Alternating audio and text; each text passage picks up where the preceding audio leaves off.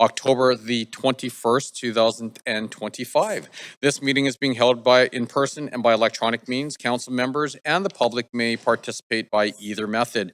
Any members joining electronically are reminded to enable video to confirm quorum. The meeting is being live streamed on the city's website and YouTube, and meeting progress will be updated regularly on X at Van City Clerk. I would like to acknowledge that we're hosting today's council meeting on the unceded territories of the Musqueam, Squamish, and Tsleil-Waututh First Nations, and do want to thank them for their generosity and their hospitality and the love and care they show this great land that we get to live, work, and play on. I also want to recognize the immense contributions of all our team members at the City of Vancouver who choose, they don't have to, but they choose to make this place a greater place, and couldn't thank them enough. So thank you for your incredible hard work and dedication to our city. With that, Clerk, can we please have roll call? Yes. Mayor Simmons in the chair. Councillor Kirby-Young. Present. And you have an LOA leave of absence from 3 to 8 today. Councillor Dominato. Councillor Bly. Present. Councillor Fry. And you have a leave of absence from 6 p.m. onward today. Councillor Montague. Present. Councillor Klassen. Councillor Meisner. Present. Councillor Jo. Not in the chamber. Councillor Orr. Councillor Maloney. The meeting has quorum, Mayor. Great, thank you very much. Okay, so the plan for today, we're going to break at noon for lunch, followed by the in-camera meeting. Return at 3 p.m. to continue to deal with the remainder of the agenda. Adjourn or recess by 5 p.m. as we have a public hearing at 6 p.m. If we recess, the reconvene date is Thursday, October the 23rd at 3 p.m. Council is required to meet in camera later this week. The reasons and the authority under the Vancouver Charter are listed in the agenda. Would someone like to move a motion to? Great, thank you, Councillor. Great, seconded by Councillor Meisner. That was moved by Councillor Klassen. Sorry, I'm drawing a blank here, Mike. All those in favor say yay. All those opposed say nay. Yay. Great, the motion carries unanimously. Minutes 1 are from the council meeting on October the 7th, 2025. Are there any corrections to the minutes? Great, would someone like to move? Great, Councillor Meisner, seconded by Councillor Klassen. All those in favor say yay. All those opposed say nay. Great, the motion carries unanimously. Matters adopted on consent. Council will now consider matters adopted on consent. We have communications 1, 2, and 3, and reports 2, 3, and 4 on the consent agenda for council's consideration. We're going to hold report number 1 to hear from speakers. Council may adopt recommendations for communications 1, 2, and 3, and reports 2, 3, and 4 on consent. Does any member want to hold any of the items for debate or questions to team members? Councillor Meisner. Yeah, thanks, Mayor. I'd like to hold report 4 for questions, please.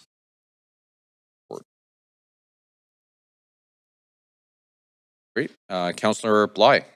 Actually, I was holding report 4, so that's fine. Thank you. Great, thanks. Okay.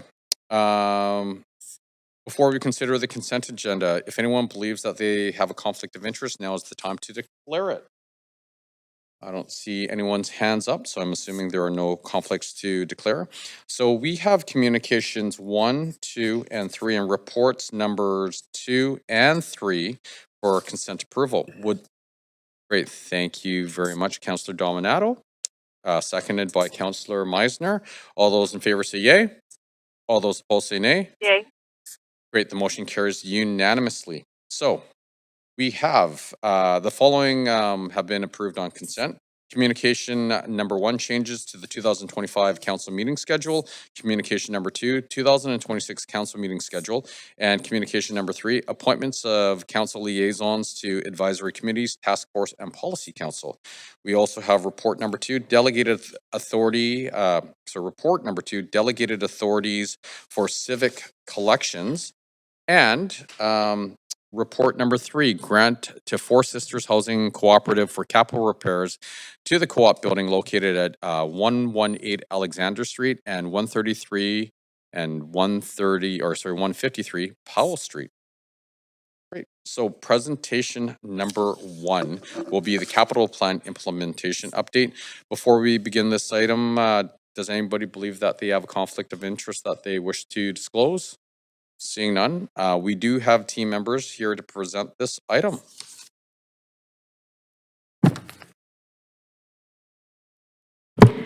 Thank you, Mayor and Council. I dare say, I think this is going to be the most fun part of the day. This is the capital planning and delivery. Hello, Mayor and Council. My name is Armin Amroli. I'm the Deputy City Manager. And I'm very pleased to be here to present on the immense breadth of capital work our staff are currently working on across the city.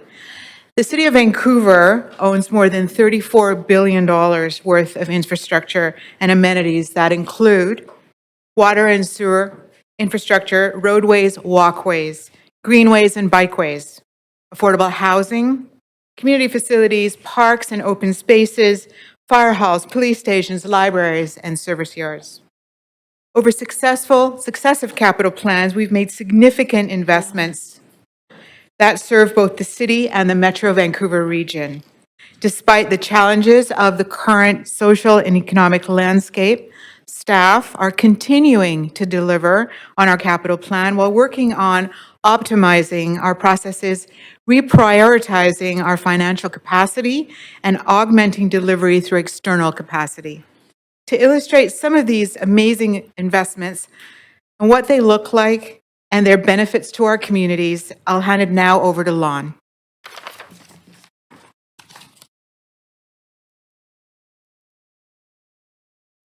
Good morning, Mayor and Council. I'm Lon Leclerc, General Manager of Engineering Services. I'm happy to be here today to highlight some of the key capital investments we've been making across the city, from sidewalks to sewers. We're focused on building and renewing core infrastructure, and reimagining the way that we use our streetscape. Starting with Granville Bridge. Let's first talk about bridges, streets, and transportation network. Our ongoing work to maintain and improve the vast street network is critical to ensuring people and goods can move safely around our city. Good things have been in the works for Granville for quite some time. Built in 1954, this aging structure requires regular maintenance and modernization as it continues to serve us well into the future. Last year, we completed the initial phase of our multi-decade structural repairs and recoating program under the bridge's south end over top of Granville Island. During the current capital plan and with support from TransLink, we plan to invest $34 million into two key projects, Phase 2 of the structural repair and recoating, and Phase 1 of the South Ramps rehabilitation work, which started earlier this year. Bridge maintenance and rehabilitation projects like this remain key priorities in our capital plan, ensuring that our connections remain safe and reliable for pedestrians and cyclists. This past summer, we celebrated the completion of the first phase of the Granville Connector. This project reallocated 2 excess traffic lanes to create new pedestrian and cycling connections, and closing one of the biggest remaining gaps in our walking and cycling networks in the city. This $54 million capital project was delivered with $8 million in support from TransLink. Other transportation, active transportation upgrades, Drake Street is currently in the process of its own transformation to all ages and ability, or AAA network. When complete, it will seamlessly connect the Granville Connector to Yaletown and to the West End, to the downtown, and to the seawall. We've already completed the portion between Burrard and Granville, and the final phase is now underway from Granville to Pacific. This is with the support of the BC government and TransLink. We're investing $3.5 million into this project. We're also upgrading Beatty Street. Here we're replacing the interim bike lanes that were installed in 2016 with permanent cycling facility and improving the pedestrian safety. These downtown upgrades will enhance our readiness to accommodate major events in the downtown, including next year when we host the FIFA World Cup. Ongoing maintenance and renewal of our streets and sidewalks plays a critical role in our city. To enhance safety, accessibility, and livability, we're making investments of around $75 million to repair and renew local, arterial, and major roads and sidewalks. In this capital plan to date, we have repaved more than 25 kilometers of roads and renewed 3.7 kilometers of sidewalks. We've also invested $27 million into lighting improvements across the city. We've already replaced more than 20,000 outdated roadway light fixtures with modern, energy-efficient LED technology, making our streets brighter, safer, and more sustainable. Other streetscapes improvements, including installing more than 100 new tree pits for new street trees, with a focus on growing the urban canopy in neighborhoods vulnerable to extreme heat. All of this is in addition to the routine operational maintenance that keeps people moving on our streets. As a fact, just on average, we repair approximately 25,000 potholes a year, keeping our streets safe. Now, I just wanted to talk a little bit about the Uplifting Communities Fund. So neighborhoods across the city are seeing investments in streetscape improvements through the new Uplifting Communities Fund. This fund was approved by council in summer of 2024. This $6 million fund was designed to uplift various neighborhoods by enhancing public spaces, creating more vibrant community experience, and supporting businesses.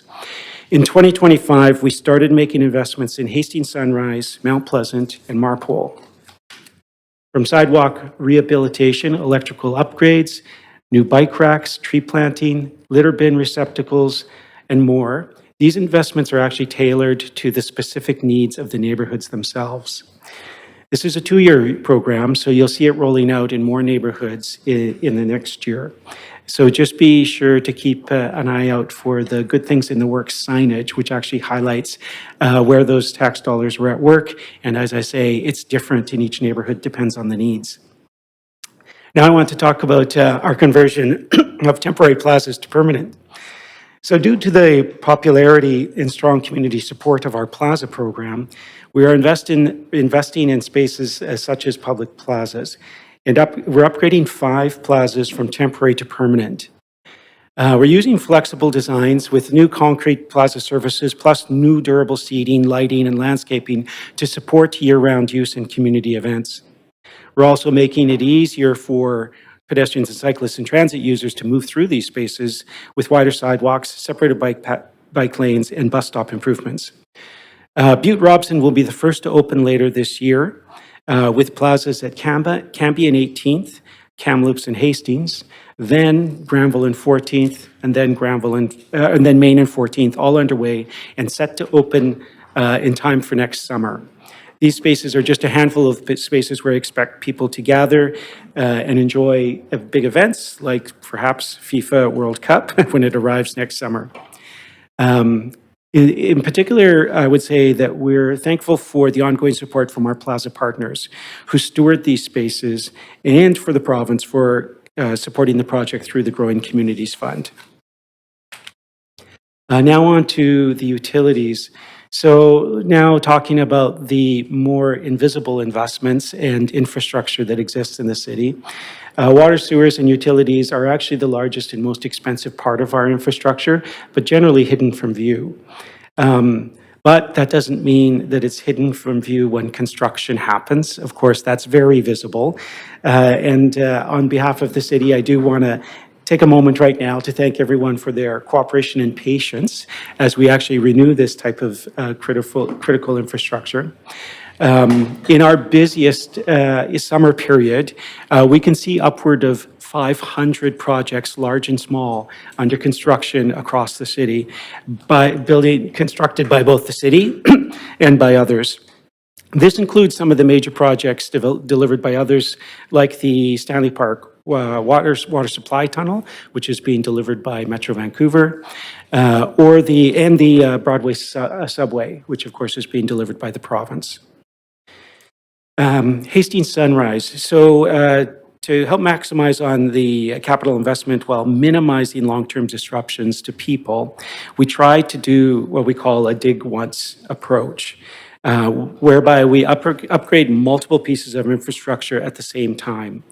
In Hastings Sunrise, along with the investments in the Kamloops Hastings Plaza and our uplifting work, we've also invested $38 million to renew 4.5 kilometers of combined sewer with larger capacity separated pipes. We've also installed 16 new rainwater infrastructure features that use plants and trees and soil to absorb and filter pollutants from the rainwater. This project, which is expected to wrap up later this year, would not have been possible without partnership funding from the federal government and the province, who contributed $15 million. Oak Street. So we've been busy accelerating the pace of sewer separation across the city and prioritizing renewal in the most at-risk sewer locations and driven by population growth. Last year, at the end of last year, we were excited to reopen all traffic lanes following the completion of the major construction that was on Oak Street. This work supported the additional 50,000 new residents that we expect by 2040 and completed 1 kilometer of sewer separation in the area. Valued at around $29 million, these new pipes are built to handle higher capacity that we see in the rainfall intensity through climate change, but also deal with the growing communities throughout the city. A lot of good things are in the works in Marpole. We just started a sewer separation project on Granville Street in the nearby area, a $20 million investment. And thanks to the Uplifting Communities Fund, we'll be renewing approximately 3 blocks of sidewalks on Granville Street, plus some other streetscape improvements. And you'll hear more from my colleagues about the other work that's happening in Marpole, a lot happening there. Now, I just wanted to talk a little bit about West King Edward upgrades. So earlier this month, we announced the completion of the West King Edward upgrades. It was a major capital project in the Dunbar and Arbutus Ridge area. This $30 million project included $1 million of support from TransLink. It also included 1.9 kilometers of new sewers, 1.6 kilometers of new water pipes, and significant intersection improvements, more space for pedestrian cyclists on the nearby Arbutus Greenway, and upgraded bus stops. We're making many investments in drinking water across the city, including in Victoria Fraser View, where we're in the process of replacing 2.2 kilometers of drinking water at a cost of about $3.5 million. Now, I did want to talk a little bit about the project that we're just starting, which is at Memorial Park West. As you saw in our earlier images there, you know, the upgrades of underground infrastructure generally requires big trenches. In Memorial Park West, the sewer pipe was to run under a park under some really magnificent trees. And to deliver this approximately $11 million project, we're using trenchless technology. So we're using a tunneling construction method. This is a first for the city of Vancouver. So this boring machine will tunnel under the park, saving the giant trees that are within the park and minimizing the impact to the residents and businesses. The machines just arrived last week. We're excited to see this innovative method in action here in our city, and we're interested to explore using this type of construction in other places across the city in the future. And many of you were at the NEU expansion that just opened last week. So speaking of innovation, major expansion at the False Creek Neighborhood Energy Utility. We saw the expansion that supports the growing energy network, which supplies low-carbon energy to more than 10,000 residents, 47 buildings, along with Emily Carr University, the Creekside Community Center, and several businesses. Valued at $20 million, this project includes 2 new sewer-to-water heat pumps that produce hot water efficiencies at over 300%, ensuring building stays warm even on the coldest days. This important infrastructure investment was made possible thanks to support from the federal and provincial governments as well, through the Clean BC Communities Fund and the Green Municipal Fund. Finally, I just wanted to mention the St. George Rainway, underway for a number of years. of course, this project is a cost-effective way for us to manage rainwater and help prevent street-level flooding. This award-winning 4-block project is nearing a significant milestone with the first phase of the project to be completed this spring. But as you can see, it's already a pretty amazing, fantastic site and well-loved in Mount Pleasant already. The final design will actually treat about 10,000 cubic square meters of polluted rainwater per year, and of course, deliver a local separated bike path, street lighting, greenery, and space for people to enjoy. So in total, as you can see, we remain very focused on delivering infrastructure and services that residents rely on, while keeping the city vibrant in the neighborhoods across the city. And with that, I'd like to now pass it to Tina.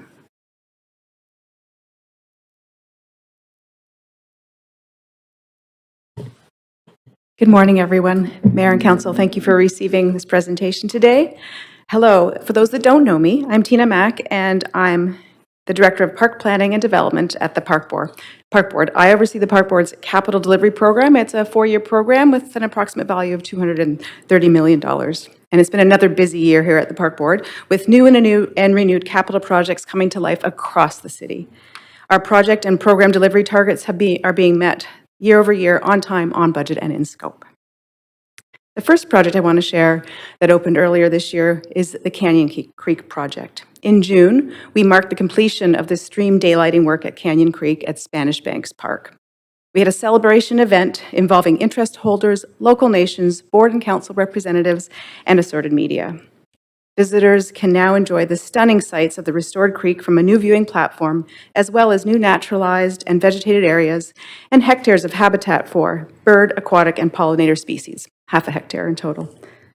When a bald eagle came to perch on a retained tree during the opening event and it set its gaze over the restored creek, we took it as a sign that we got this one right. This project was also the recipient of a federal infrastructure grant of about $900,000. The Playground Renewals Program is a multi-year ongoing program in which we renew and replace old and aging playgrounds in the city.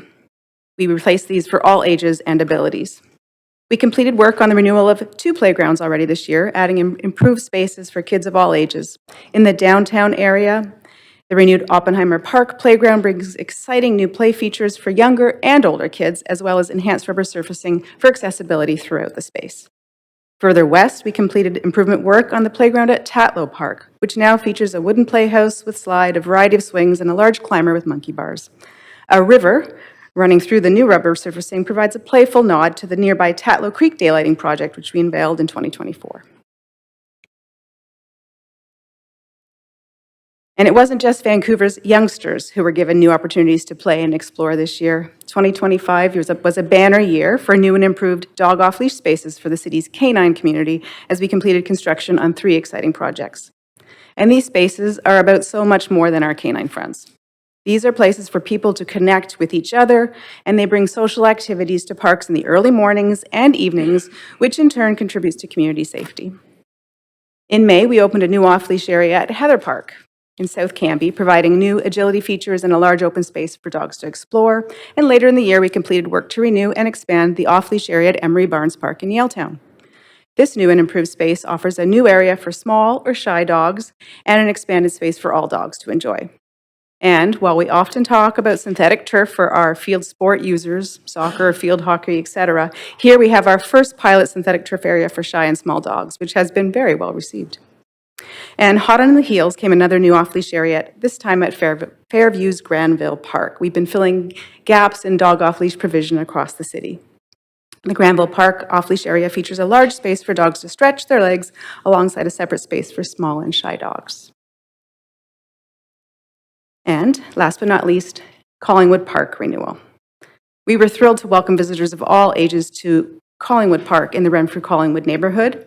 And I have to say that this park renewal program really is one of our favorites. We can get back into a park that hasn't been touched sometimes for almost 40 or 50 years. All these neighborhood parks built across the city in the 1960s. We renew the playground, we renew the surfacing, we upgrade sport courts, we provide water play, and it just creates a wonderful social nucleus where they didn't before. So this project, following engagement with the park's local community, Park Board staff have been hard at work renewing this park, and we've seen thousands of visitors enjoy this enhanced playground, sport court, skateboard spot, spray pad, and paths and seating. This is one of the city's most diverse and most populated neighborhoods in the city. So as you can see, it's been another successful year for capital delivery across our park network, and we're proud to deliver more and improved park spaces to Vancouver in 2026. We have exciting capital projects anticipated on the horizon. For next year, we have projects in Kensington Cedar Cottage, Killarney, Mount Pleasant, and East Fraserlands, to just name a few. Thank you, and I will now hand this over to Maren Ashdown of the library. Thank you, Tina, and good morning, Mayor and Council. My name is Maren Ashdown. I'm Vancouver Public Library's Director of Neighborhood News Services. VPL services and spaces support the lifelong learning, reading, and information needs of residents in every corner of the city. We're proud to be the most visited public library in Canada, with over 4.8 million visits and over 11 million items circulated in 2024. We have several capital projects on the go right now, and we appreciate the support of the real estate and facilities management team on all these projects. Today, I'm speaking about the Central Children's Library Renewal Project and the Marpole Branch Revitalization.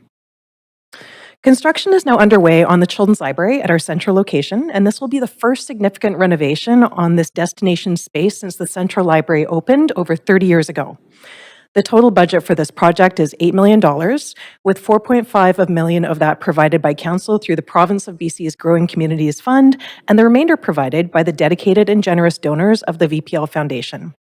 This project expands and improves a highly used downtown public space for families, responding to over a tenfold increase in children living in the downtown core, and the increasing need for spaces that are freely accessible and rich in learning opportunities for families living in smaller urban homes. Opening in spring 2026, the Children's Library will support literacy skills, STEM activities, and hands-on learning for children up to age 12. Design features are guided by current developmental research, a growing awareness of diverse learning needs, and feedback from families and educators across our community. And as well as the expanded footprint within the lower level of the Central Library, some of the unique features that will be embedded in this library include a dedicated sensory space to provide a quiet and calming retreat for children who have sensory processing needs, a new hands-on program room to deliver STEM workshops and interactive learning experience for children and educators, and a focal point called the Reading Tree. This multi-level structure will be designed for climbing and exploration with opportunities for social connection and discovery above and below the canopy. Children can engage in play and social learning opportunities around the tree, curl up with a book in the ground level cubbies with a parent or another child, or get a bird's eye view of the library from the top of the platform. Other enhancements to this space include a babies and toddlers area where new parents can connect in a rich learning environment, a dedicated caregiver room to support families, updated accessible restrooms, and increased spaces for study and accessible seating. All of these enhancements build on early childhood research that demonstrates the strong link between interactive play and early literacy and school success. By expanding the literacy and learning opportunities that are available for all families in our community, VPL is helping create an equitable and affordable city where residents know all their children can succeed. I'll move on to the Marpole Library expansion. In 2024, Council approved up to $11 million of capital funding to renovate and expand VPL's Marpole branch. We're really pleased to report that with support from REFM, this project is proceeding apace with delivery planned for late 2026. This branch is one of our smallest and oldest neighborhood branches. It's dating from the mid-1950s and clocks in at 3,600 square feet. And we like to say this branch is small but mighty because it actually is one of our most heavily used per square foot locations. And this reflects the increasing needs for public amenities that are happening in the Marpole space. We see these intensifying needs in the community and how heavily they use this existing space. Through a rigorous feasibility study process, we identified that the most affordable and effective pathway was to expand into the adjacent city-owned retail unit. And this expansion will more than double the library's public space and provide services that support the planned increase in density along the Granville corridor. It will also provide some much-needed brand new amenities within that expanded footprint, including 2 public meeting rooms that support community dialogue, accessible public washrooms that replace the current inaccessible ones, an early literacy and learning space for children and families, a small group meeting pod, actually more than one of those, which we see used for things like job and government service interviews and online learning, expanded seating and support for seniors and other library visitors who choose to spend time in this location, particularly during climate events and wet weather. We're also seeking input from the Musqueam community around art and display elements that will message this branch's location on the historic village site of Cesnam, as we continue our work to help the residents of Vancouver understand and appreciate the cultural story of this land. Thank you very much, and I will pass over now to my colleague, Margaret.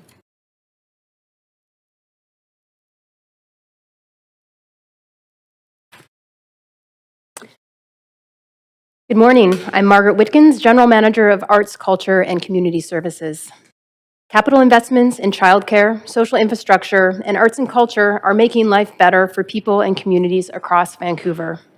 These projects help to advance Council's priorities, creating a vibrant city and economy, supporting a healthy city, and building complete communities. Let's start with childcare. Access to quality childcare is essential for families and our local economy. Through the 2023-2026 capital plan, we're investing $79 million plus $58 million in kind to expand and improve childcare across Vancouver. Between 2024 and 2026, 6 new city-facilitated childcare centers are being delivered, adding about 400 full-day licensed nonprofit spaces citywide. This spring, we celebrated the opening of the Mount Pleasant Neighborhood House Childcare Center, Vancouver's first childcare co-located within a secondary school at Eric Hamber. Built on the school's rooftop and fully funded by the city, it created 69 new licensed spaces for children 5 and under. Operated by Mount Pleasant Neighborhood House in partnership with the Vancouver School Board, this project highlights how public assets can serve multiple community needs, combining education and childcare under one roof. This $14.2 million investment is one of several school childcare partnerships between the city and VSB and aligns with new provincial legislation enabling school districts to expand on-site childcare. Another milestone is the Maple Childcare Center on the rooftop of Henry Hudson Elementary in Kitsilano.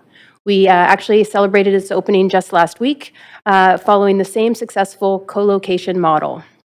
The city invested $9.7 million in partnership with the province and VSB to deliver this 11,000 square foot facility. It provides 65 new spaces for infants, toddlers, and preschoolers, plus after-school care for 30 school-aged children, expanding access in a neighborhood with high demand. Turning to social infrastructure, these are the physical spaces, services, and networks where communities gather, access support, and build resilience. These investments advance equity, reconciliation, and resilience in partnership with nonprofits, senior governments, and community partners. A key example is the Little Mountain Neighborhood House, nearing completion in the next 6 months.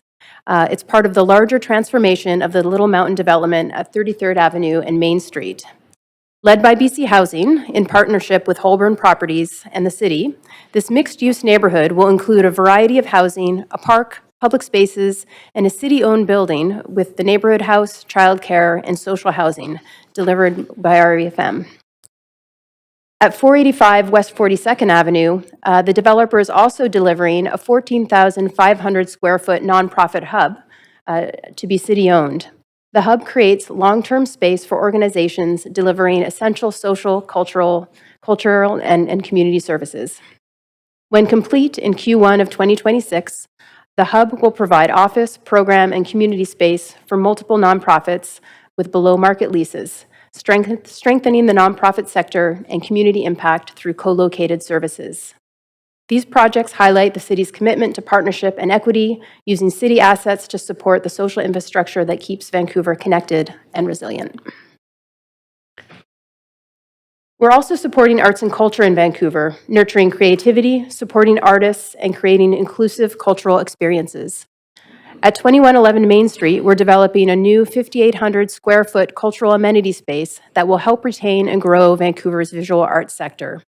This facility is being delivered through a $4.2 million community amenity contribution, replacing the temporary City Center Motel artist studios that have supported local artists since 2020. Once complete, this new space will provide permanent, affordable production studios in Mount Pleasant, enabling artists to continue to create, exhibit, and contribute to the city's cultural vitality. And finally, at 1616 West 7th Avenue, we're delivering the city's first purpose-built music production and rehearsal hub, a 6,000 square foot cultural amenity space designed to meet the needs of Vancouver's music community. Funded through a $6.8 million density bonus contribution, this city-owned facility will provide affordable, sound-isolated rehearsal, recording, and occasional performance spaces for local musicians, producers, and cultural organizations. Now at the building permit stage, this project is a major step forward for cultural space retention and growth, supporting the broader Vancouver music strategy and the city's reputation as a center for creative talent. This project will give artists the stable, professional spaces they need to thrive. Thank you, and I will now hand it back over to Armin. Thank you, Margaret. I'm now speaking on behalf, I need my glasses, sorry.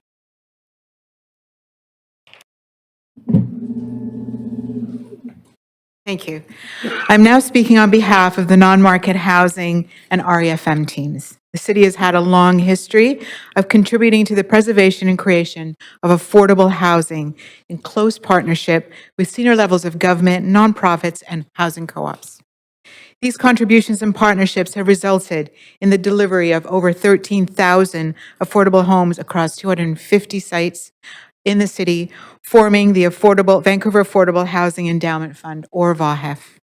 These contributions are significantly greater than any other municipality in our region and the province.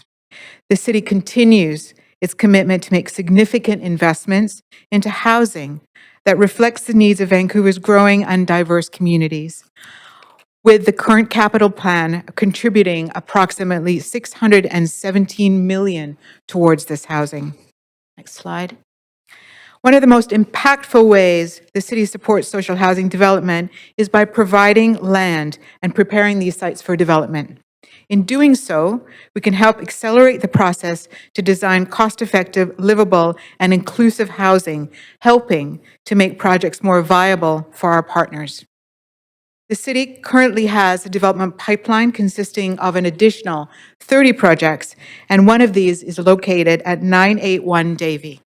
Here, we contributed land valued at $33 million and partnered with BC Housing, the Community Land Trust, and CMHC. This project would deliver 154 mixed-use affordable housing units, of which 31 will be for people and families living with HIV/AIDS, and the remainder operated as co-op housing.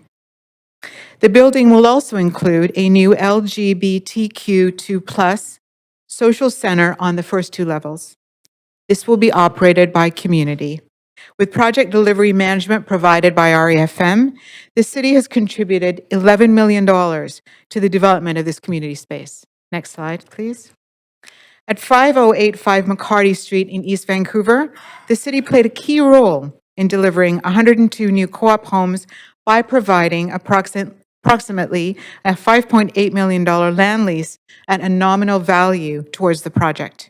This investment near Joyce Collingwood neighborhood supports long-term affordability for families, seniors, and individuals living with disabilities. With construction now complete, residents have begun moving into these safe, secure homes, and the building will be operated again by the Community Land Trust with funding from BC Housing. Project reflects our commitment to partnering with nonprofit housing operators and other levels of government to create these inclusive communities. Next slide, please. I'd also like to highlight the Community Housing Incentive Program, or called CHIP. Funded by revenue from the Empty Homes Tax, the CHIP program is one of the key tools we have that supports the development of non-market and co-op housing.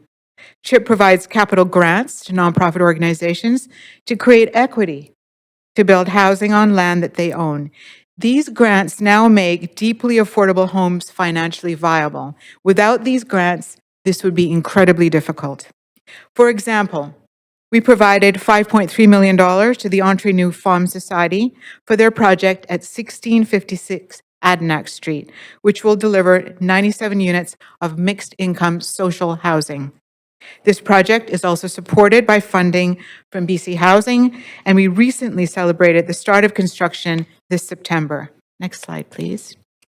In another impactful partnership, we provided a $1.8 million CHIP grant to the Aboriginal Land Trust Jackson Housing Society for their development at 401 Jackson Avenue.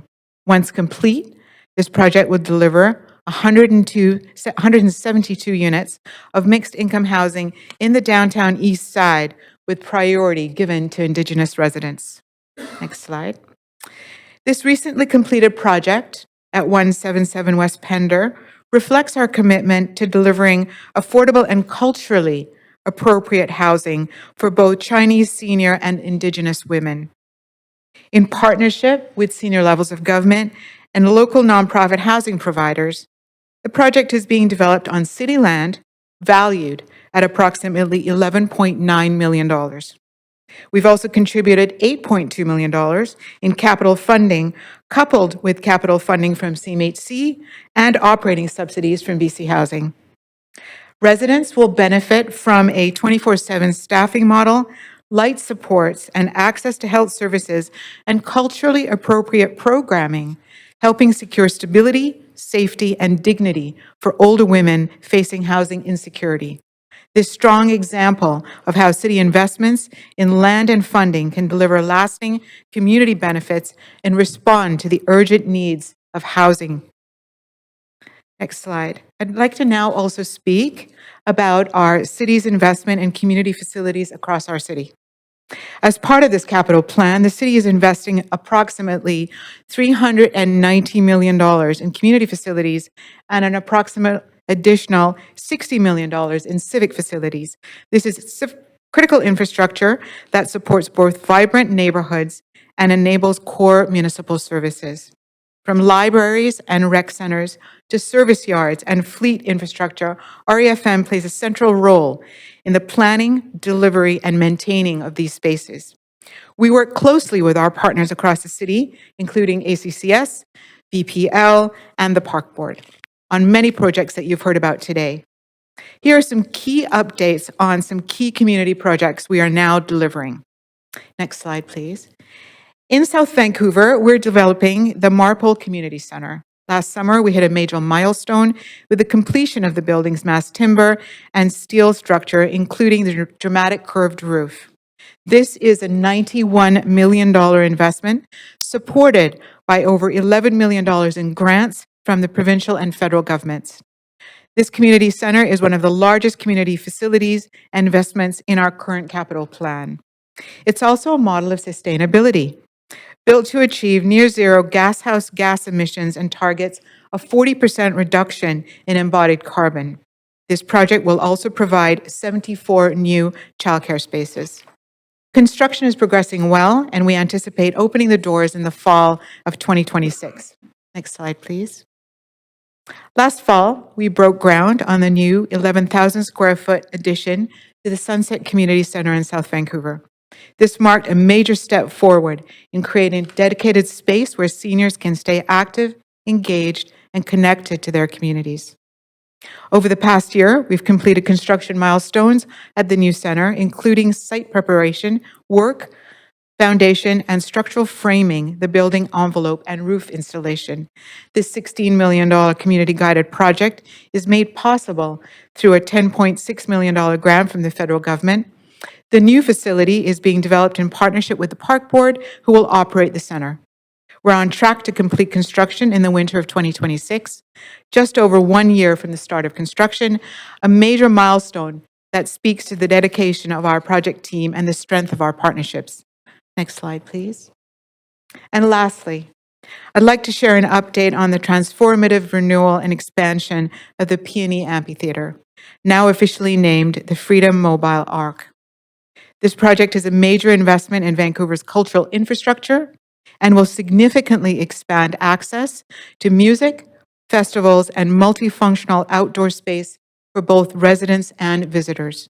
Since breaking ground in May of 2024, we've made strong progress, including the demolition of the previous amphitheater, We celebrated topping the roof raising, a key moment in the construction process.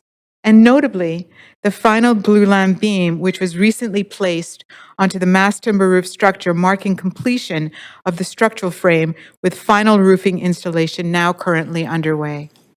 Once complete, this will be the longest clear span mass timber roof in North America. This venue is soon to be Vancouver's most iconic outdoor space and is likely to gain global attention as FIFA fans will be able to gather and watch matches on the big screen during the 2026 FIFA World Cup. And finally, in closing, and on behalf of all of the City, Park Board, and the VPL teams, I want to thank you for this opportunity to present these projects, which represent a small portion of the huge amount of work that our teams are doing as part of the capital plan delivery every day. This helps us every year to highlight how tax dollars are funding the most important project that achieves Council's priorities for a vibrant and sustainable city.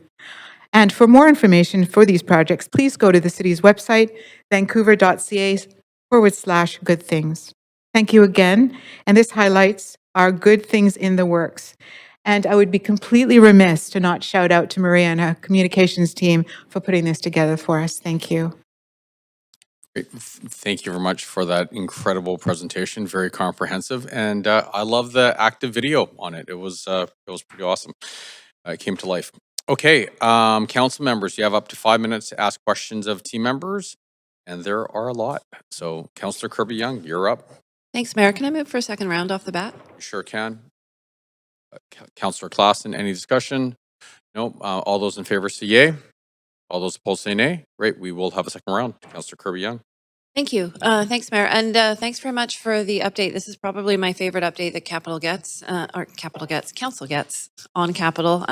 Probably matched closely by the annual transportation update, but this isn't one that we receive very often. And as was noted, it really is what residents care, I think, deeply about in terms of delivery. Really appreciated also the overview and the presentations and highlighting a lot of the diversity of projects. I don't think that our residents get to see that enough and see where their money is spent. My question is sort of delving underneath some of the highlights of the projects, which are really great to see in terms of the breadth of them and across different communities. But I want to better understand how we're tracking in terms of our pace of delivery on capital. This is the first part of my question, because in past capital plans, having been around a little bit, we would project a spend and then underspend. And I know we've been working to improve that. So that's the first part of my question. How are we doing on pace of delivery relative to spend versus budget in the 4-year cycle? Thank you for the question. We're tracking at approximately about 98% on our capital delivery right now, Councillor. Okay. And in fact, last year we actually were at about 104. Okay, and that's quite a difference, if I recall correctly, isn't it, Correct. over the previous capital cycle? We've instigated processes where we will commit to making sure that once a capital project has been approved within the capital plan, we are within construction and almost complete within 4 years. Okay. That is what we're aiming for. Okay, because before I think it was quite a bit lower. I don't recall the number. I don't want to put you on the spot, but can we say a pretty good wide margin? It was about 56% a number of years ago. Okay. My next question really sort of tied to that is really around, are we tracking the length of time that it takes us to deliver these projects from planning through to delivery? And I know it's one thing to sort of say, well, council approved an allocation of funding and then it was go time and we went and started to build it. But there's oftentimes years of planning and things either sit on shelves or sometimes we do plans for projects and we know we don't necessarily have the material ability to realize those. And potentially those dollars could be used for something else. In the meantime, there's a lot of money that goes into planning. So I'm curious if we track how we are doing and how Vancouver compares to other cities, because we have received criticism for our planning processes being particularly long and our delivery being very long. Or longer, yeah. I'm sorry, but I don't think I can answer your first question, which is how do we track against other municipalities? Certainly something for us to look at. Right now, we do have a tracker, especially in RFM, ones that we're responsible for. We meet almost weekly with our teams to ensure that the planning process is being executed and expedited. We're working more closely with all of our regulatory approval partners within the city to ensure that that planning process is also moving forward. So I think that at this point, we're probably in a better place than we were a number of years ago, and we can certainly give you more data on that tracking. Okay, if we looked at something like community facilities, for example, I think of things like Marpole Community Center or Sunset, a couple that you highlighted. It's fair to say that those have extended over 3-4 different capital plans. Like, I believe it was- to shorten that up. Yeah, certainly. I believe it was 4 two. years times 3. That's 12 years. I mean, while generations are growing up, seniors have passed on. No, but really, No, I agree. It's actually what is happening. Yes. I mean, certainly, I think those in particular, I do know and understand that the Sunset Community one, we actually had a lag in our federal funding commitment, and that was part of it. But certainly, we need to be better suited to deliver on our capital projects. Okay. Yeah.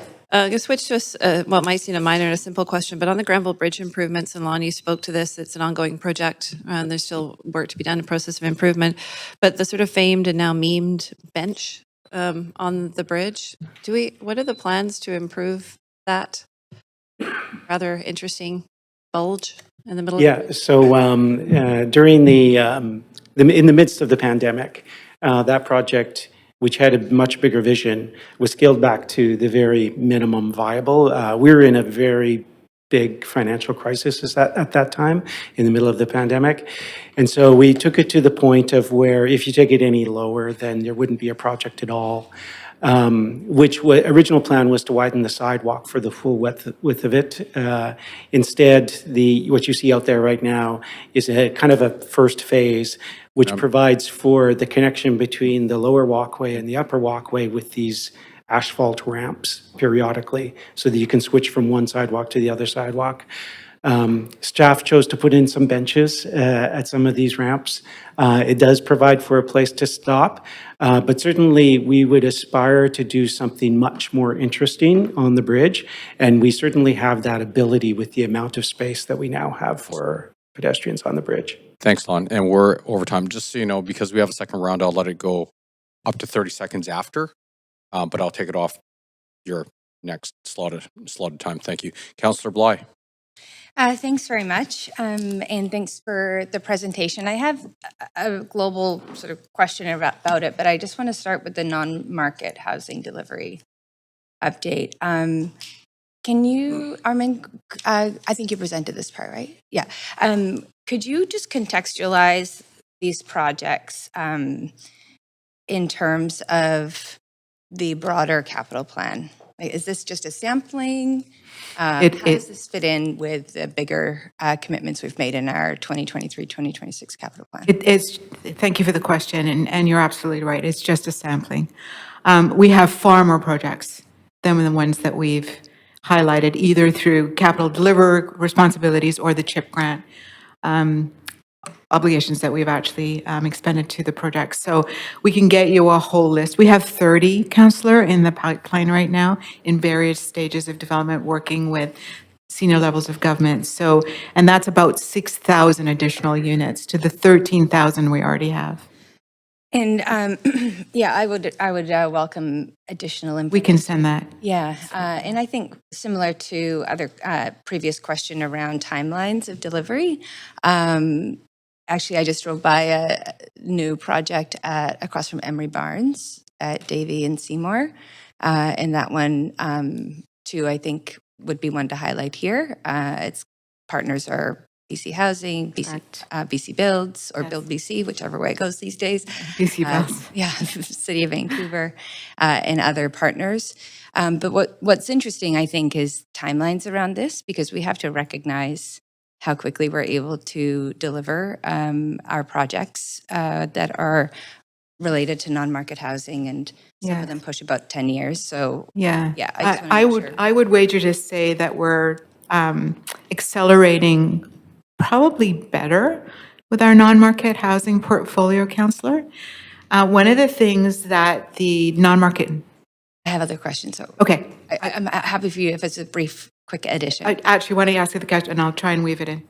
Okay, well, actually, it's just moving on to the community facilities update. So yeah, this one is interesting because there are some wins here, and again, I suspect it's a sampling of all of the projects. I guess what's missing for me in this update is what we hear a lot about talked about in collaboration with Park Board and the public is around renewal projects. And while I recognize this is a good thing in the works presentation, Yes. it's hard to sort of square this presentation with people's experience and reality.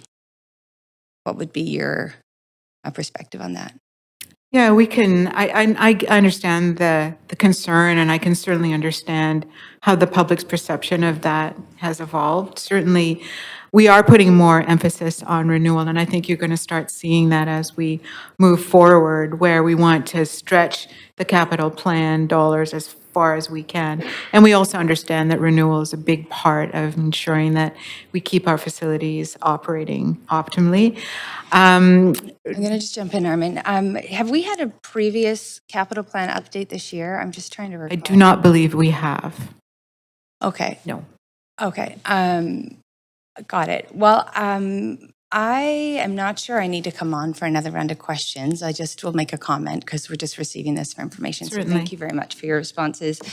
I just feel that this is a very, I mean, I think it's a nice looking presentation. It's helpful to sort of get a very high level. I just want to acknowledge all the work that staff of every department who have come up to speak today do in order to deliver on these projects. That's not easy, and the level of collaboration. But in terms of a public-facing document, and maybe this is to the city manager, who I know is new in the role, and so, but for this to be the only capital plan update this year, and it's a series of photos with slogans, I find it almost offensive. I just have to say, this is the public-facing capital plan update. There's no report.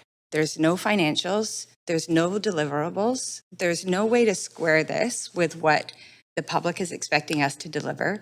We're about to decide on a budget. We're about to decide on a different office today that's set to deliver infrastructure projects. And while I take I don't mean to be offensive to staff at all. I think as a council, we need to be better at asking for more details. So I looked on the website to see maybe there's a report I missed that outlines all this detail. So to the city manager, I'm happy if you want to comment, but I just think that this is absolutely not up to what we should be expecting the public to receive as a capital plan update from us at this point in time. So I'll leave it there, but I think my feelings are quite clear, and I would expect way more detail in a presentation like this about what our financial situations and our commitments Sorry. to our capital plan. I'll leave it We're there. at- Thank you. Over time. Thank You can you. join the queue again later. And I don't know if that was a question through the chair to the city manager. I do want to make a comment, though, just based on my, my own perspective. I think we have to question what the purpose of the report is. Is it to be all things to all people, or is this an update as to the great work that the city's working on? And so I found the presentation very insightful and very proud of all the work that our city team members have done. So thank you. Councillor Meisner. Yeah, thanks, Mayor. I also share your views. I think this is meant to be a public-facing document as well as, and for council. And I'm really proud of all the investments that are happening around the city, and I appreciate the clear presentation that's easy to understand, and I know that we can delve into more details should we need them. That's why we're here around the council chamber. So first question was just a comment and a question. It's fantastic to see all of the investment around housing, non-market and co-op. My question is, how does this compare to previous capital plans? I want to guess that this is an unprecedented amount of investment in market and co-op housing, but I'd just love to hear some color from you. Thank you. And it's a very apt question. I would wager to say that over the last 3 years, our investments for nonprofit and non-market housing has been ramping up. And now you're seeing the fruition of all of that planning work coming to council for for, obviously, for us to highlight the work that we've been doing with these projects. Our commitment is unprecedented, Councillor, in the region. It's absolutely unprecedented. And if I may suggest that, having had the experience previously at BC Housing, the City of Vancouver has always shown incredible leadership when it comes to not only providing land, but also providing a lot more benefit to projects for the development for non-market housing. And the one thing I will say unequivocally, regardless of the land investments that the City of Vancouver brings forward, the team and the non-market portfolio department actually preps every single project that we fund through a land investment internally. So we fund all of the pre-development work, which then our other counterparts in senior levels of government don't have to do. We actually take that upfront work and we deliver that upfront work to our senior levels of government to deliver the projects out. And that's different than other municipalities. There's not another municipality that does that. Thanks for confirming that for me. I'm just thinking about, just recent journeys around the city, and even on like one street, Hastings, for example, East Hastings, there's like 3 non-market projects with There city are. involvement that are under construction. So that's awesome to hear. My other question was around plazas. I'm really excited to see all the conversions of these temporary plazas into permanent plazas around the city. There's lots of construction happening. I think it's really going to change neighborhoods. And I'm just wondering how that is going. I know we are using, I believe, one contractor to do this construction work. So just wondering an update on how that's going. Is it on budget? Lessons learned? And is it something that we're looking at doing in the future with other plaza improvements, having that kind of one contractor model? Yeah, in fact, we're looking through a program we call Accelerating Capital Infrastructure Delivery. We're looking at different ways of delivering faster. And with the plazas, what we took an approach was to come up with a standardized design for 4 very successful plazas, put that out to tender. What that did was it allowed us to attract contractors that are interested in a project of a certain size, but not the smaller size, and it introduced some standardization, which actually delivered on more efficiency. And so I think that in the end, we see the project, the work proceeding well, but we see that this might have a lot of applicability to a whole bunch of other capital work that we do. Great. I would just also mention just to the reporting. So we do report out, all of these departments report out in quite detail on a quarterly basis on the capital plan. And we actually, in that quarterly adjustments, we move money from this project to this project. So that incredible amount of detail, which is in hundreds of lines of information, is often approved on consent agenda. And of course, a lot of our work kind of sneaks away through that method where, say, the contract award, even for the plazas, which was a very innovative new approach for awarding contract construction, plaza construction, would easily kind of slip through on a consent agenda. Yeah, thanks for that. And it is good to know, and I am aware that, I can dig into more detail through those reports. I just really appreciate the way this presentation is formatted. It's really easy to share with the public all the things that are going on. And great to have you here answering questions on the city's behalf for more details. So thanks so much for all the good work. And yeah, I'm really excited about all the great improvements to our city that are happening. Thanks. Thank you very much, Councillor Maloney. Thanks. At risk of being controversial, I want to weigh into the Granville Bridge benches debate. I just want to say that every time I cycle or drive over Granville Bridge at sunset, I see people sitting at the benches, the 4 benches, enjoying them. And I think some of the critics, perhaps, who don't even realise there's more than one, perhaps should get out there and enjoy the new quick build infrastructure. And I suppose this is probably more of a comment, but sometimes we have to build the mini minor quick build infrastructure instead of the Rolls Royce, and I think they're great. But unfortunately, the rest of my questions aren't going to be quite as lighthearted as that. I'm obviously very interested in road safety, and every week I'm hearing a lot of residents contact me about road safety concerns. We know that one of the most effective ways to improve the safety of our streets is to redesign and rebuild them. So I'm writing regularly to staff asking for information about what improvements are planned to intersections and streets to improve road safety. For example, MLA Sunita Deer wrote to me about the 5 most dangerous intersections in her riding that she hears about from her residents.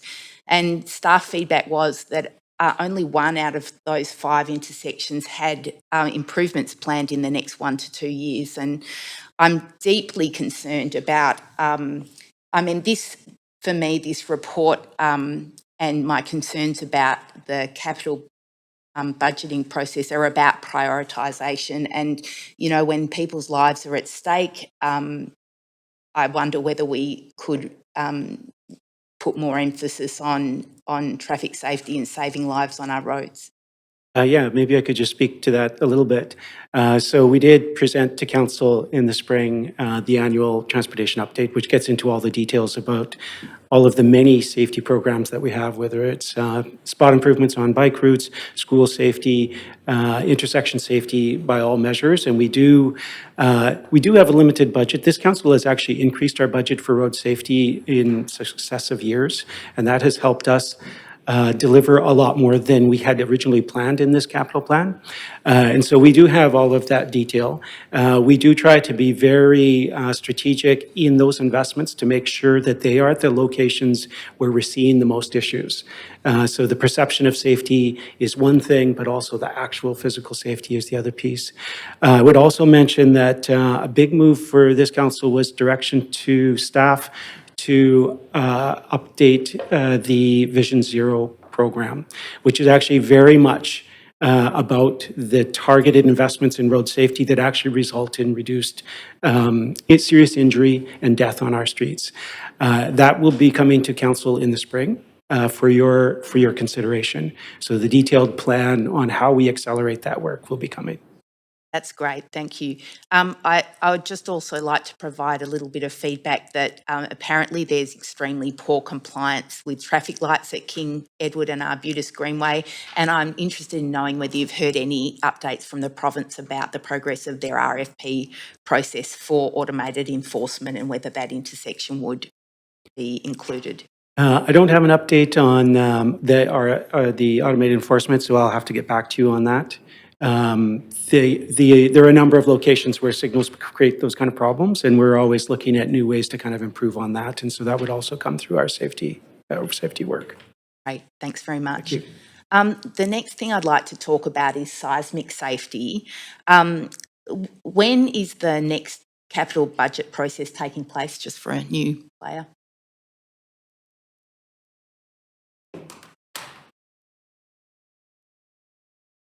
Colin Knight, General Manager of Finance and Supply Chain. So we will be bringing our annual capital budget as part of the November 12th budget presentation, for which Council will have the opportunity to vote on November 25th. So that's the standard process where we bring the annual budget. We'll also be working on the development of a next capital plan, which will take place starting next year and be concluded by July of 2026. Okay, and can you give me an idea about whether work will be completed by then to identify and prioritise the urgent need for replacement and upgrading of both government and private buildings within the City of Vancouver, and infrastructure and facilities, so that we can start seeking more senior government funding for the absolute highest priorities? We had a briefing yesterday, and I must say it's very concerning that that process isn't finished yet, because we're sort of flying blind here about exactly what would happen in the case of a large earthquake, which I understand that we're overdue for. So I can speak to, in terms of the capital planning process, Council had provided direction for Sorry, staff. Colin, I'm sorry, we're about a half minute over, so I'll come back on. we'll keep it for the next round. Thanks. Councillor Klassen. Thanks very much, Mayor. I'll just start by saying, expressing my appreciation to the team here. The communication is some of the best I've ever seen in terms of presenting what's happening right now. And it's obviously a real delight to see the incredible diversity of change that is happening, the investments that we're making in our city. Just the incredible diversity of projects is remarkable. I mean, from the road infrastructure to the sewer infrastructure, childcare, housing, libraries, public spaces, and so on. So I just, again, want to reemphasize just how much I personally appreciate that. Uh, and to the Granville benches, like Councillor Maloney, it's one of the most beautiful vistas in our city. If you ever get up there and have a take a look around, it's extraordinary. So I'll take it as it is for now, but I'm sure it'll look a lot prettier at some point. Just in terms of the issue of road safety, I've really noticed the incredible work that happened over the summer with not only the dedicated bus lane work that happened along 41st, 49th, and other streets, thoroughfares, the painting of the speed limits in a whole bunch of areas to help remind drivers to slow down. Where are we at in terms of that progress on that one? There was a lot there, but I also see other places that potentially could use some of that that kind of signage. Yeah, so again, actually similar to what Armin mentioned, we're on track to spending all of our capital that's available for the road safety. So in this final year, in 2027, we will kind of fully exhaust the funds to be able to deliver on everything we identified. There are a number of new things like you saw there, which is the new reduced speed limits on arterial streets nearer schools. That's a big change in policy. I expect out of the Vision Zero update that we bring to council in the spring, there'll probably be new moves that we would also look to advance immediately if we see obvious opportunities there. I'm going to keep you there, Lon. I think I heard you say there was about 25 kilometers of paving, correct? I've been getting feedback from communities like in West King Edward, where a lot of that long-standing, took years of projects are coming to conclusion, and so that's exciting. And I also know the Oak Street, southern part of Oak Street, we're starting to see some of that. But where are we at with, just really quick summary, where are we at with those two projects, those two major infrastructure projects? Well, West King Edward is pretty much complete, and same with Oak. So now we're really just starting on Granville Street. This might be a question you can easily answer or not. Where are we at in terms of percentage of sewer separation projects? We're at approximately 56, 58% separated across our city. Okay, thanks very much. Just want to maybe a quick question about childcare projects, and I would be interested in knowing, possibly, Margaret, we've been doing these pretty big partnerships with the province on this one. Where are we at in terms of continuing those kinds of investments? Clearly, these brand new lovely ones like at Eric Hamber and Hudson Elementary are fantastic, but are we going to see some more of those? And of course, I'll mention Little Mountain as well, which I'm really excited to see. Yes, as you know, the city advances childcare objectives both as an investor and a funder, a deliverer, as well as through a regulatory role. We've got work underway across all fronts to enable childcare. The gap in childcare for 0 to 5 is currently 5,400. We have 2,700 in the pipeline, so there's some really good progress that's already been made. In terms of future looking, a lot of it will hinge on that next capital plan and the role of the province in coming to the table in terms of a partner as well. And so that's work that will be brought forward to council next year in terms of prioritizing childcare alongside other capital investments. But certainly we feel optimistic about the level that we're achieving through in-kind delivery and other opportunities that will arise through co-location, et cetera. Excellent, thanks very much. Okay, that's pretty much my time, so thank you very much. Thank you very much, Councillor Fry. Yeah, thanks. And thank you for the presentation. Very much a good news presentation, and I also appreciated the animated pictures. That was a nice touch. So this isn't my first capital plan, and I'm curious, this is lots of great stuff in there, but what's not in there is some of the things that I know we've approved in some of the past capital plan, the 2023, 2026. Immediately for me, like things like Britannia and Raycam come to mind.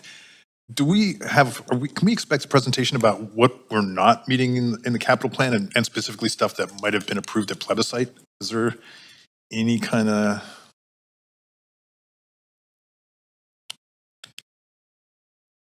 I mean, I appreciate it's a good news piece, but there's Yeah.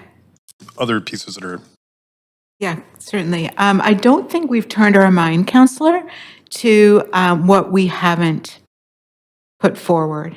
And maybe that's a presentation that we need to start seriously thinking about bringing forward, and certainly we're working with partners across the city to look at that. I mean, we do have, obviously, updates on both the projects that you mentioned right now, Britannia and RightCam. We're probably not ready to talk freely about them right now, but we actually do have updates that we could easily bring forward in the future. that, I mean, I would appreciate that. But just, I course. mean, and more generally in kind of in a legal context, when we approve capital plan spending at the plebiscite, as we did in the 2022 election, Right. where does the obligation sit with having to follow through on those? Is there any? I'm going to have to defer that question. My apologies. Thanks, Colin.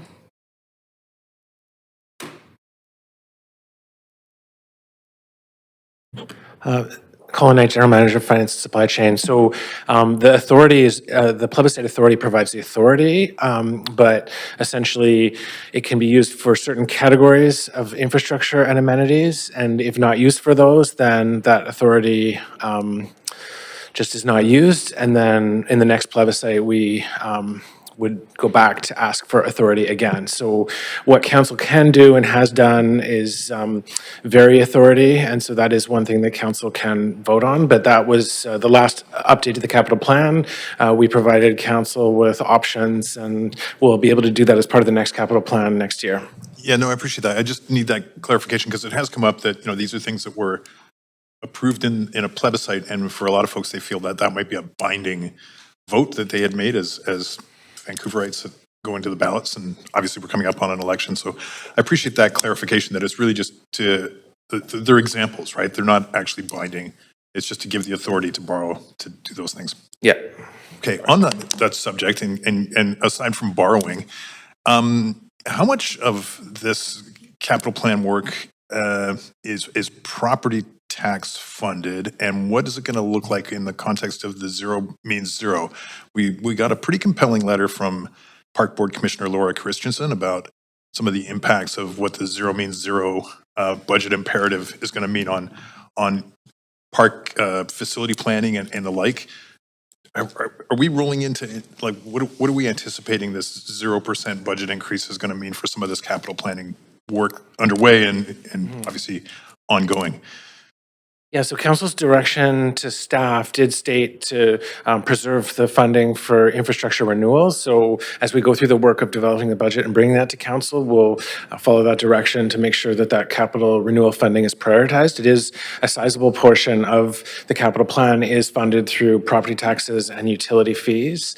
And so again, we'll be looking to preserve that critical infrastructure renewal. So does that, by extension, with regard to the park board questions about their constraints, does that mean that they'll get a separate carve out? Because I understand that they're being tasked to deliver a significant budget decrease. I think it was in the neighborhood of 15 million. I see Councillor Orr read the letter. I can't comment specifics on specific discussions around Parks Board, just to say that we are in the preliminary process of developing the budget in line with council's direction. And so we'll be coming to council on November 12th with a presentation and a recommendation to council around both the operating and capital budgets, but we'll do so in a way that that follows council's direction to preserve funding for infrastructure renewal. And that would be across all categories. We'll continue to prioritize infrastructure renewal as set out in the capital plan. Okay, I might have to come back. Thank you. Okay. Thank you, Councillor Dominato. Thanks, Mayor. And yeah, thank you to staff for the presentation. I appreciate it, and also that you provided us a midterm update in 2024 as well on this capital plan. I do want to explore, I think my question was already asked about whether we are expecting to have this capital plan fully expended by, I think Councillor Clausen asked that question. But I do want to ask about as we look at this capital plan, I know we're going to be embarking on the development of the next 4-year capital plan. Would staff comment on you presented a number of the progress on a number of projects, but when you look historically at our capital plans, would you agree that currently the capital plan we're in and the one that we adopted last term was predominantly funding housing and childcare? If you look at the assets that we had moved in that direction. And if you go back, I looked at the capital plan from 2009 to 2011, 2012 to 2014, and so on. Is it fair to say that effectively the city has increasingly allocated its scarce capital dollars towards housing and childcare over civic facilities?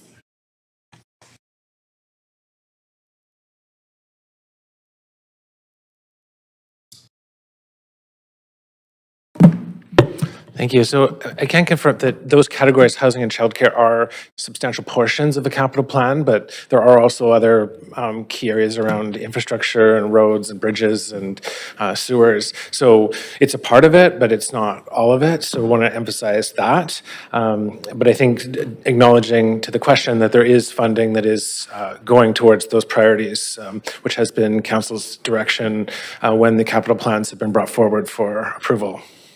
Okay. Thanks. So I think what I'm hearing is that, yes, there has been a sort of shift in the prioritization over time, over the last 15 years. My other question, circling back to the road safety conversation, is, Lon, you mentioned that we're increasingly adding more to that budget in terms of road safety. Could you just speak to what the increases have been this term?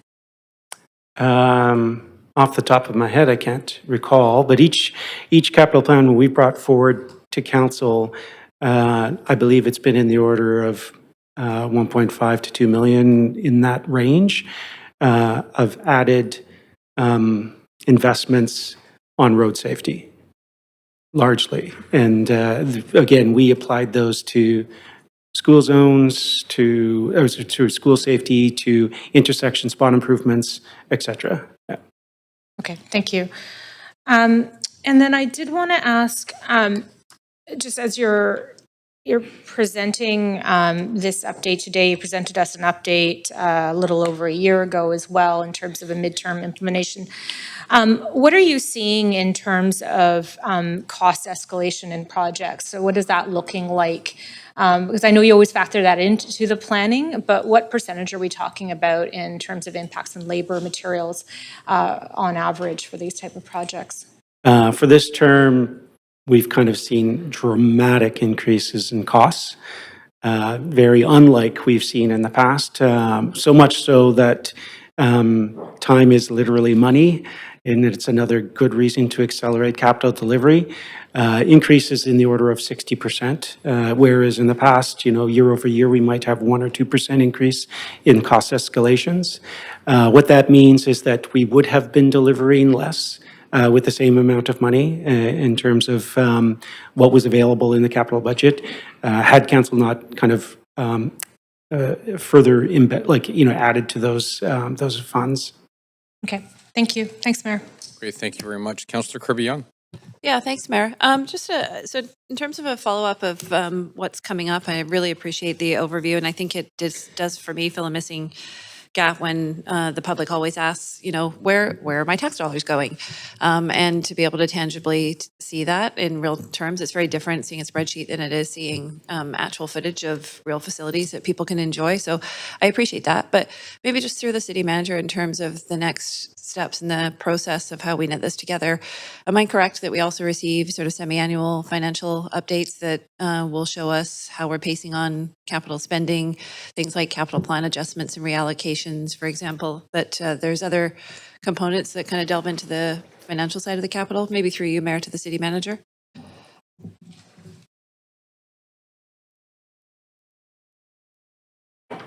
Thank you, Your Worship. So that is correct. So council receives a quarterly closeout statement each quarter. It's currently on the website. We've got June 18th was the last presentation to council of the quarterly closeout. It's about a 12-page report, but very detailed.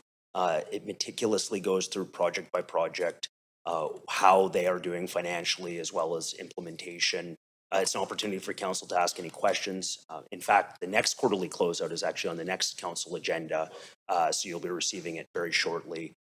And again, it provides a full breakdown of how we're doing on the project. Great, thank you very much. I appreciate that. And then the next, maybe I'll just sort of take the opportunity to provide a couple of comments. I know we still have a full agenda here, and that is,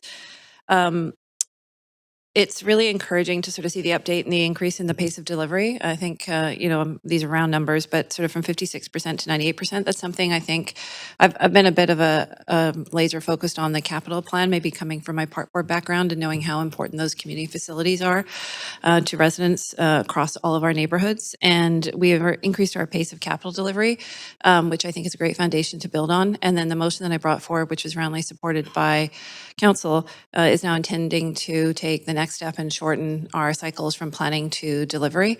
And that's really important, not just in terms of getting these amenities renewed or additional ones completed for our growing population, but as was mentioned by a Director of Finance, time is literally money. That's always been the case, but never more so than today with the escalating costs. So I really do appreciate the work. I think it was a motion I made at council previously that daylighted the infrastructure gap at several $100 million.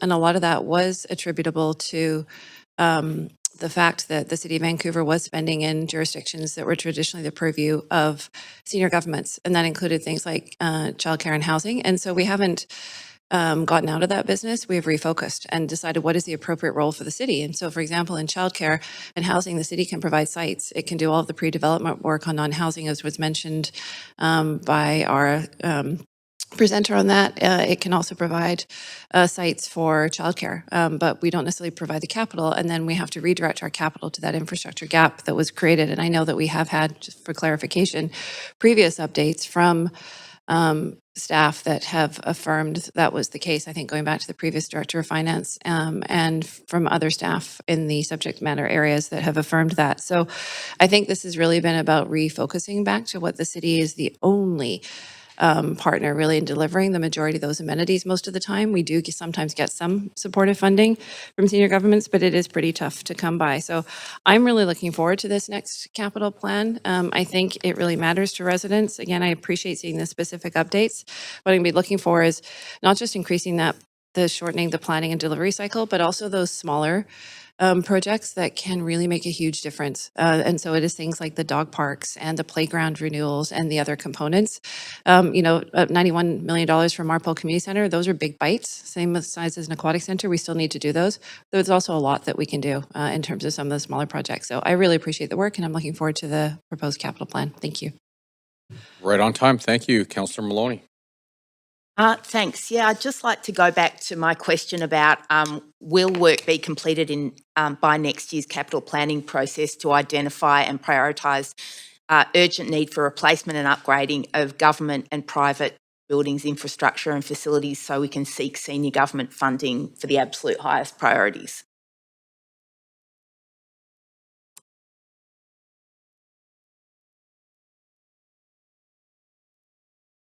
Good on you, Colin. Thank you.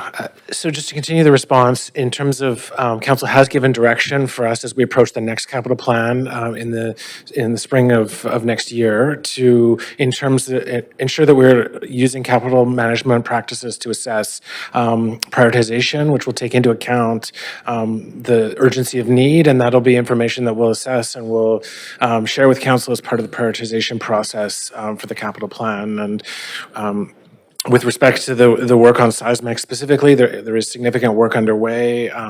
Can defer to GM of Engineering around some of the specific projects if you're interested in hearing more. So in particular, your question was? I'm concerned that the briefing that we had yesterday indicated that we haven't finished the process of evaluating risk and prioritising the absolute most dangerous buildings, infrastructure and facilities in the City of Vancouver, sufficient to address them in the capital budget process next year and prepare to prioritise applications to senior government for urgent funding. Very concerned about what's going to happen when we have a big earthquake. I see. So for our work in engineering, we're very aware of the locations that have the greatest seismic risk, and we do identify those as priorities for seismic upgrades. And the levels of upgrades are really dependent on the age of the structure, the future of the structure, and what kind of performance do we expect from it after an earthquake. So are we just doing work to make it not fall on people versus, do we expect it to be usable afterwards? So that'll be incorporated in our work on the next capital plan. But yeah, in the meantime, the work that we're doing right now, there's a number of the projects we are doing are seismic related. There's work underway right now on Canby Bridge. We're on phase 2 seismic upgrades. Okay, well, look, I'll look forward to hearing a lot more about that, and I'll continue to ask questions about that. I think I've got a little bit more time. So I'd also like to know how many new public toilets are in the plan to be delivered in the next 2 years.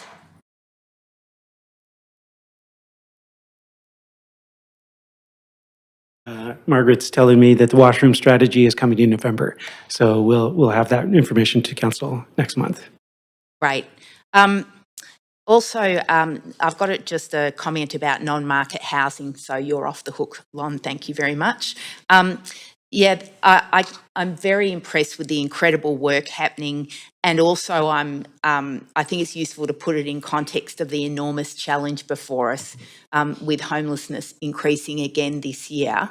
I'm interested in knowing what more we can do to support the acceleration of readying projects, looking for senior government funding. What can we do to help?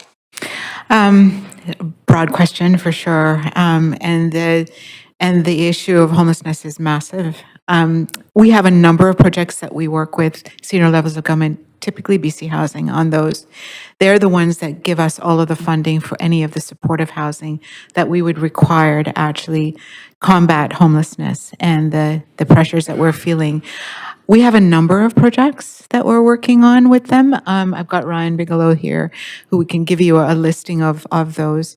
But we would use the same metrics on accelerating those projects as we would on any other social project, social housing project that we have through non-market housing. So we would make sure that we would have as much pre-planning work done on the sites that we offer to senior levels of government for that housing. And in fact, we actually have a metric. We don't have Josh White here, but through the SHORT program, which is a program that the city put forward a number of years ago, accelerates regulatory approval for affordable and social housing, in particular homelessness housing. Our time frame to get a project from the start of an application to the start of the finish of rezoning is 8 months. And I'm certain we're Just way I over think I'm out time. of time. Great. Thank you. Councillor Thank Fry? Yeah, thanks.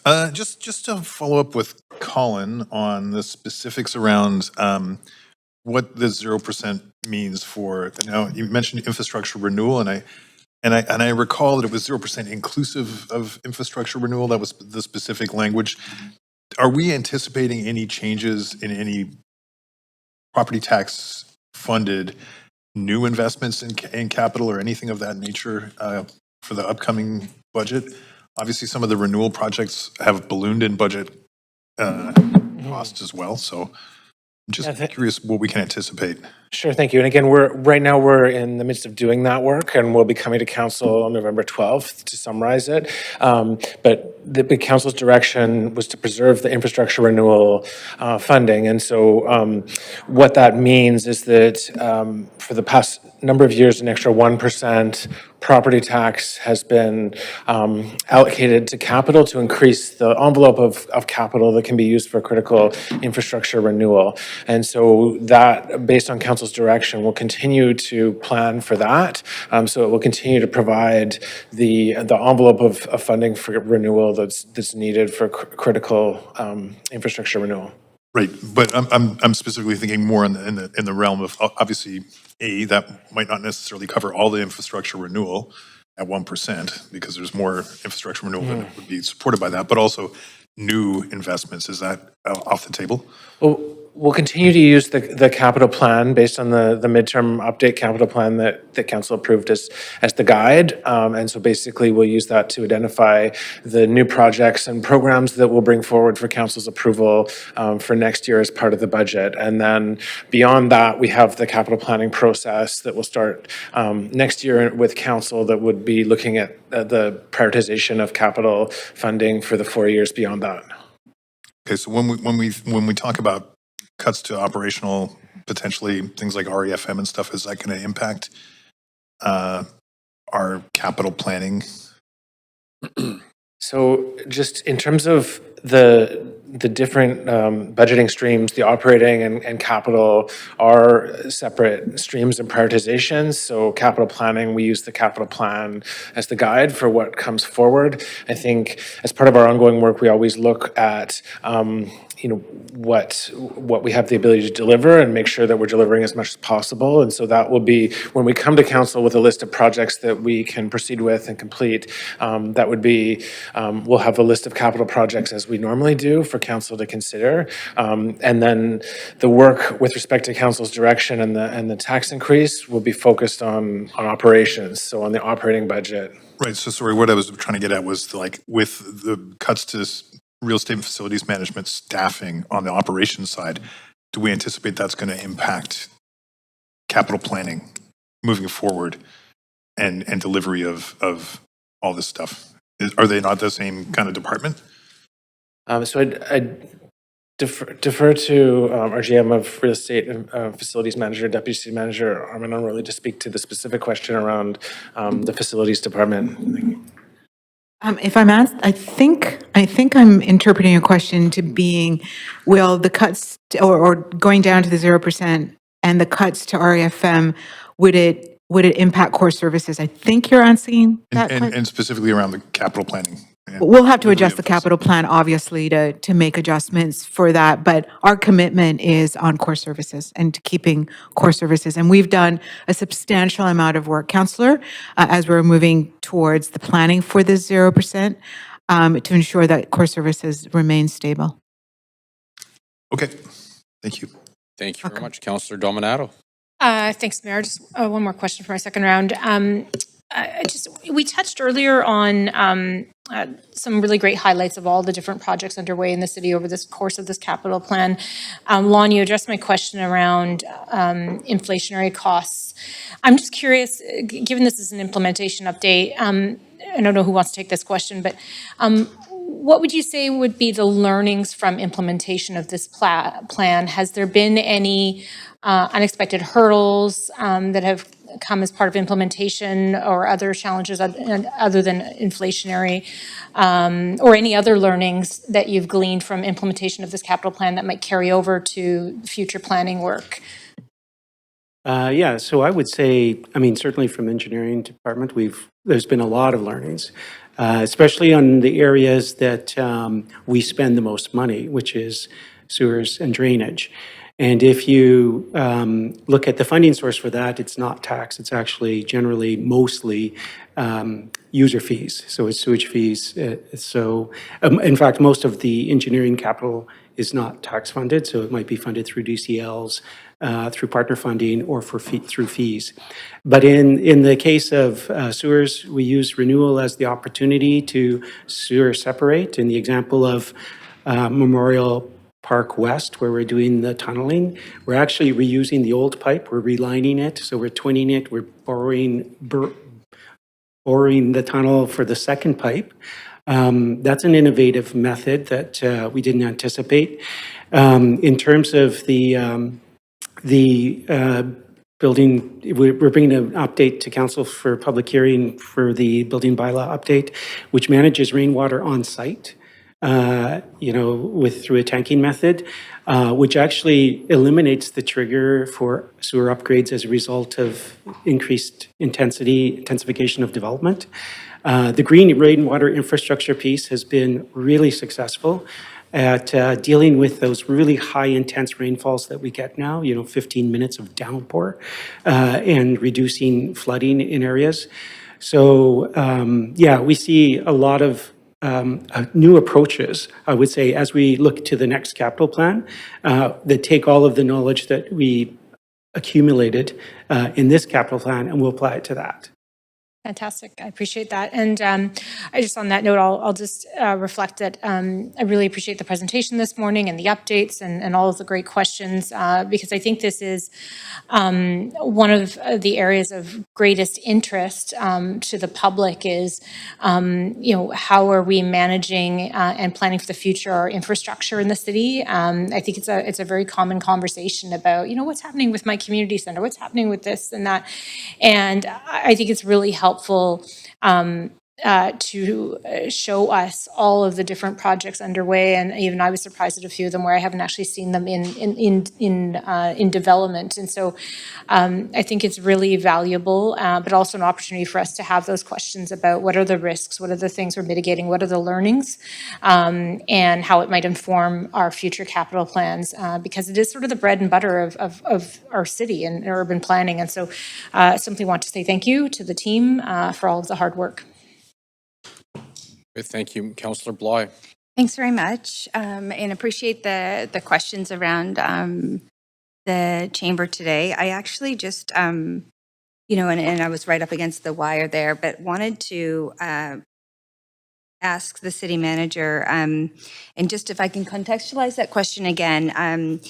So to me, the capital plan delivery is about, it's like a strategic analysis, right? We're looking at it, we're saying, what did we set out to do? How are we doing? And then what can we expect in the coming year? And that requires data.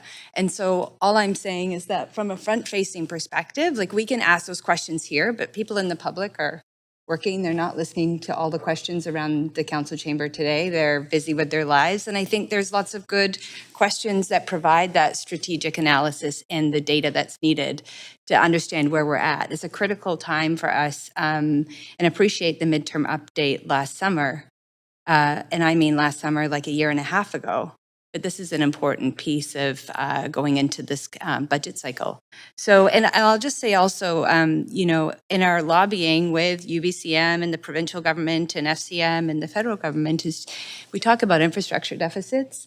And so it's helpful, I think, for councillors to know what are those deficits, where do we have the most amount of risk, and where do we need to continue to push and advocate that as more housing and downward pressure comes to municipalities, we're clear on what that looks like in terms of our ability to continue to build our city at a sustainable rate that we can manage as a municipality. So any high-level comments from the city manager, and as was suggested, very helpful and more than happy to receive any additional information outside of what, is a yes, I get it's a good news sort of presentation with pictures and inspiring statements about what we're setting out to achieve. We just need some more detail behind it to understand how to contextualize it. Thank you, Councillor, for the question. So you're absolutely right about today's presentation. I think it was titled What We Built. It came with a range of videos and photos, and this is definitely intended to take a high-level overview of what we built. Is a bit of a flavor, and in fact, it's a very small amount of what we actually built in the past year. Where I think the details the councillor is looking for can be found are in these quarterly closeouts. So the last one was presented in June of this year. The next one will be presented actually next week at our next council meeting. And those will provide an opportunity to get more into the detail, and they come with appendices and charts as well as where we're at.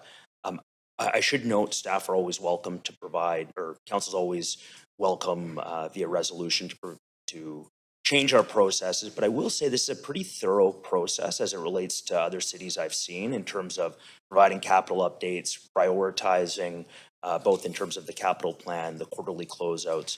And yes, I would agree this is more of an audio-visual showing council and the public what we've actually built. So I hope that helps. I'm happy to receive further feedback or answer a follow-up. Thank you. Thank you very much. Okay, seeing no one else in the queue, as per section 15 or 5.16 of the procedure bylaw, no vote is necessary as the item is intended for information only. And thank you very much. It was a very comprehensive presentation with lots of questions, and thank you. That completes presentation number 1. Okay, so we will move on to report number 1. Okay, so establishing a wholly owned government business enterprise for the purpose of developing market rental housing in Vancouver. Before we begin this agenda item, if anyone believes they have a conflict of interest, now's the time to disclose it. Seeing no one's hands up and no one in the queue, I'm going to assume no one has a conflict. This item does have a team member presentation, and so we have team members to present the item.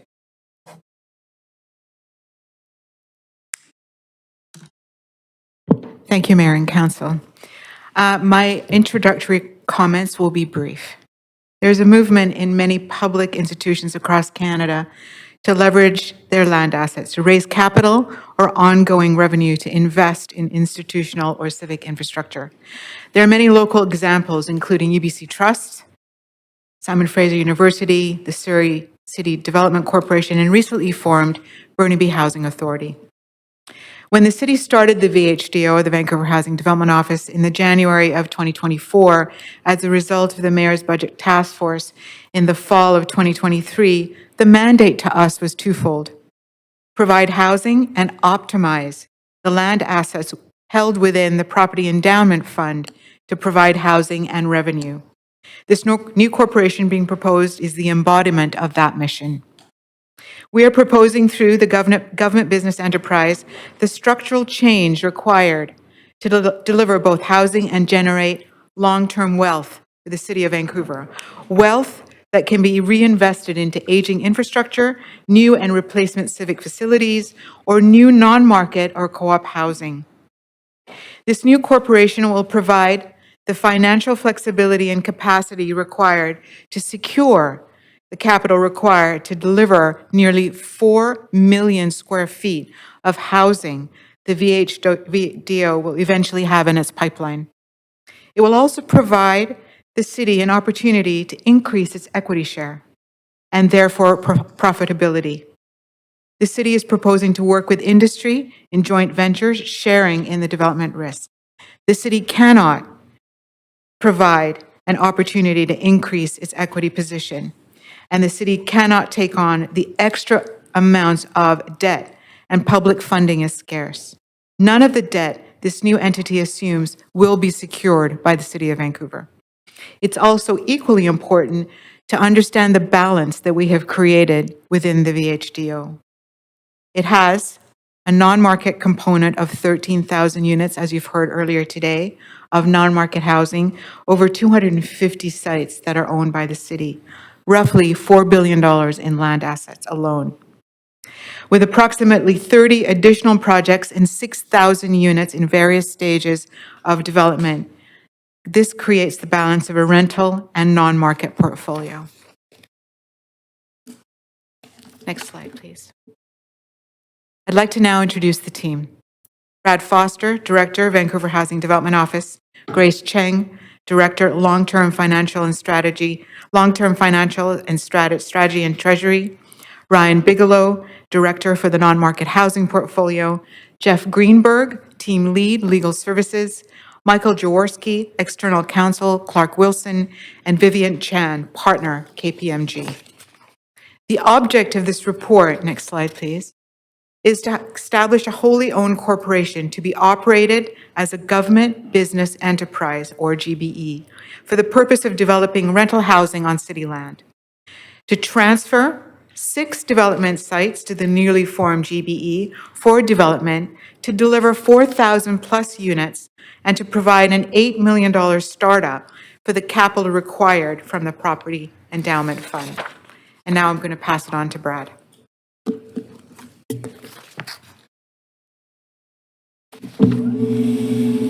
Thank you, Armin.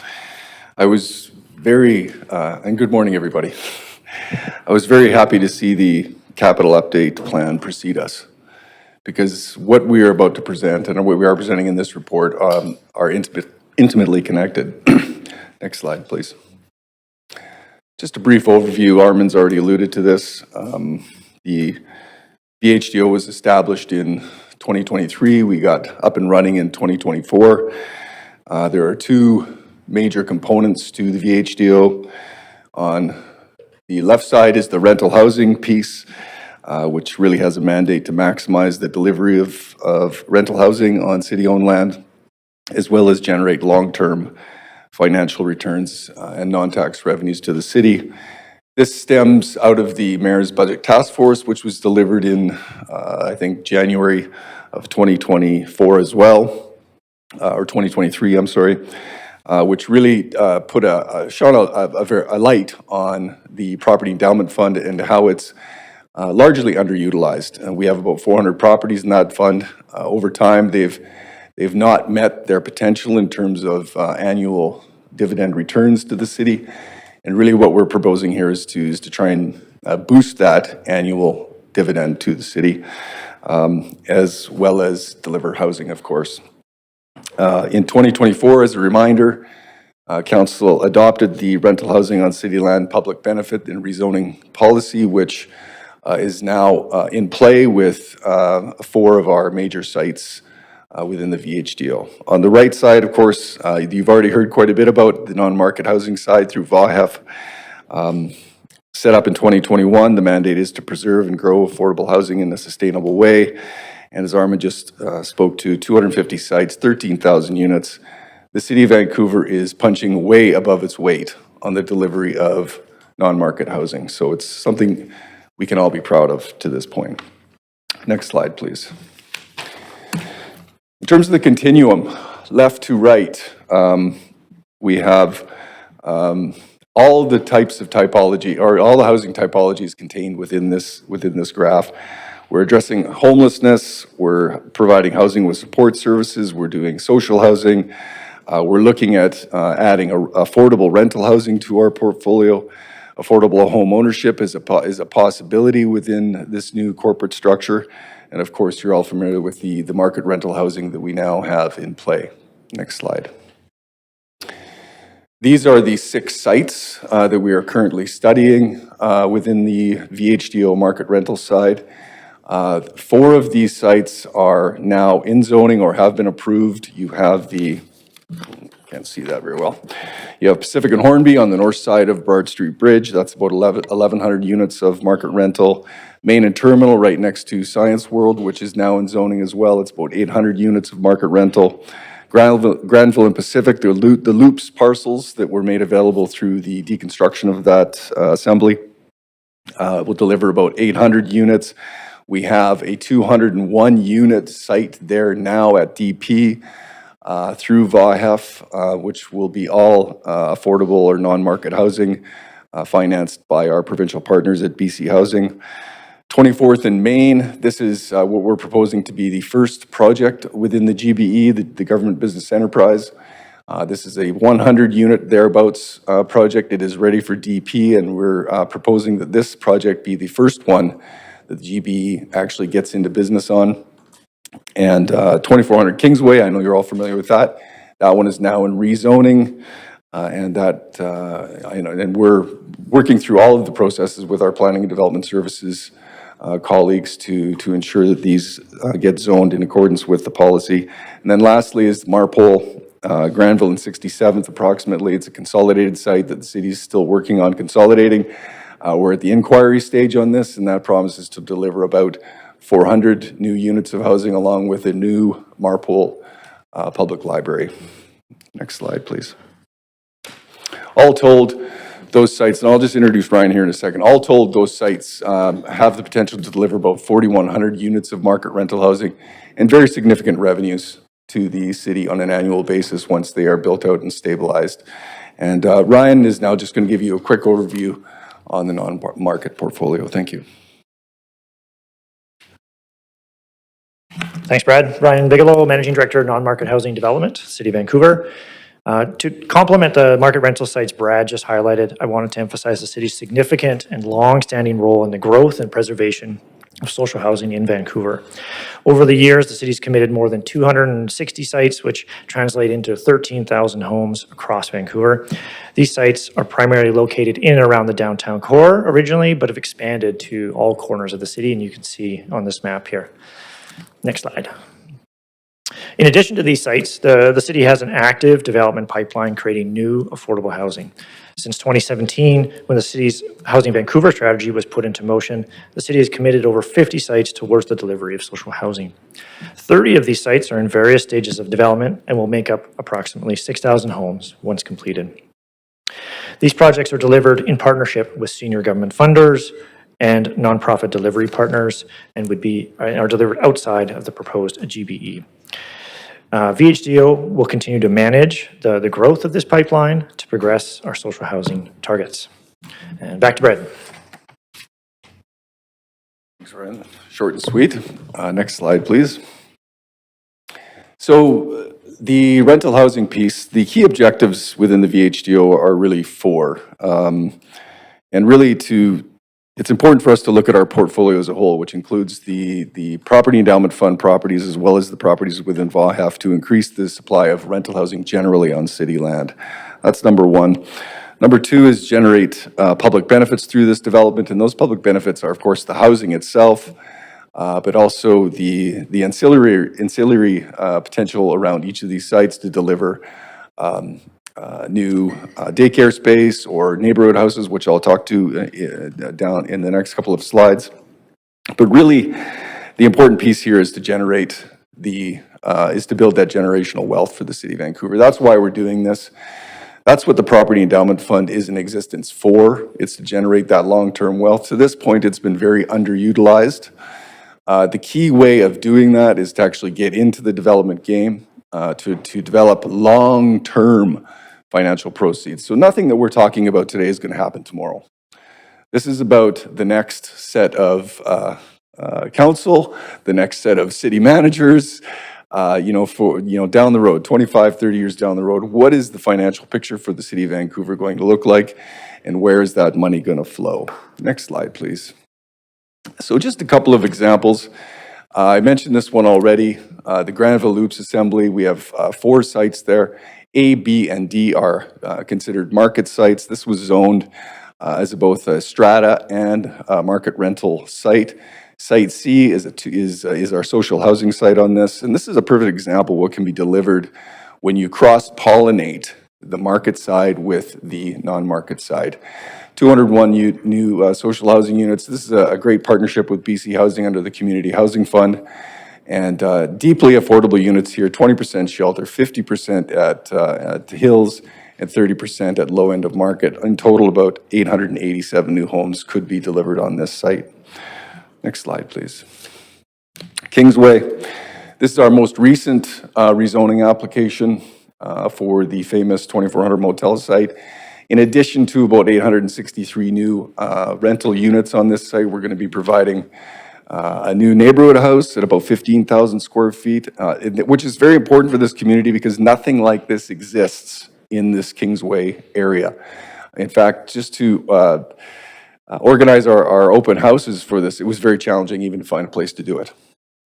So this is a very important piece of civic infrastructure that we want to add to this site, as well as a 37-space child daycare facility and significant open space. Again, this community doesn't have a lot of public open space. You heard in the capital update about new squares and new public plazas. This is what we're going to deliver on this site as a major public benefit. Next slide. Marpole, again, new public library and about 412 new rental units. These are just examples of what we're trying to do around public benefits. So the housing, of course, is central, but there's other things we can do within this governance structure on the civic or infrastructure delivery side. Next slide, please. So this is the crux of the matter, financing. We are already in discussions with CMHC and the newly formed Build Canada Homes unit with the federal government. They're just getting stood up. They're trying to understand how they're going to operate with municipalities in terms of housing and infrastructure across Canada. We are a fantastic partner for them. We have very deep skill within and knowledge within the City of Vancouver on the housing side. And we've already offered them the opportunity to please lean on us for our expertise to really guide them through their startup. The GB is really the mechanism to lever this private or public financing capital to deliver housing. Without this new structure, we really can't proceed down this path to really generate these long-term, optimize these long-term revenues for the City of Vancouver. And this new GB will enable us to do that without impacting the city's debt capacity, credit rating, and will also mitigate the city's liability exposure. So this will enable us to take a more active role in rental housing on city land while optimizing those financial returns. And if we didn't do that, we would have to revert back to a ground lease model, which poses the lowest risk, but also the lowest returns. And I would say largely by less than half are the returns that you would see on this model in comparison to what we're proposing under the new structure. Next slide, please. This really exemplifies the public benefits rezoning policy that you approved in June of 2024. The idea here is to maximize the financial returns on the market rental sites. The financial returns are the public benefit. And that's a very important framing because these public benefits, the cash flow that we're going to generate on an annual basis can be reinvested into all of the things you just talked about in the capital plan. Infrastructure deficits, civic amenities, new social housing, or any other strategic priority that the council sees as important on the day. Next slide. And then this has already been stated as well, but this is not new. I mean, we are following in the footsteps of other organizations that have done this before us with varying degrees of success. You have the newly formed Burnaby Housing Authority, which also has a market development mandate, although they remain subsidized by the City of Burnaby. Our GB, as proposed, will not be subsidized operational by the city at all. It needs to stand on its own 2 feet, and that's a critical differentiation. The Surrey City Development Corporation has gone through several iterations. It is in the market game now, as well as on the industrial development side. UBC Properties Trust, of course, is kind of the grandfather of them all. Their structure, very similar to ours in how we're proposing to operate from a governance perspective, has generated, I think, in the neighborhood of 1.2 to 1.5 billion for the academic endowment, which gets reinvested in all sorts of programs across the UBC, as well as they added a very significant population to Point Grey, which has turned UBC into an actual place rather than just a scattering of academic buildings. And I was very involved in that program early on. Then you have the Calgary Municipal Land Corporation, which again, very unique model. They deliver a lot of civic infrastructure. They're not so focused on housing, but very interesting model there. And Creatio, which is very large. They have about a $27 billion capitalization. Again, they deliver non-market, they deliver infrastructure, and they deliver a lot of market housing as well. Next slide, please. And Armin, do you want me to wrap up or? Okay. So Armin alluded to this earlier. The city has a target to approve 83,000 housing units over the next decade as part of the Housing Vancouver strategy. The large majority of those housing units will be delivered by the private sector, as will the units that we're proposing within the new corporate structure. We have 4,000 units approximately on the first 6 sites, representing about 5% of that 83,000 target. It's important to note that all of the development deals that we're proposing to get into will involve the private sector. It'll involve their expertise. We're going to need that. These are complex and high-profile projects, and they'll be the ones that are really in the game with us. They're going to have a lot of the development risk and a lot of the upside as well with us. Our goal is really just to boost the city's equity position in these deals, and therefore the profitability that the property endowment fund should really see on an annual basis. And is there one more slide? Oh yeah, next steps. Okay, pending decision today, The next step, and we are ready to go, I should say. If you have questions for our legal counsel, you can ask. We will incorporate the GB. We will ask council to establish a board of directors. We will begin the process of transferring the 6 pilot development sites, and this does not have to happen immediately. That does not have to happen at once, but we want to prepare in a very orderly fashion how we transfer these sites over the next several months, and then commence the development planning and finance partnerships that we can get into once we have this corporate structure ready to go. I can tell you CMHC is lining up with us. They're very excited about the prospects of doing something different, and we look forward to these next steps. Thank you very much. Great, thank you very much. Council, we do have an opportunity here. I was just speaking with the clerk. We do have a couple of speakers, some of whom are in the chamber. We can vary and then have them not wait 5 hours. Councillor Bly, seconded by Councillor Kirby-Young. Any discussion there? Okay, we are going to vary the agenda and we are going to hear from speakers. So the first speaker we have, before we get started actually, hold on a sec. Public speakers should state whether they are in support or in opposition of the recommendations and may only speak once.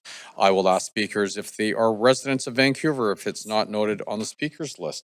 Now our first public speaker is Michael Arthur Goldberg. Is Michael on the line there? Yes, can you hear me? We can hear you great. Please go ahead. Perfect. Okay, thank you for including me in the meeting today.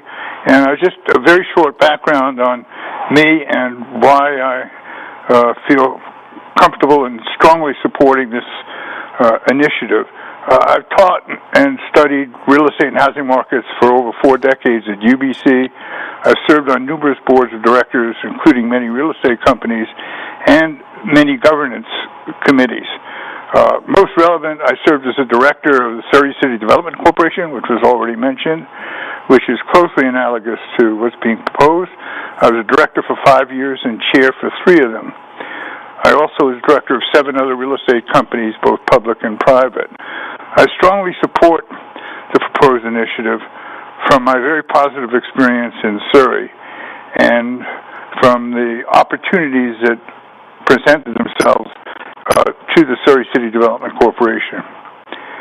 I really like the idea of optimizing development potential for market and on-market housing, increasing the asset value post-development so the city gets the upside, maximize the return on investment, and increase non-tax revenues, and be financially self-sustaining. I think those are all wonderful objectives and set the scope nicely.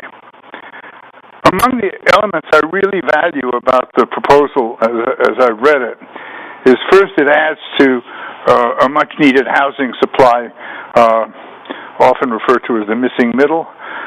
It builds a long-term investment portfolio for the city of Vancouver, and that is also a stable income flow as it gets going. It targets well-defined, underserved, market-focused income groups, and it complements the pure social housing investments made by the City of Vancouver and the nonprofits it works with. I'm also particularly impressed with the governance. I've spent a lot of time on governance in the boards I've been on, and the governance that's being proposed is very rigorous, it's very clear, transparent. It closely follows the successful structure we used at SCDC and should work well, given that experience.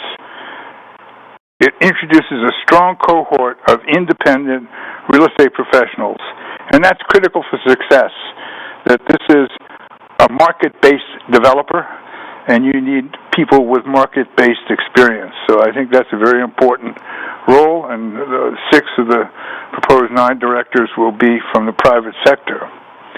It also very clearly spells out the roles and responsibilities of the board of directors, the city appointees, and the separation of those powers.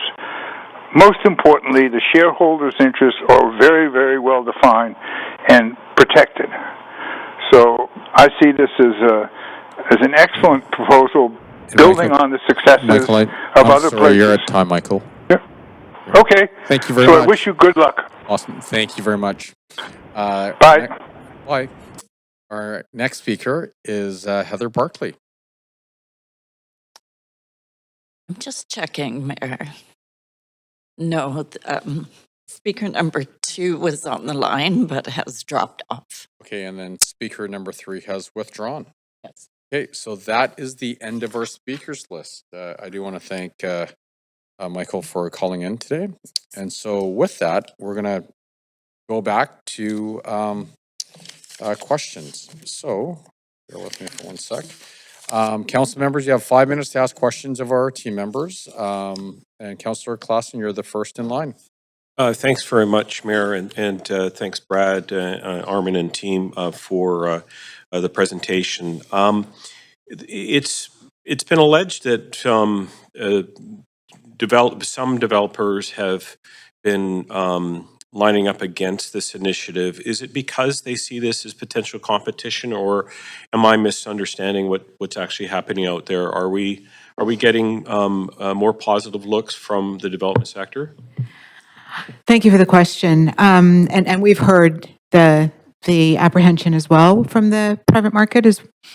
I think it's probably a facet of a number of issues, to be honest. Saturation in the market's definitely one of them. They may see that as competition. I think there's also been a concern that there's been a leveling of unfair regulatory approval mechanisms that we're using that maybe they are subject to that, they seemingly think are unfair. There's a lot of evidence that suggests the contrary. We have to follow absolutely every single regulatory approval process that the city throws at us. We actually have to adhere to every single fee, and we are subject to all of their regulatory approval requirements, regardless of whether we come to them for approval or not.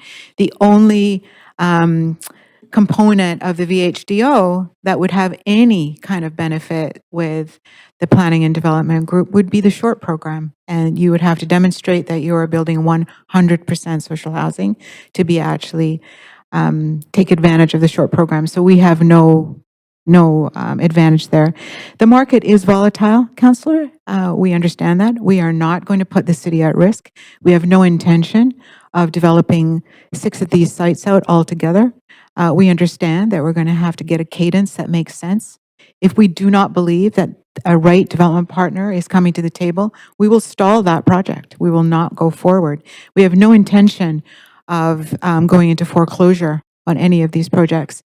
And also really important to recognize that each project that would be coming to the GBE and through the GBE to council for approval would have to rigorously underwrite to ensure that we have viability.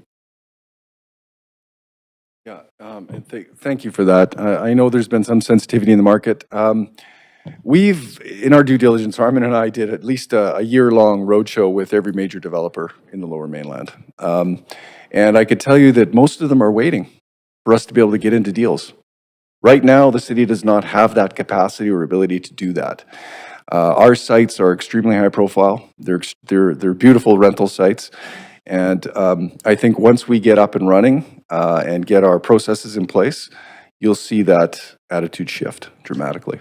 Thanks, Brad. And just to be clear, my question is not does not come from a sense of concern on our developer partners. I think they're obviously they're critical for us to be able to build the city. At the end of the day, this is a public entity, and so I'm curious about the public management of properties foregoing. That once we get some of these building new construction completed, ultimately there will be a level of public accountability to those that you wouldn't have normally in the private sector. Is that correct? Certainly. We would be contracting with third-party property management companies, obviously accredited third-party property management companies, but we would have oversight, Councillor. And the reason that we would have rigorous oversight is because we're obligated to work within income bands. And so those would need to be tested. We're good landlords for the most part. We ensure that there's, replacement reserves and everything else that we would need to ensure that these rental units will be operated properly. I'll move for a second round, if that's okay.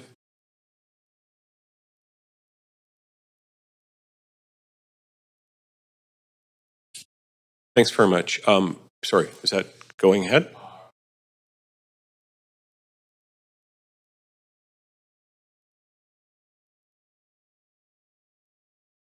Thanks very much. I don't have much time left. The Property Endowment Fund has been around for a long time. I think Art Phillips started it.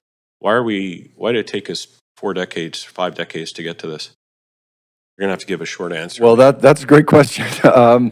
This idea has been kicked around the city of Vancouver for a number of years. It's just, I think we just have a team in place now where we're able to execute on this, and maybe Grace, you want to? I think you'll probably have to answer the question later on because I'm at time. Thanks very much.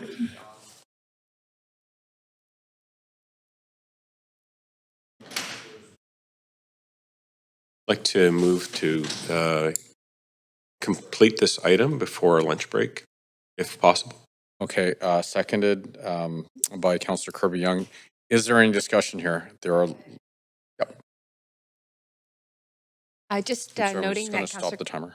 Klassen has called for a second round of questions. We have that list, so if everybody gets 5 minutes, it's probably about 45 minutes to an hour. Plus a second round pushes us into in-camera. Just curious how we get this done in what technically is 14 minutes. We can ask discipline of our questioners. But Sorry, Councillor Klassen, you called for a second round. I did call for a second round, but I just know that it was very I'm happy to move forward. But again, everyone else has the opportunity of making that choice whether they want to move it to ask for a second round of questions. So sorry, this isn't a debate. I just want to clarify for the public what would happen. So this goes all the way to in-camera. We delay in-camera. When would we arguably be back if we were to allow everyone to ask questions and debate? Clerk, what would happen if we took the full allotment of time till 1 o'clock? Worst case scenario. Thank you, Mayor. My understanding is the motion was to complete the item. So if the motion passes, we would be here until the item is completed. So then, just to talk this one through, then in camera at 1 o'clock would get deferred. Is that correct? It would have to be delayed. Perhaps the city manager would like to note if it could be procedurally, it can in fact be delayed if you wish to do that or move to another day.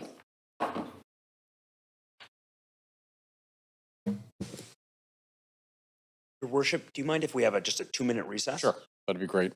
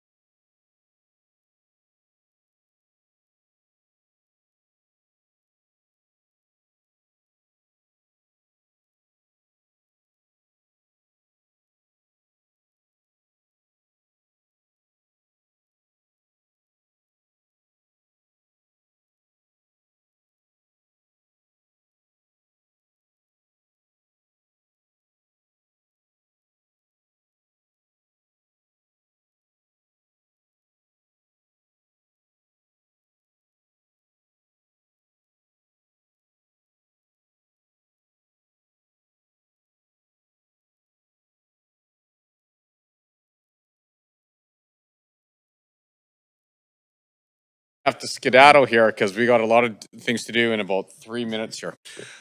Okay, so City Manager, if you can describe in 30 seconds what our options are, please. Thank you, Your Worship. My recommendation, just to be mindful of council's time, as well as the public's time, would be that Councillor Klassen withdraw the motion, and that there be a new motion so that the in-camera meeting, so lunch would continue at noon, but the in-camera meeting would follow the regular meeting, so the regular meeting would reconvene at 1 p.m. with the in-camera meeting to follow the conclusion of the regular meeting. That way there's no extra breaks in the day for council, staff, or the public. Awesome.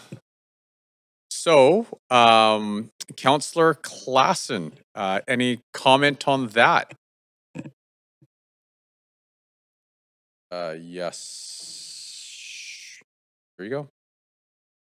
Hearing that fantastic advice from our city manager, I will withdraw the motion to complete this item before we break for lunch. Okay, great. So, can we please get a seconder for that? Councillor Dominato. All in favor, say aye. Aye. Can I ask a question? Did I hear right that we are finishing this item before we break for lunch, or that we're breaking for lunch in accordance with the city manager's? We will be breaking for lunch. So Councillor Klassen has withdrawn his motion. Great. Forget to Okay, so now we're going to vote on that. All in favor, say aye. Aye. All those opposed, say nay. Nay. Okay, so I think we need unanimous. No, we don't. Do we need unanimous on the withdrawal? Okay. Yeah. So, Councillor Klassen's going to withdraw his motion to extend through lunch. We need unanimous consent on that. So, just so we're clear, so all in favor of Councillor Klassen's withdrawal of his motion, say aye. Aye. All those opposed, say nay. Great. Now then we need a second motion to continue with the business at 1 o'clock of this council meeting, after which we will go right into in camera. So moved by Councillor Bly, seconded by Councillor Klassen. Any discussion? All those in favor say aye. Aye. All those opposed say nay. Great, that motion carries as well. And so looking at the time, we have probably about 3 minutes.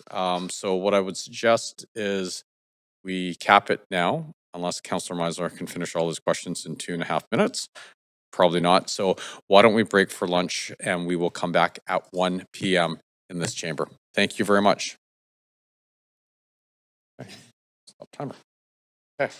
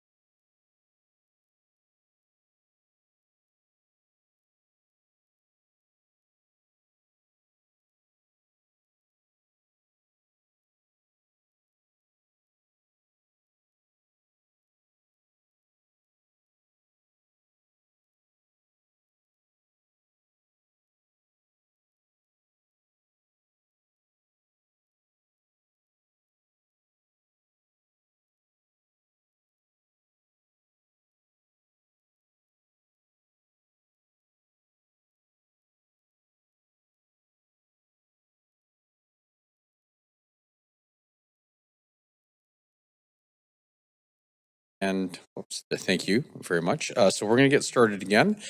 Councillor Meisner, you are up.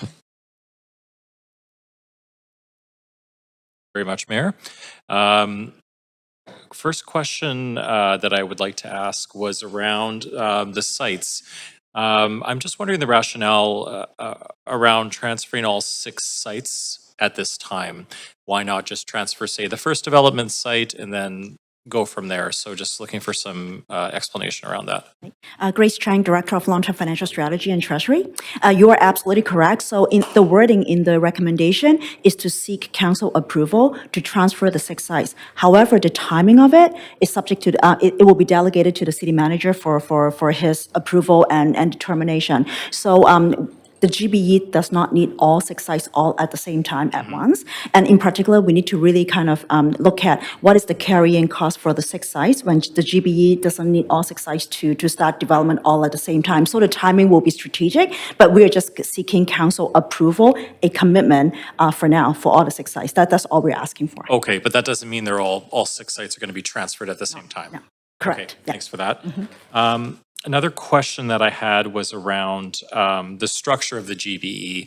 And I think for the public, it would be valuable to know how this structure, setting up this GBE, protects Vancouver taxpayers. So just some color around that, please. Yes, as we highlighted in the report and also documented in the articles of incorporation and shareholders direction, how the GB is going to be protecting the taxpayer first and foremost. For the land that are being transferred from the city to the GBE cannot just sell the land as is. It's just not allowable according to the articles of incorporation. If they do need to sell anything, council will be the one providing exceptional approval. So it will come back to council. The second thing is the city will not be providing financial backstop and any guarantees on the loan and projects that the GBE is conducting. Is totally arm's length and is independent in a way. And the GBE by definition it is required to meet the accounting standard. It has to be financially sustainable, and it will not be and should not be relying on city ongoing operating subsidies or any form of subsidies. So I think a number of these governance structure are built in, and most important of all, council is responsible for setting up and appointing the board of directors. So you can set them up, you can fire them off, you can actually renew the entire board of directors. So it's really within council's jurisdiction. It's not on. Thank you. Thanks for that. Other question was, can you remind me how many sites we have in the PEF? This is 6 sites we're talking about, but how many sites do we have roughly? There are roughly 400 sites in various states. Okay, so as a percentage, this is a very small percentage. Yes, correct. Okay, thanks for that.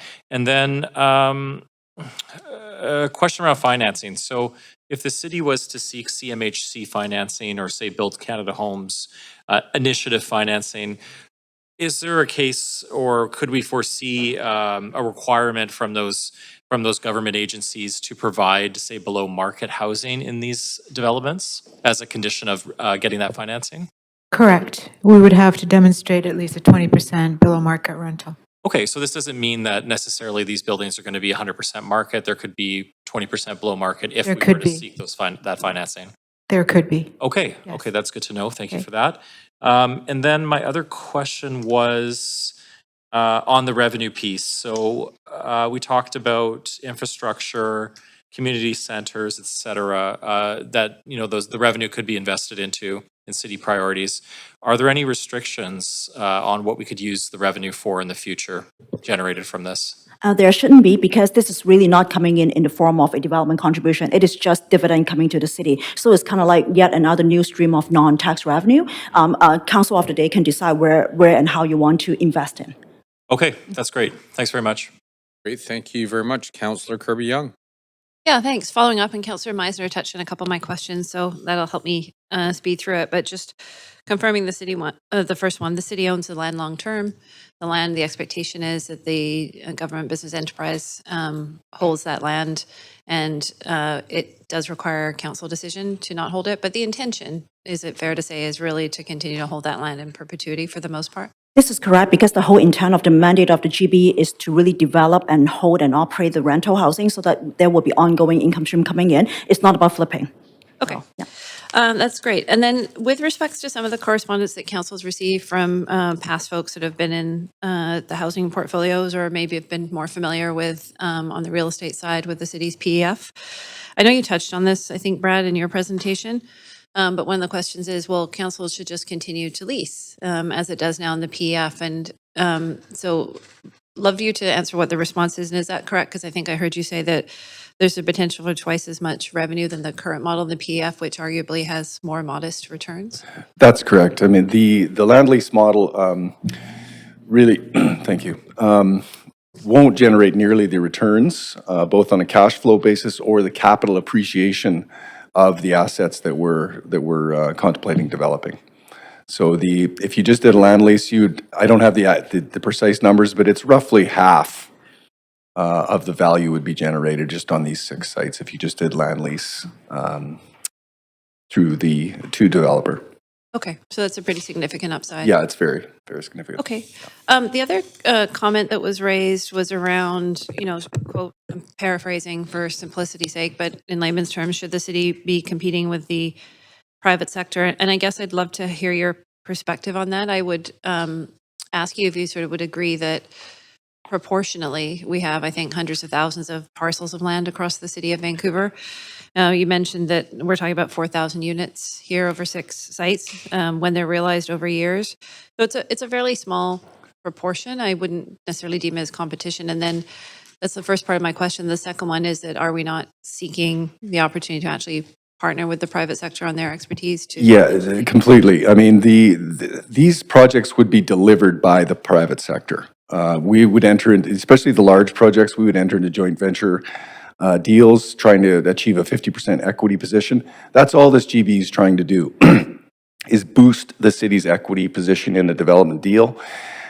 The complexity of the development management, the construction management would be left to the private sector because that's what they're good at. And of course, they would take their 50% share of the revenue and capital appreciation in the project as well. So I can't state this clearly enough. The development industry will deliver these projects. Right. And so arguably these are opportunities because the city's coming in with a land asset. Absolutely. Already, which helps pro forma. Yes. Okay. And should council be viewing this, I don't know if this is an Armin question, maybe you can let me know, really as, what I've sort of, I'll speak to this more in closing remarks, but more as sort of longer term cathedral thinking that we are setting up a generational opportunity for recurring non-property tax dependent, non-government legislated CACs. We're actually looking to try to take ownership of our own kind of future. Correct.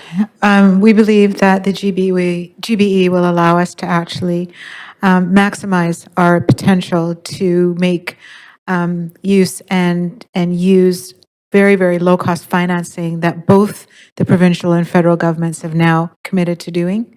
Without the GBE, we would be unable to actually access any of that financing. The majority of projects that the province even developers today is financed.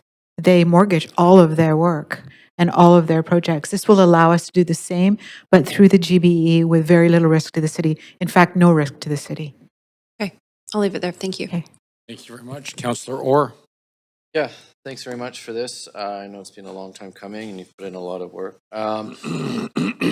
First of all, where are we at with our housing targets for market rental? I seem to remember that we're at 186% of our targets for market rentals. Is that correct? From the June memo?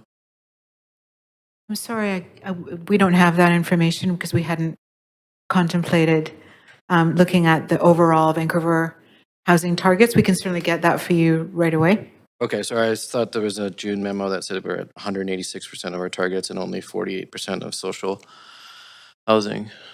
Yeah, I seem to remember. I think you're right. I seem to remember that figure. So is there a risk then that there's no market for this, for market rental essentially, that I think there was somebody else that asked about some saturation of the market. Yeah, and we're actually very alive to that, Councillor, which is why we're suggesting the cadence of the developments will actually follow the market. We will not We will not put the city or the GBE in any kind of risk Okay, yeah. as far as the market's concerned. I think you mentioned that you're not going to do it all at once. Absolutely not. We wouldn't have the capacity, nor would the private market have the capacity to do that with us. Okay, and then is there any idea of the sort of starting rents that these would start at, and what kind of income? I heard somebody mention, I think it was the Sorry. caller on the phone mentioned missing middle. Would this be missing middle, or would this be median income, or higher end of that? It's both. It'll be both. We are looking at working within the income bands of BC Bills, which is a provincial program, and those are for individuals that have household incomes between $90,000 and $194,000 a year annually. Okay, so if my understanding, just crudely, I know it's much more complex than this, but part of the reason rental prices are very high is that there's no limit between what the market will bear between tenancies, and there's been studies that show up to a 215% increase between tenancies. And would we be contributing to that sort of, basically increasing the average market rents? If our goal is to create revenue from these rents, and then there wouldn't be any incentive for us to keep rents low, we would be contributing to high rents in the city, would we not? Our objective here is twofold. Our objective here is to keep our construction costs as low as possible. And that will reflect on how much rent we can also then or need to charge to actually underwrite these projects. That's number one. Number two, because we're working within these income bands, that will dictate to us what the rent structure needs to be. And so our ability to increase rents on a rollaway market perspective is actually non-existent. Okay. I think Councillor Klassen touched on this, but in terms of essentially, if these are going to be 100% market and we're not doing inclusionary zoning, do we sort of lose the authority to tell other developers that you have to do inclusionary zoning if we're not doing it here? First of all, the benefit package that or the policy that we're working under is that the revenue stream is the public benefit, Councillor. And so that would allow any council of the day unfettered to then redeploy that funding to anything that the council is experiencing pressure on in the city. If we are going to get any financing from any senior levels of government, which we're hoping to actually get because it's low cost financing, we will be obligated to have an affordability range that will likely be a 20% below market rental. Yeah, I caught that on the other question for sure. So when you said the opportunity of the council of the day to deploy those dividends, when would that occur? Could that occur today, essentially? It would not. It would occur after the projects have been built and we're now starting to rent them out and create a revenue stream. A minimum of 10 years, Councillor. Okay. Yeah, I'll jump back on after. Okay, thank you. Thank you very much, Councillor Maloney. I'd like some more information about what the financial liabilities are that the city faces under this proposal. If projects underperform, who bears the loss? Are we at risk of lenders needing to seize the land to recover their secured funds? Right. So first and foremost, just want to reiterate that the city is not providing any financial backstop and guarantee to the loan being taken out, on those projects. So the land freehold land will be transferred from the city to the GBE. And then for the GBE, they will be, the GBE will be setting up, assuming that those big sites, it will be joint venture. So we will be setting up, the GBE will be setting up the joint venture special purpose vehicle. So basically, from the GBE, it will be giving a ground lease to the special purpose vehicle, say a joint venture partner. And then in there, basically all the mortgage financing, it will be mortgaged over the land lease. So the freehold will still remain with the GBE. So this is how it's going to be financed. So what would happen if things go belly up and a financer wants to get their money back? Right. So basically, there will be a couple of steps before going all the way to the foreclosure kind of situation. I think you're talking about the black swan event kind of situation. So if everything really goes off before that, I think there will be conversation about with our partner saying that, if there are additional cash call, will the partner put in the cash call versus the GBE? So assuming that the partner is putting in the cash call, so that maybe our JV partnership will water down from 50% to maybe 40% or 30%. However, I think your case is talking about the project is just not viable, goes belly up. So the bank or the financier wants to take the land back. They cannot because the mortgage will be on the ground lease. So the bank can step in and complete the project and get the revenue from the rental project. So basically, I think what the GBU will be losing out is the revenue throughout the land of the lease. Sorry, the financing organisation will take. Step in, complete the project, get the revenue to pay back the loan. Okay. So, but that being said, it will still be obligated to follow the land use policy, meaning that the project, assuming that council is going to be rezoning it as 100% market rental, the financing company coming in, they cannot change it to condo or something else, right? So. And does this proposal mean that the city has a financial interest in keeping rents high? We do not believe so. As Armin just talked about, it really is driven by what the terms and conditions are. Assuming that we're going after the CMHC kind of low-cost financing, they have affordability requirement. So basically, right there, we need to adhere to that. And at the same time, the city is subject to all the same regulatory requirement in terms of all those kind of tenancy protection act and that kind of thing. So and market rent is market rent. We cannot dictate. We do not dictate the market rent. That's true, but the city has many and varied powers to influence whether rents go up or down. For example, the city has power to rezone, do a general uplift to allow, for example, low-rise apartment buildings in more areas of the city. That would put downward pressure on rents, and that seems to be inconsistent with provide an incentive not to do that if we're dependent increasingly on a revenue stream derived from market tenant.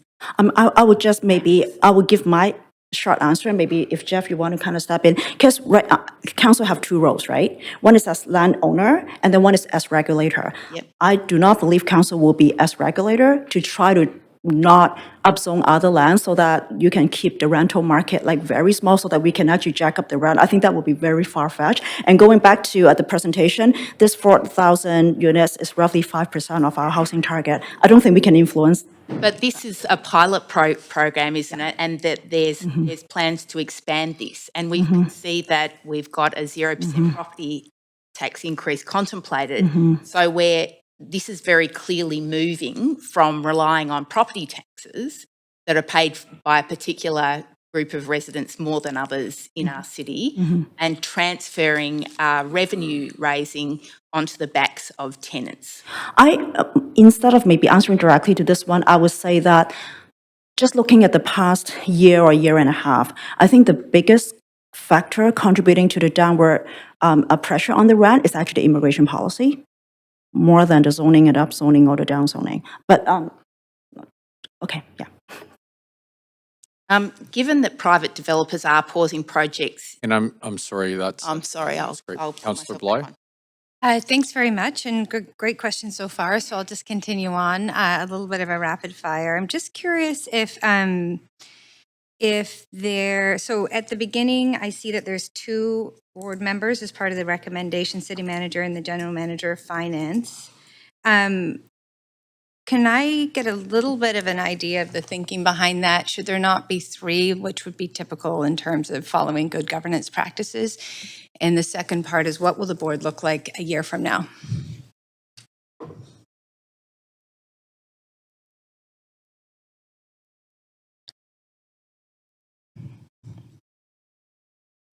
I'm Mayor and Council Jeff Greenberg, Assistant Director of Legal Services. That's entirely within Council's discretion in terms of the number of approvals and who the approvals are given by. It's not mandated by legislation or statutory framework, so that is your call. Right, so that would be an amendment. Given all the work that's gone into the governance structure here, I'm just curious if there is further clarity around why we've recommended Yes, you would have to move an amendment to change the articles, but that's within your discretion. But there's no explanation as to why we went with 2 No. and 3. Okay. What will the board look like from now? A year from now? Vivian Chen from KPMG. If I may clarify, we're suggesting here that this is a startup board in the interim. This will give the organization time to stand up the rest of the organization, including recruitment efforts, officially to look for a board and the rest of the board members that will be complementing the entire organization. So this is for the purposes of moving the process along as opposed to be, and not meant to be a long-term solution. Okay, so what would the board look like a year from now? What's the intent? I understand the articles are expecting a majority external board, of which up to 6 can be external members, with potential positions taken up by a combination of city staff and councillors. Okay, what will board members be paid as they're within their role? That hasn't been determined at this point, and the articles indicate that, and I think it's in the report as well, that the board would be suggesting a remuneration framework that will be approved by council. But we don't have any of that yet. No, that hasn't been established because the board hasn't been stood up. Okay, when the board is stood up, just as, you know, in terms of risk, who indemnifies the board?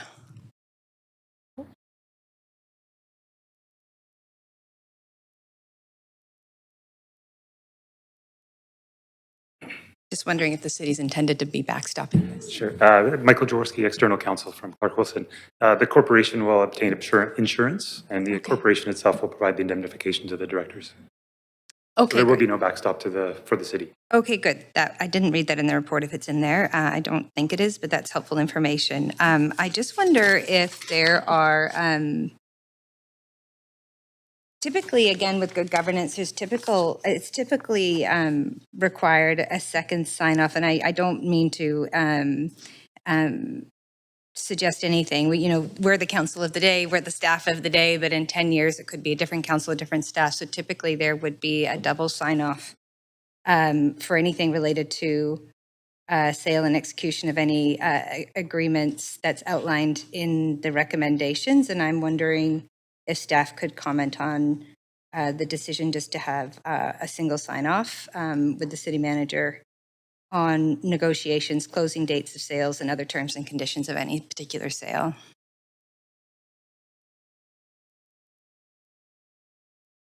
If I can ask for a clarification, is this the city approval or the approval as a shareholder or approval within the corporation? It says here, authorize the city manager to negotiate the closing date, so that part of the recommendation. Oh, so this is part of the interim process.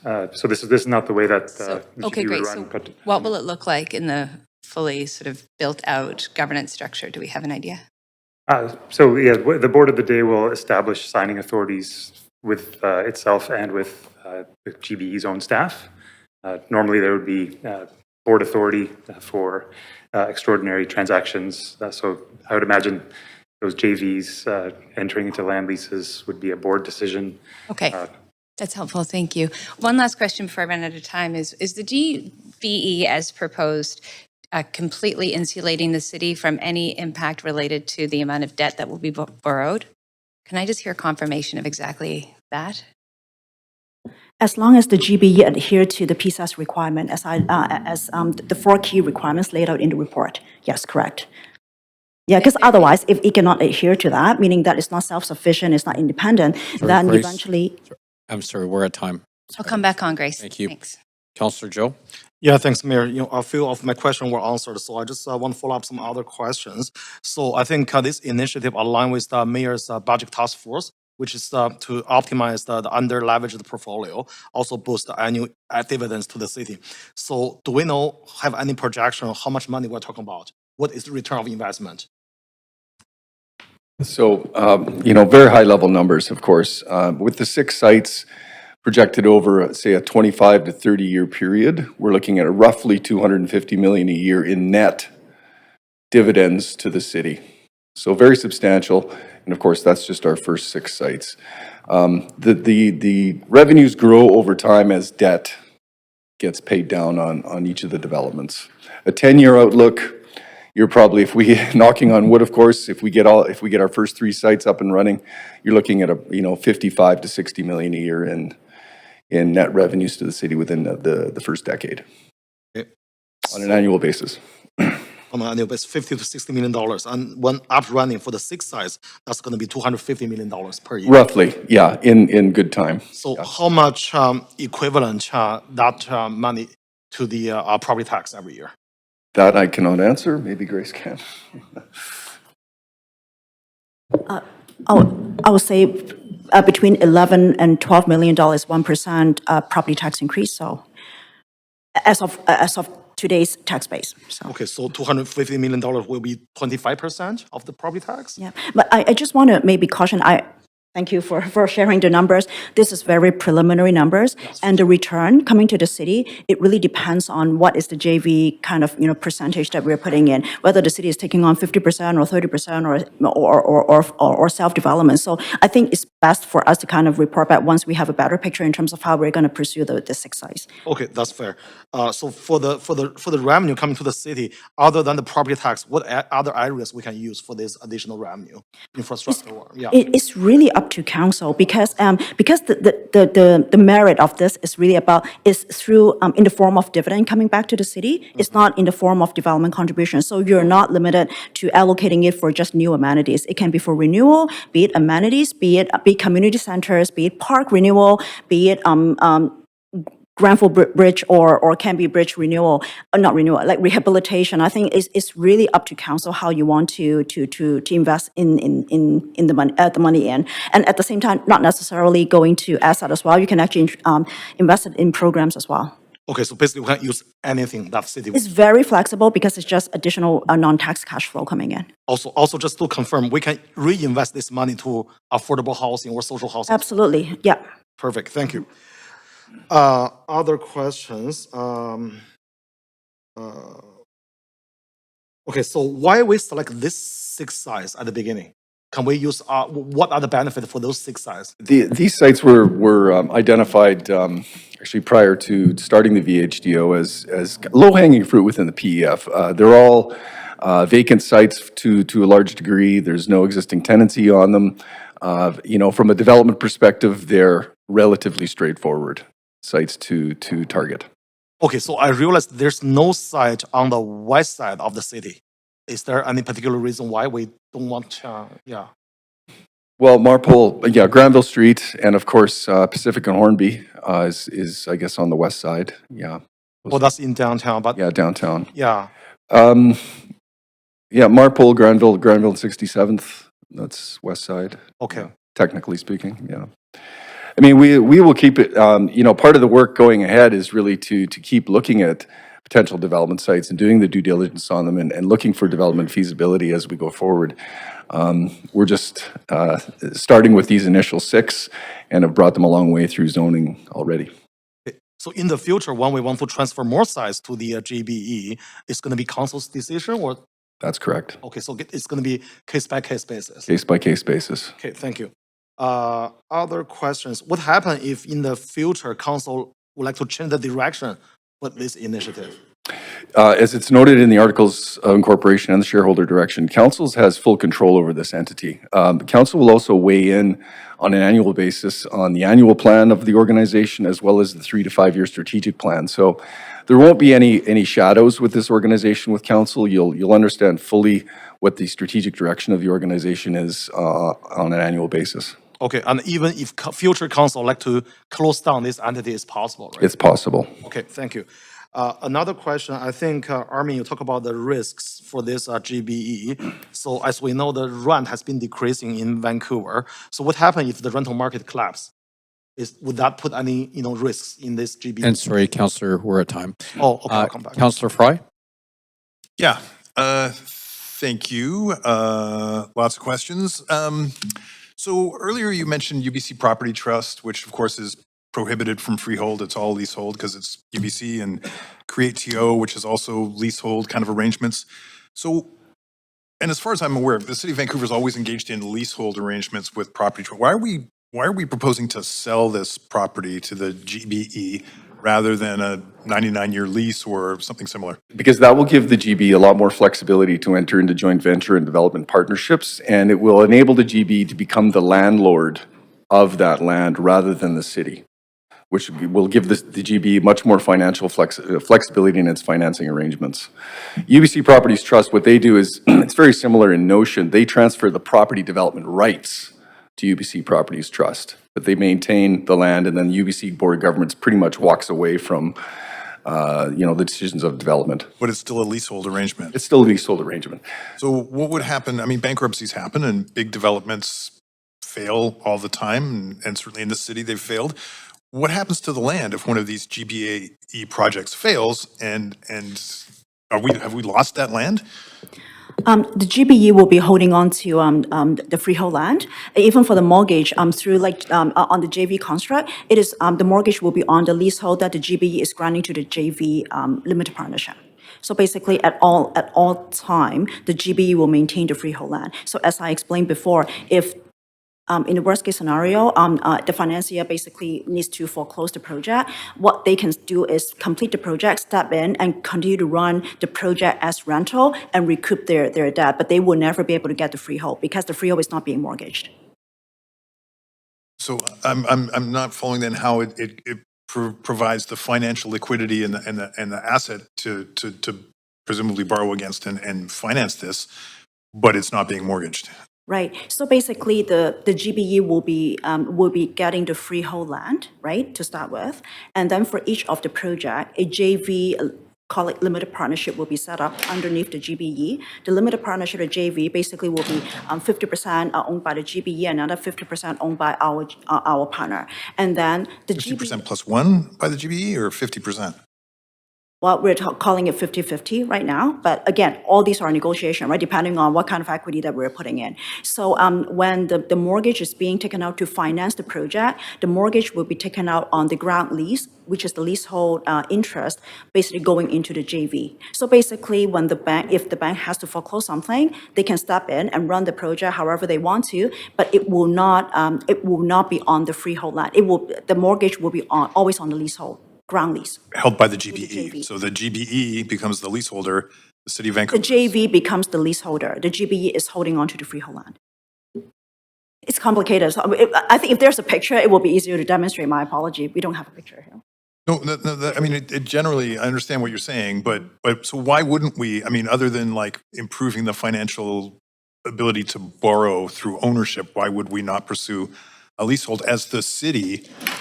Rather than selling it to the GBE, why don't we just lease it to the GBE? Rob Evans, Associate Director of Long-Term Financial Strategy. Part of this has to do with meeting the PSAS standards for the GBE accounting requirement. If we provide a leasehold interest to the GBE of the property, that leasehold interest would have to be renewed over time, which could be seen as a subsidy, whereas this is really just a one-time investment into the GBE by endowing it with the land.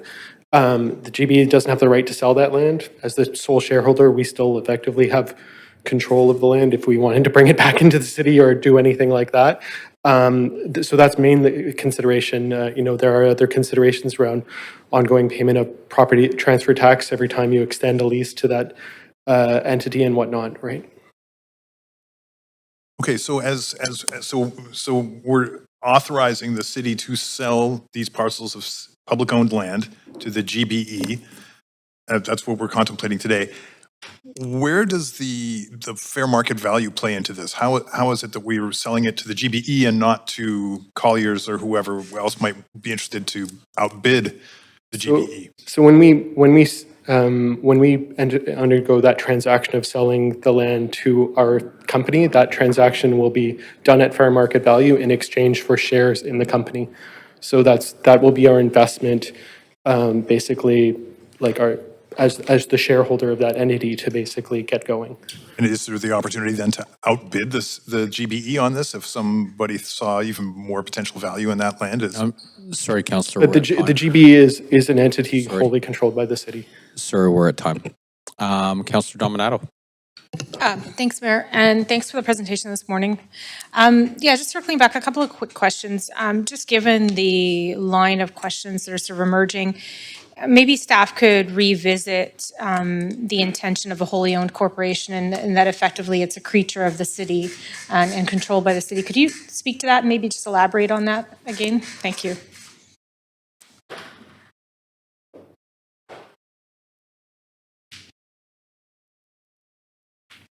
Michael Jaworski, External Counsel. So if I understand the question, it's elaborating on how the entity is a creature of the city? Yes, and that structure and control, because I think what I'm hearing is questions around concerns over risk. And so I think it would help if there's a bit more clarity around what we're creating or what's proposed to be created.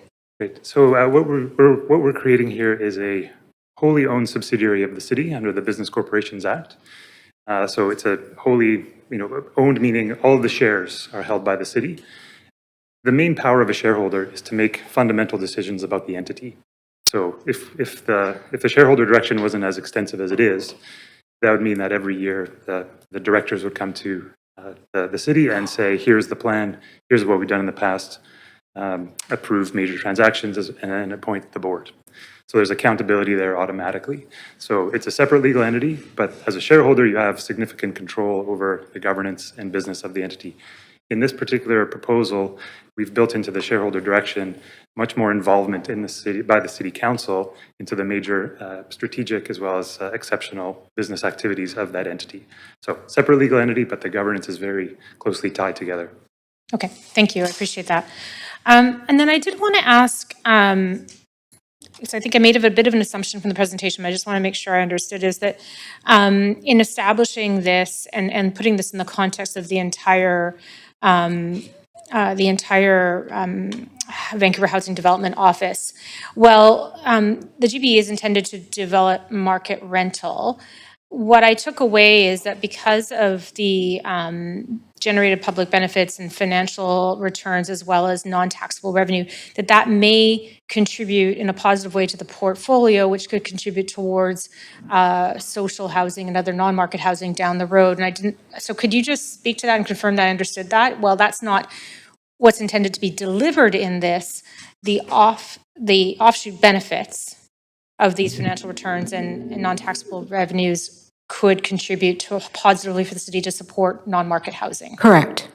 As it would any other infrastructure deficit that the city may be experiencing at the time. And so if there's not enough senior levels of government, for example, coming into funding any kind of nonprofit and or co-op housing, you could potentially use the revenue derived from this non-tax revenue towards that, yes.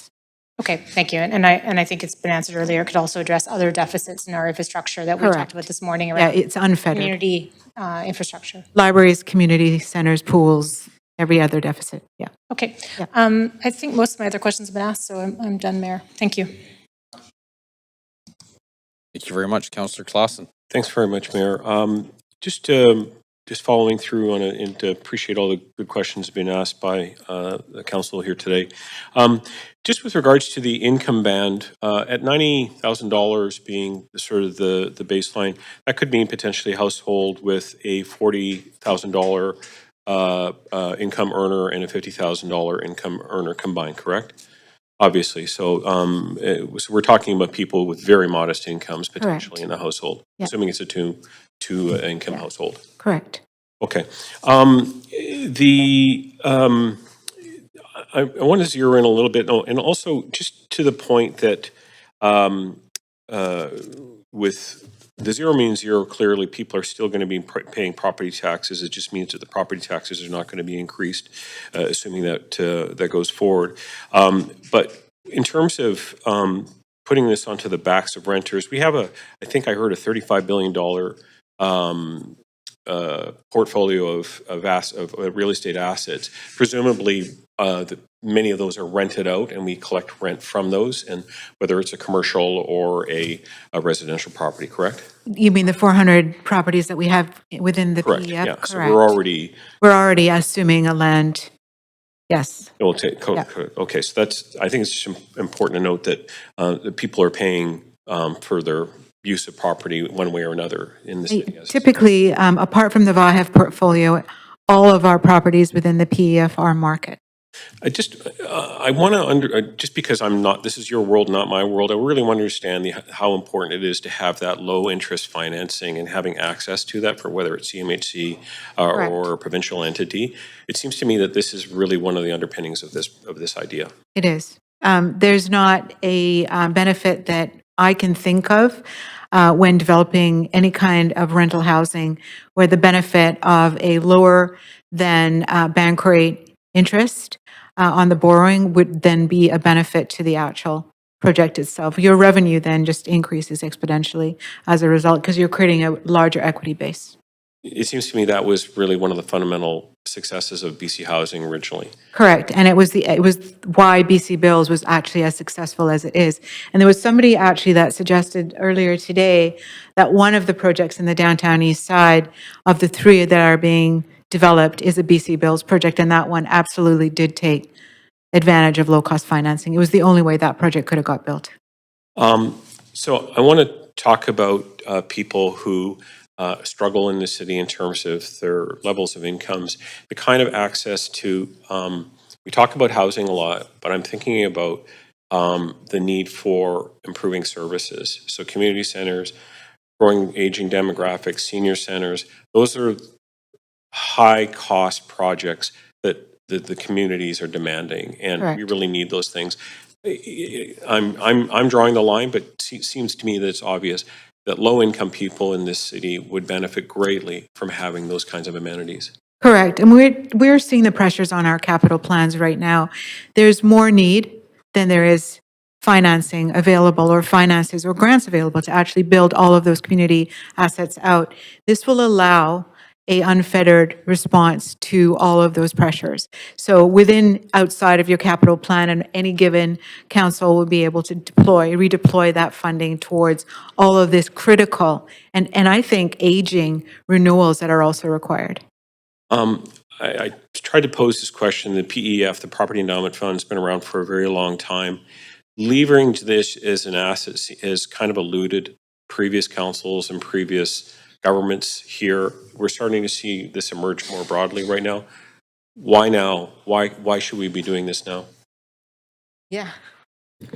Yeah, thank you for the question. It's actually a very good question because I think it's really about the difference in strategy from like decades ago, because PEF was set up largely as a land bank. So PEF, as an example, they will acquire land and they will do land assembly over like a decade or over a decade or even longer, and then they will upzone it and then they will sell it. So basically, the model is quite different than what we're thinking right now, because that one is really about waiting for a long time, sell it, and then you will have I would say an influx in cash flow to the city, and then wait for another how many years. This one is really about let's deploy it, let's hold on to the rental project and generate ongoing income as opposed to just kind of buy and sell. So it's a different strategy. It's not one strategy is better than the other, but the focus is different. But not sell public land. Exactly. So in the GBU, Sorry, I was taking a bit of my time. 10 seconds, please. correct. Thanks a lot. Thank you. Sorry, Councillor Maloney. I'm concerned, I'm hearing that it's going to be 10 years before we start generating income. And I'm also hearing that although one of the purposes for which we could choose to spend these funds would be affordable housing, that, every time I've heard this, the purpose of this, it's to address the infrastructure deficit. When we've got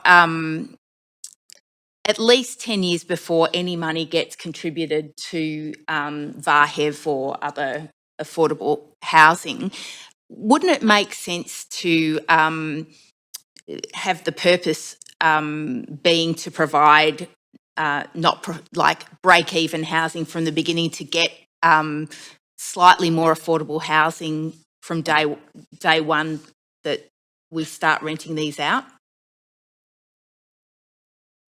I'll take a crack at that. The purpose of the Property Endowment Fund lands is to generate maximum financial returns. Affordable housing does not do that. Every time you say affordable, it really means taxpayer subsidy.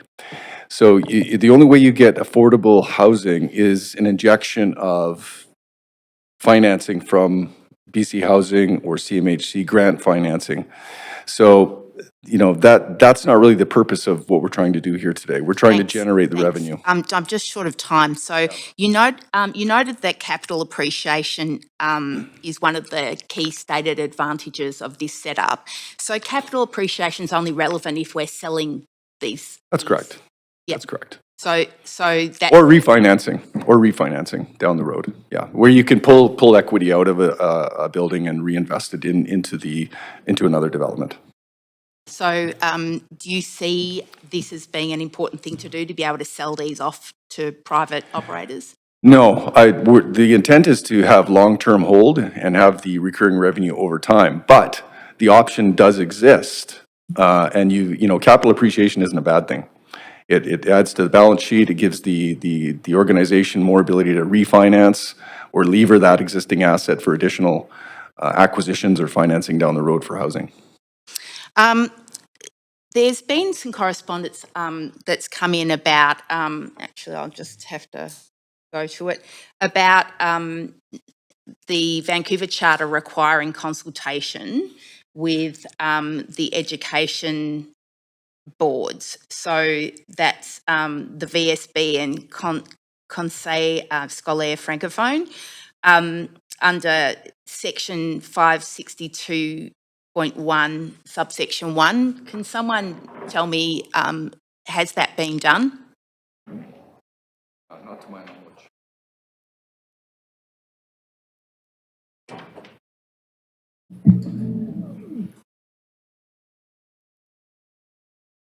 Yeah, I'm not sure what requirement that you're specifically looking at, but we could look into it and get back to you in terms of whether or not it's a requirement for this. Yeah, thanks very much. I'm going to leave it there for the moment and come back on. Thanks. Great, thank you, Councillor Orr. Thanks very much. Lots of talk about income bands and things like that. In that spirit, I'm going to move an amendment. Let's send it off right now. You want to put me on the queue? So, all right, questions? I'm sorry. Apologize, but I sent it off anyways. All right. Questions. So we talked a lot about Burnaby. How is this different? So you said Burnaby is subsidized. Is it like a cross subsidy or? No, Burnaby. The main difference is that what we're proposing is that the GB will operate in a financially self-sustaining model. So once the initial investment is made by the city, it'll be up to the GB to ensure that it maintains its operations on its own through development proceeds over time. The Burnaby Housing Authority currently is subsidized by the city of Burnaby in terms of its operating.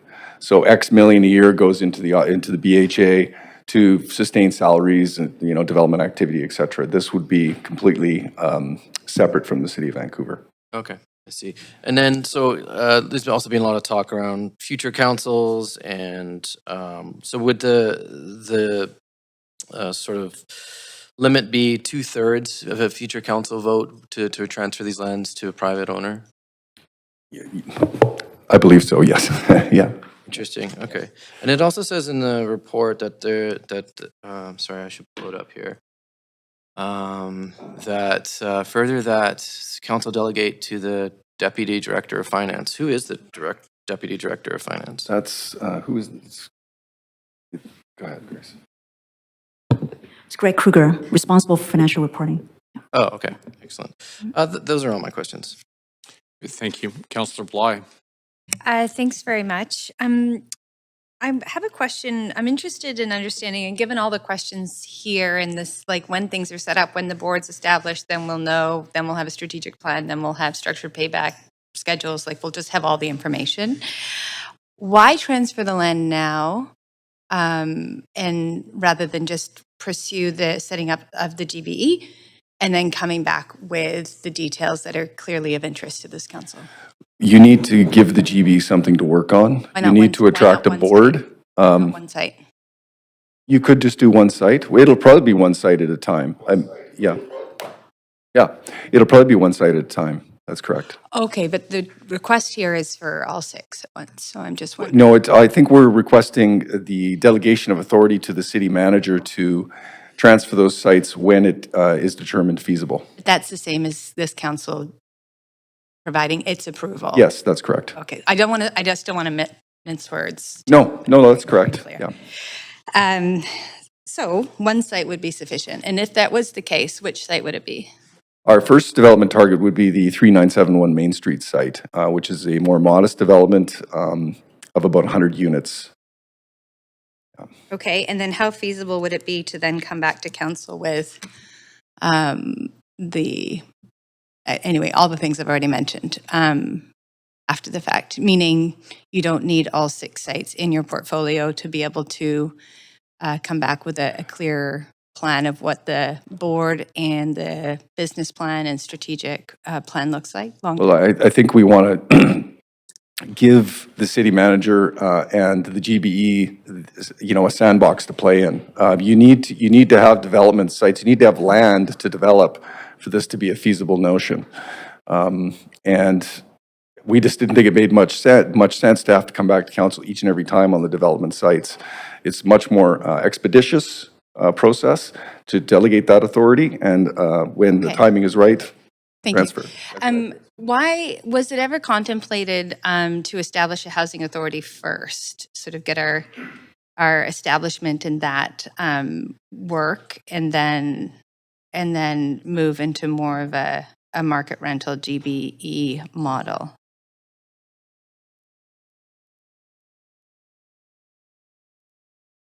Thank you for the question.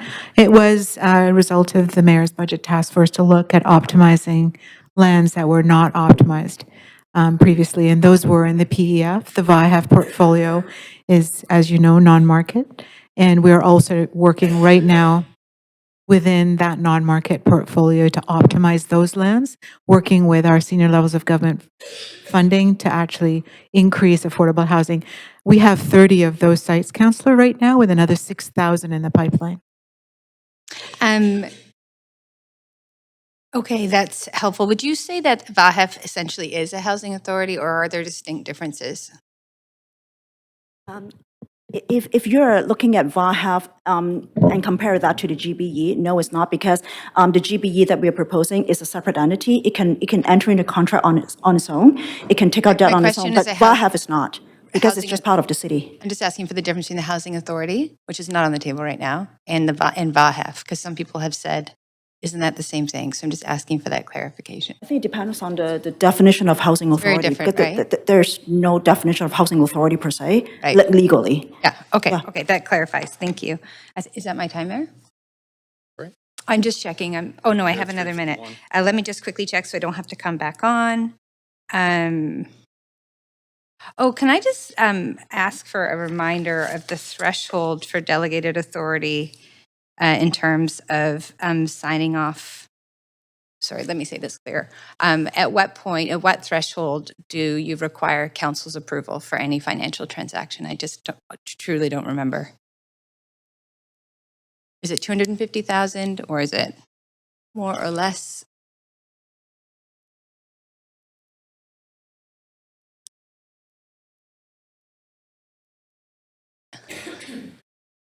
This GBE is really not falling under No, just under normal circumstances. Oh, I'm sorry.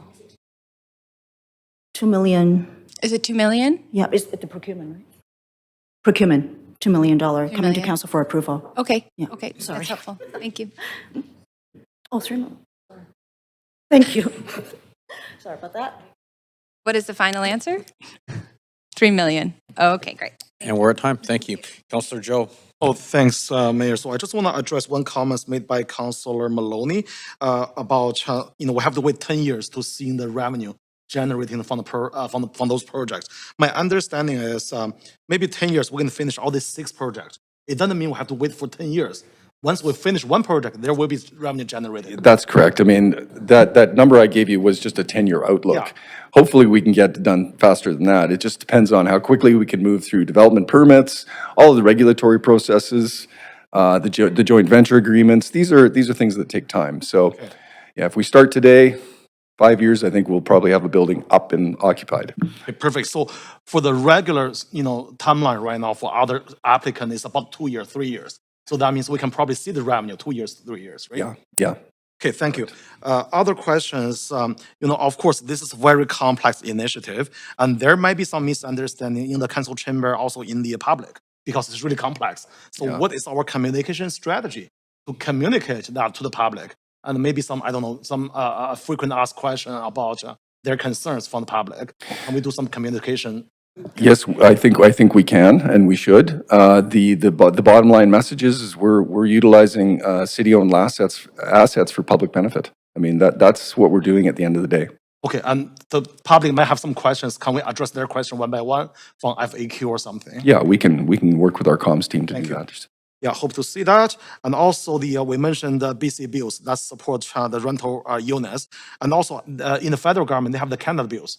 That's right. Yeah, so would that qualify for the Canada bills program as well? Yes, and we have active conversations with them going on right now. Okay, perfect. And that would receive some financial support from the federal and provincial government. That's correct. To actually make this project more affordable. Correct. Thank you. Last questions. I think Councilor Clausen, you asked this question in the morning, but we haven't seen the answer yet. The PEF was created in 1980s. So why almost 4 decades there's no such an initiative brought to council? Just very curious to know the answer. I know we didn't answer your Yeah, question. thank you. Just want to reiterate that previously when PF was run based on the land bank kind of strategy, you buy land, you do land assembly, you wait for the upzoning, and then you sell off the land. So the income stream is kind of like this, and then boom, there's a sale, and then you wait for another 10 years and do that. Here, I think the strategy is a bit different because what staff is thinking, and also based on the mayor's budget task force, is that why wait for that kind of like once every 10 years thing? If we were to deploy and optimize the use of the land and then generating ongoing income stream to help support to address the infrastructure deficit, that kind of steady income stream may well be better than just buying and selling land. Okay, thank you. Councillor Zhou, I'd just like to also add, as a result of looking at our PEF portfolio in totality, we are constantly looking at opportunities to deploy sites that are not optimized. So, for example, we're going to be we brought forward a couple of weeks ago a council report to sell a couple of properties. These are properties that aren't really reaping any benefit for us, and so we're constantly looking at right-sizing that portfolio. Okay, that's really clear. Thanks, Armin. Thanks, Mayor. That's all my questions. Thank you very much, Councillor Fry. Okay, so I'm trying to wrap my brain around why we're doing this. And I mean, at a time when other developments for purpose-built rental aren't penciling out and we're hearing lots of pain in the industry, yeah, we're moving ahead on this. And I realize it's a long game, but what is the imperative to do this? Is this being driven by the mayor's budget task force, or do we see an opportunity that is unique to our position? I'd probably wager to say both. I want to reiterate again that we are not going to take undue risk within the market. We've given a 10-year timeline. It's a timeline that we're suggesting right now. It could very well be 12 or 15. It's going to vary on, again, not saturating the market and competing necessarily with private market developers. But at the same time, there's going to be windows over the next decade that will likely be able to move forward with these. Given my limited time, so this is being not driven by the economic context of the moment, but rather the imperative from the mayor's budget task force to do this generally. Generally, for the most part. But again, using the long game as... Totally get that you're not going to... No. But I just want to, what's driving this? Correct. So there was mention of income bans. I think Councillor Clausen had some questions. I don't see it in the report. What was... Well, what we're trying to do, Councillor, is to work within the provincial income bands of $90,000 to $194,000 household income a year to create a rent structure. What's the median household income in the city of Vancouver?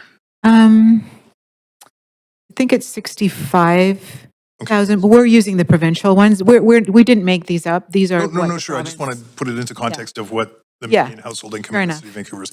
So, Brad, one of the slides had generate public benefits through development. And you variously mentioned housing, and I think I even heard the mention of inclusionary zoning.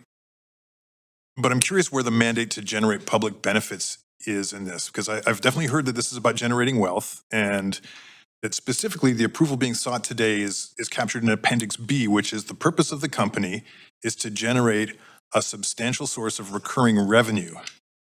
But there's no condition in that mandate to generate public benefits that I'm seeing. Rather, it's just to generate revenue that could be used as council sees fit. Is that? That's correct. The revenue is the public benefit because council will be able to reinvest that as it sees fit on the day. So it's a theoretical public benefit because council, we're not fettering a future council that could spend it on whatever. Yeah, I mean, you'll still maintain your regulatory authority on all the rezonings. So when the rezonings come through, you'll be able to make those judgments on an individual application basis.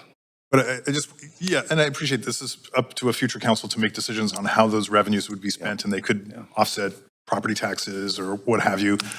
Or they could be personal pet projects that the council of the day puts forward. It's not necessarily a public benefit. There's not a clear mandate that this delivers housing affordability or public benefit, just to be in that sense of housing affordability. That's correct. We're setting this, I mean, the mandate is to generate maximum revenues on the land assets. The idea here is to lever the city's owned assets to generate value. Yeah.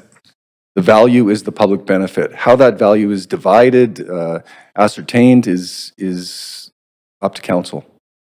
Yeah, no, and I appreciate that, and I just want to make it clear as we're having this conversation, because I think there's a lot of stuff being thrown out here, and it may be confusing for members of the public, and so, okay, thanks, Brad, I appreciate that. You're welcome. Thank you very much, Councillor Kirby-Young.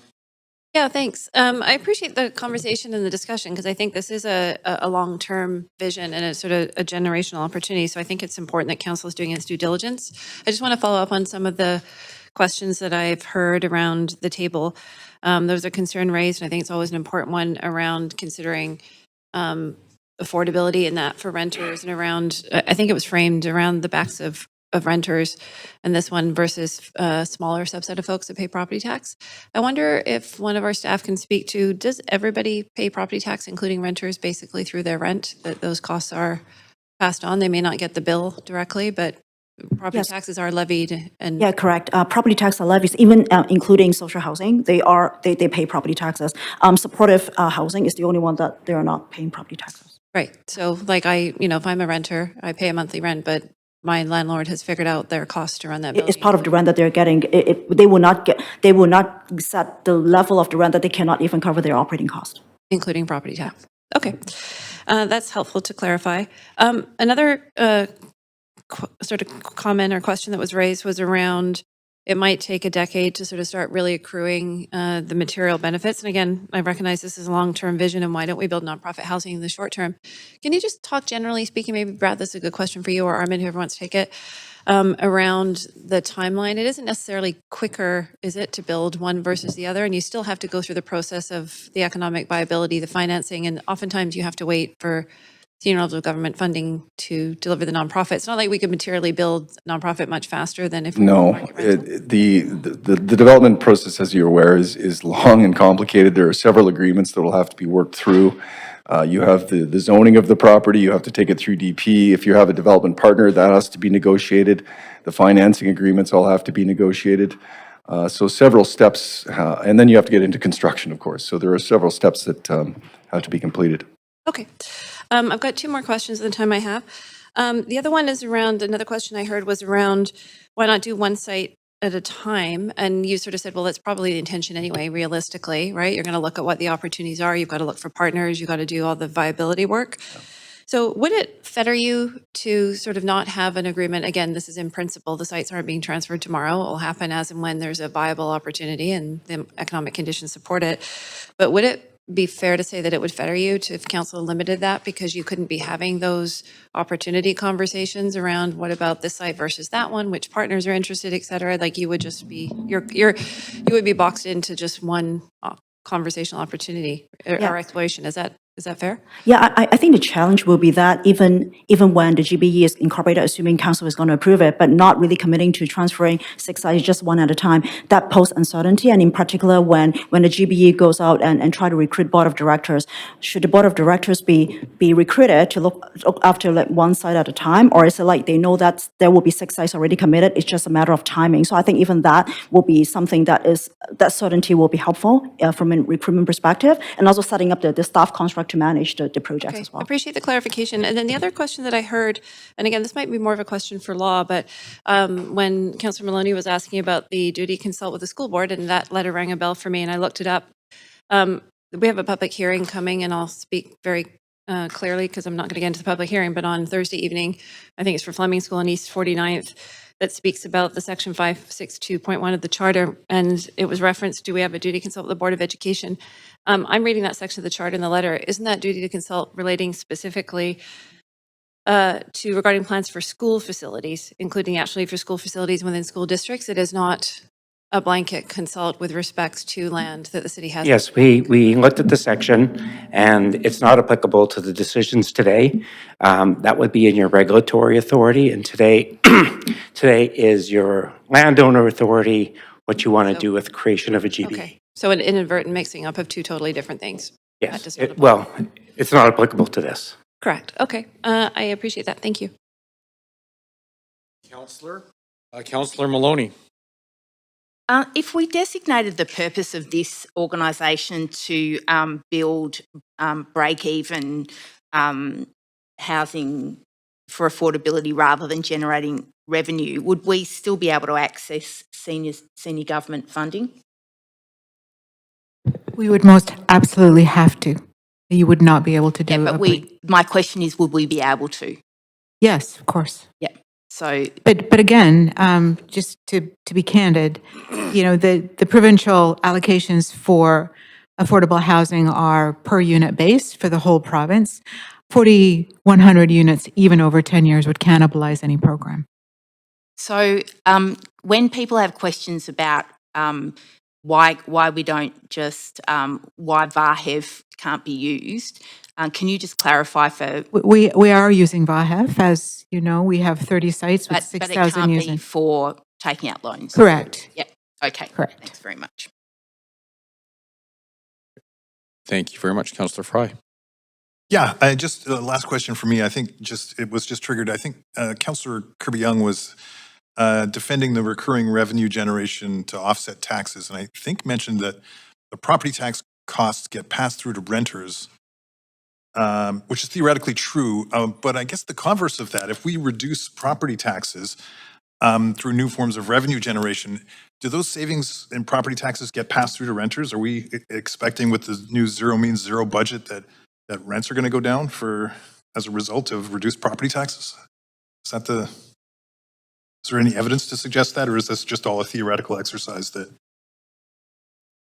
I'm being cheeky, actually? So it's not really a question. It's more of I'm trying to highlight the notion that revenue generation to offset property taxes does not necessarily translate into some kind of magical savings for renters, and I don't think that's an accurate representation of how this would work.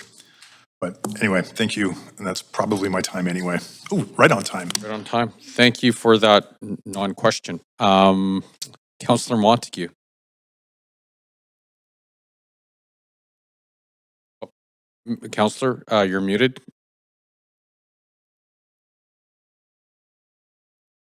Sorry about that. Thanks, Mayor. Just a quick question with regards to, I just want to clarify something that was said earlier. Confirming the PEF was, it was established to generate revenue for the city, right? Completely separate from VAHEV, correct? Correct. Its sole purpose is to be a revenue generator, just like property taxes, parking, permit fees. Well, correct. Actually, in the mandate, it says that it has to generate reasonable market return. So basically, there's a benchmark, it's a market return. Okay, so that's interesting because we own 400 properties that are directly associated to the Property Endowment Fund. My understanding is that's worth about, I think the last figure I heard was $8 billion. Is that does that sound about right? That's correct. Okay, and if I remember correctly, the revenue that is currently generating is $13 million a year. I think it's about 25 to 28 million currently. Yeah. Okay, so about 1/3 of 1% return. Is that my math in my head works? Yes, it's low. Okay, I get that wouldn't be considered a market. No, market income, would it? if you characterize the property endowment fund as a real estate investment trust in the market, you would be looking more like the 6 to 8% would be a reasonable market return. And we're making 0.3 of, so 1/3 of 1%. I'm pretty sure a savings account at a local bank makes Yeah. better than that, but okay, I just wanted to, sorry, go ahead. No, Armin. no, it's fine.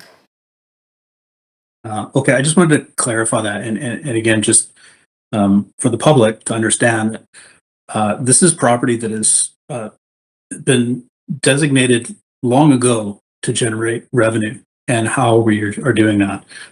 So I think it's important to understand that it's only generating $13 million a year right now, which is woefully inadequate. And with that, I think, I see Council Miser on the list, so I'll leave it at that. Councillor Montague, we're about at 24 to 28 million right now, not 13. So we have increased it substantially. Yeah. Still, if my It's math is still, correct, it's still low. You're absolutely right. it's less than 0.5%. Correct. Yeah. Okay, thank you. Thank you very much, Councillor Meisner. Yeah, thanks. I just actually want to follow up on Councillor Montague's question. Armin, just to clarify what you just stated, is that revenue across PEF, the 24 million?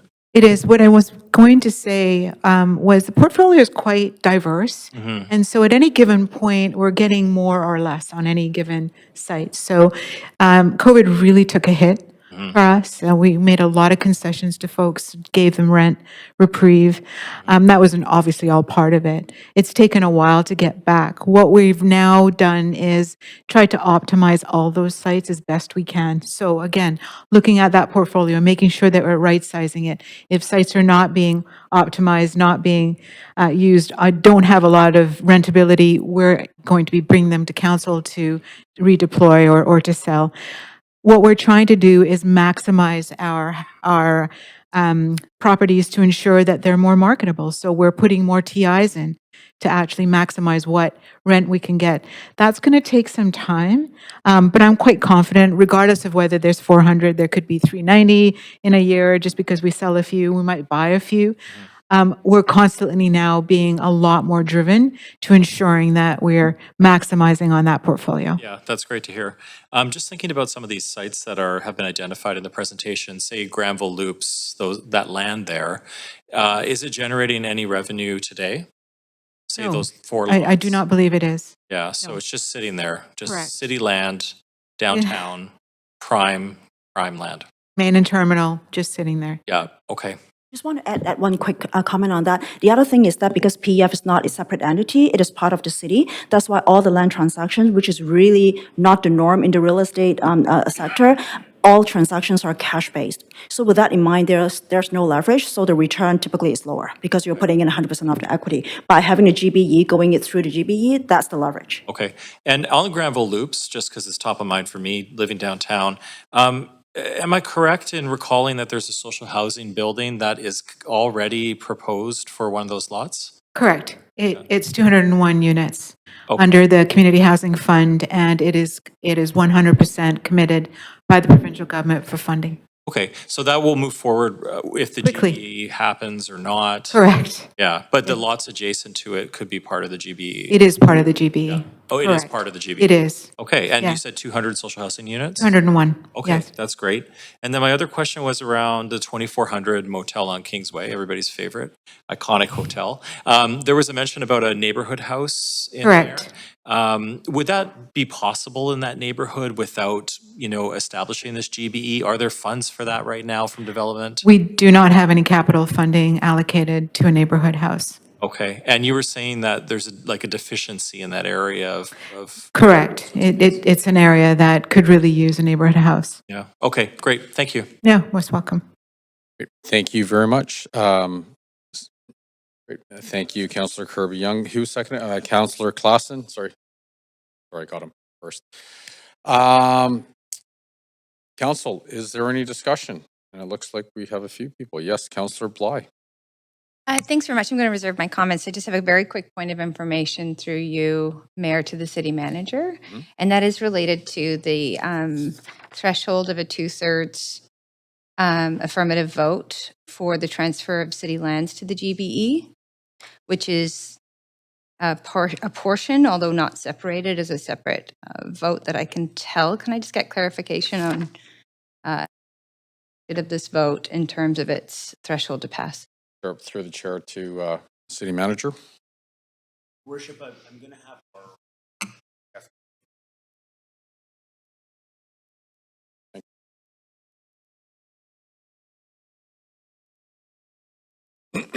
Yes, Council. The recommendation is such that the decision is all in one recommendation.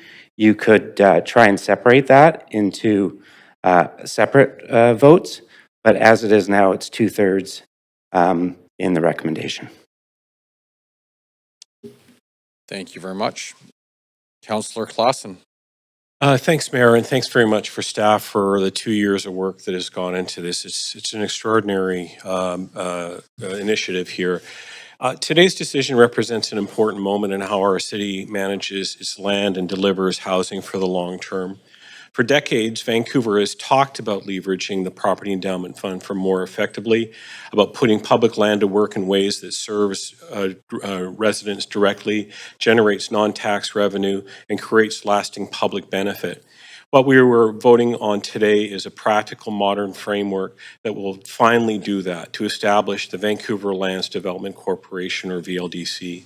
This corporation will allow us to act as a true developer of housing on city-owned land, something that, under our current structure, we simply can't do without jeopardizing the city's credit rating or debt capacity. By setting up a wholly owned public enterprise, we can take on the financial responsibilities and risks of development without exposing taxpayers. Super important. But this is not just a financial reform.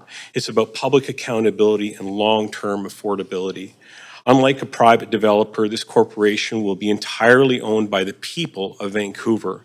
Its board will be appointed by council. Its strategic plans will come before council, and every dollar of profit will return to the public in the form of dividends that can fund the community centers, seniors facilities, and affordable housing our city so clearly needs.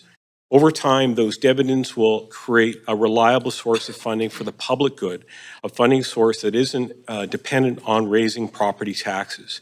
And I want to be clear, this is not about privatizing public land. It's about strengthening our ability to manage it responsibly and productively, to keep it in our public hands, but make it work harder for the public interest. In that sense, what we're creating here is not unlike what's been done successfully in other great cities. Vienna, for example, has shown the world that when municipalities take an active professional role in developing and owning housing, the results can be both financially sustainable and socially inclusive. Vienna's model demonstrates that the public sector can be an efficient, innovative, and long-term player in the housing market. We're not copying Vienna, though. We're building a made-in-Vancouver approach, but we're guided by the same principle, that public ownership can be a force for affordability, accountability, and quality. The Vancouver Lands Development Corporation will start with 6 city sites with the potential to create roughly 4,000 new rental homes. Over time, it will help us generate hundreds of millions of dollars in value that will go directly back into community benefits. And as revenue grows, so does our capacity to reinvest, whether it's in new below-market housing or renewing aging co-ops and nonprofit housing that have been part of Vancouver's social fabric for generations. We know that government alone cannot solve the housing crisis, but the government must be a leader. This model gives us a powerful new tool to lead, to work with private partners, to attract new investment, and do it all under the clear public direction and oversight. Some may worry that this is too ambitious or that it introduces too much risk. But the structure we've designed, the articles of incorporation, the shareholder direction, set strong guardrails around borrowing, partnerships, and governance. Council will remain the sole shareholder with the power to appoint directors, set strategic direction, and approve all major decisions. In other words, this is not an arm's length body that goes off on its own. It's a public enterprise accountable to the people through their elected council. So while this may be a new step for Vancouver, it's one grounded in prudence, transparency, and a clear vision for the future. Council, this is more about creating a new corporation. It's about ensuring the value of our public lands, the value built by generations of Vancouverites, continues to serve our residents, not just for the next few years, but for the next century. I believe that establishing the VLDC will give Vancouver a sustainable financial foundation, a stronger housing delivery system, and a renewed commitment to the public good. I hope you'll join me in supporting this important step forward. Thank you very much. Thank you very much, Councillor. Councillor Kirby-Young. Yeah, thanks, Mayor. And thank you to staff for all the work on this. I know it's been a long time, well, it feels like a long time, since November 2023. And I took a bit of a trip down memory lane, and I knew that this is a historic moment and a rare moment. And I kind of went back to look at where did we start. And at the time, this motion that was brought forward on November 15th, 2023 was roundly supported unanimously by council, by 10 council members that were present at that time. And I think that that really shows the willingness and openness of council to actually pursue generational benefit-making opportunities for decades to come. I call this cathedral thinking. And cathedral thinking is really a long-term multi-generational mindset that is about planning and executing long-scale projects that may not be realized within our term or even all within the next term, but they will be completed and they will continue to pay those dividends and those benefits that have been referenced. It is sobering, if I can use that word, to look at the fact that we've got about $4 billion worth of assets in the Property Endowment Fund, and our return, as was pointing out by one of my council colleagues, is less than 0.5%. That's pretty significant. Will it take time to generate the revenue and see $55 to $60 million per year in a decade? Yes. Will it take time until you get to an optimal scenario where you could have $250 million or $250 million a year? Yes, it will. But this council has an opportunity to create and produce those dividends, as I said, financially for generations to come, that can be invested in the infrastructure deficit, that can be invested in the nonprofit housing priorities and whatever those needs are of the day. Unlike CACs, those are unfettered. So it is within completely the discretion of future councils as to how and when those are invested, which is not the case just today with the increasing regulation that we see over CACs. It can be used to address the infrastructure gap, as I said, amenities like pools, community centers, safer, better sidewalks, transportation improvements, libraries, and more. There's a lot of dialogue today about how CACs are impacting housing viability and their collections are uncertain. This move recognizes that. It recognizes the limitations of the property tax that many in this room have said is a limited and not a progressive source of revenue. And it recognizes the ability that changing housing tenure types have on our ability to collect CSEs, not to mention the senior levels of regulation that are coming in on that. We often hear, why can't Vancouver have more publicly owned housing like Vienna? My colleague also mentioned that one, and other parts of Europe where the government owns it long-term. This is it, everybody. This is our opportunity. And the City of Vancouver is a predictable long-term landlord. We are in it for the long haul, and we do hold on to our assets and respect very much the importance of retention of private land. To the private sector who voice concerns, the City of Vancouver's holdings will be a drop in the bucket compared to private development industry, and there is no special pass for the city. We are subject to the same processes and regulatory requirements to go through, and we are subject to the same economic conditions for the viability to make our projects work. But I am compelled by the ability to earn twice as much from a return perspective versus our current model where we just simply lease the land. I've also heard many in this chamber talk about municipal finance reform. For as long as I have been elected, I have heard folks talk about the importance of that and coming up with new tools and revenue. We haven't seen the action that we would have hoped on that from that advocacy from other levels of government. And again, this is about our taking charge of our own financial destiny for the betterment of future Vancouver residents. I will say it again, and I think it's the most apt analogy that I can make. It is cathedral thinking. We are thinking beyond this moment. We are thinking beyond the rest of this term. We are thinking beyond next term. And I commend the fact, again, that this was so roundly supported by council, because while we may see part of it built when it is flourishing, I look at how often things like the UBC Land Trust are held up and the ability that has given and cited often as the most successful model in North America in terms of a trust, and the ability that has given to build out amenities. We often hear that people go to UBC to go swimming and do all those things. How do they do that? Because they set up things like this. they have revenue recurring coming in. So I really appreciate the due diligence that's being done by councillors around the table and the questions are being asked. It's important.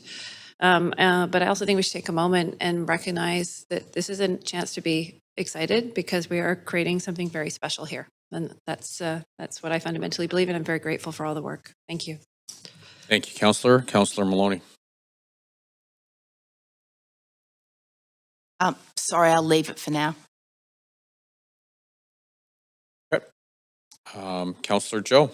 Yeah, thanks, Mayor. So really appreciate all the amazing work from our staff.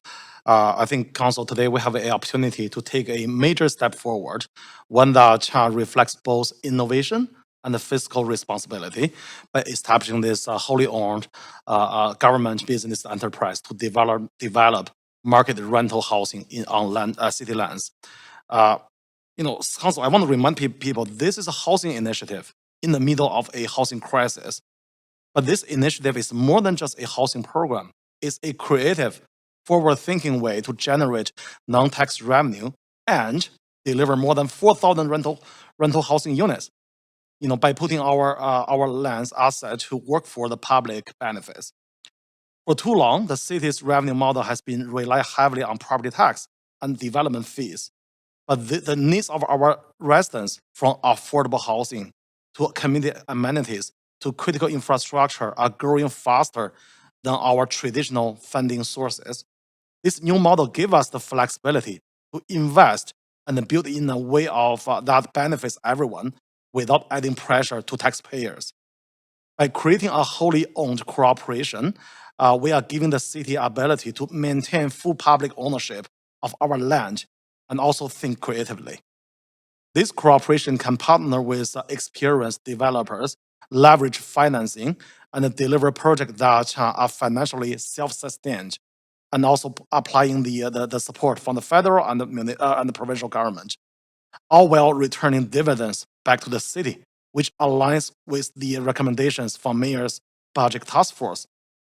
Over time, these dividends will help us fund affordable housing initiatives, public amenities, park, childcare centers, libraries, community centers, and major infrastructure upgrades we desperately need at this time, and also improve our daily life for residents. This approach is about transforming static land value into a wide range of public benefits, a long-term of investment strategy that strengthens Vancouver's financial foundations while addressing our housing crisis and improve our public benefit for all the residents. It's a bold but responsible move. It's about harnessing creativity to generate value, not just for the balance sheet, but for the residents in the city. Let's take this step forward to build, to reinvest, and to ensure that Vancouver thrives not only today, but the generations to come. So today we are able to make that decision to support all the future generations. Thank you. I'm going to support this report. Thanks. Thank you, Councillor. Councillor Meisner. Thanks, Mayor. First of all, thank you to the staff and the industry experts I know that have been engaged on this initiative, whether that's legal, accounting, to build thousands of new rental homes for Vancouver residents. I do feel well informed to make a decision on this today based on not just today's meeting, but the previous updates that Council has received on this initiative. So I truly believe that this is a thoughtful and forward-looking approach to what's really a remarkable opportunity that we're really fortunate to have in Vancouver. Thanks to the foresight of our city staff and previous councils, some of whom secured this land decades ago, we're now in this really fortunate position to put that land to work for the public good.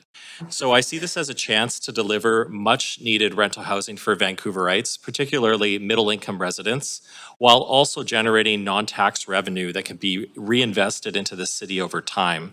So in my eyes, that means more funding for infrastructure, for community centers, for below market and co-op housing and other public amenities without putting additional pressure on property tax. And we know the affordability challenges that Vancouverites are facing.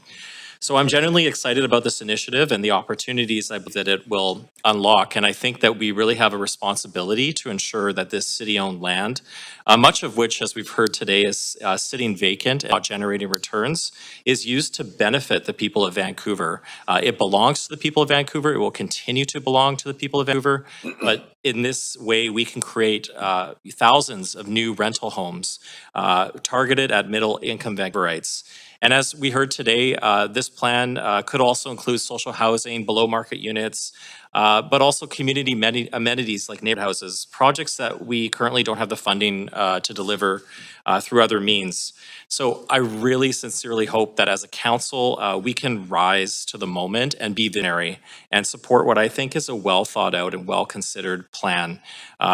The plan not only addresses our immediate housing needs, but it also creates long-term financial sustainability for the city of Vancouver.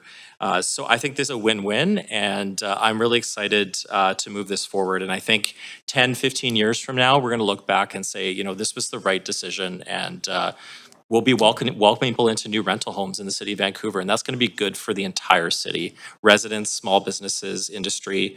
I just really urge my fellow councillors who may have doubts, this is a well-thought-out plan, and please support it. Thank you. Thank you very much, Councillor Fry. Thanks, Mayor. And thank you, staff, for all the work that's gone into this and for the presentation and for joining us here today. We're sitting here because we're elected. We're sitting here because we have a contract with the people of Vancouver. We have a social contract. Residents agree to follow local laws and pay taxes, and we commit to providing services, infrastructure, and fair governance. This is public land that is bought and paid for by the people of Vancouver. It's the commons, and medieval times, the concept of the commons has been foundational to our law and to our collective rights, and indeed why we're even sitting here. The Vancouver Charter, local governments, most of the free world, cities enact bylaws and policies that can support the commons-based governance, especially in areas like land use and specifically with regard to public land. These are shared resources that belong to all of us. But what we're essentially being asked to do here is to sell off this public land, albeit to an arm's length organization, not only under our control, but not really. But the mandate of this GBE is simple and clear. It's to make money. The revenues are going to be predictable, and those revenues can be used as a council sees fit. But there's no mandate to support affordability for people who live and work in our city.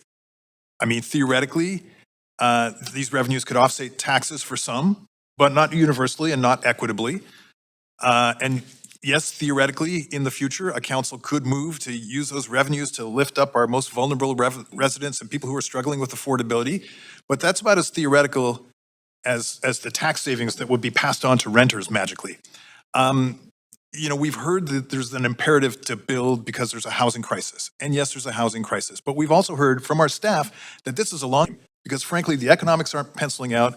There's no plan to build this in the immediate.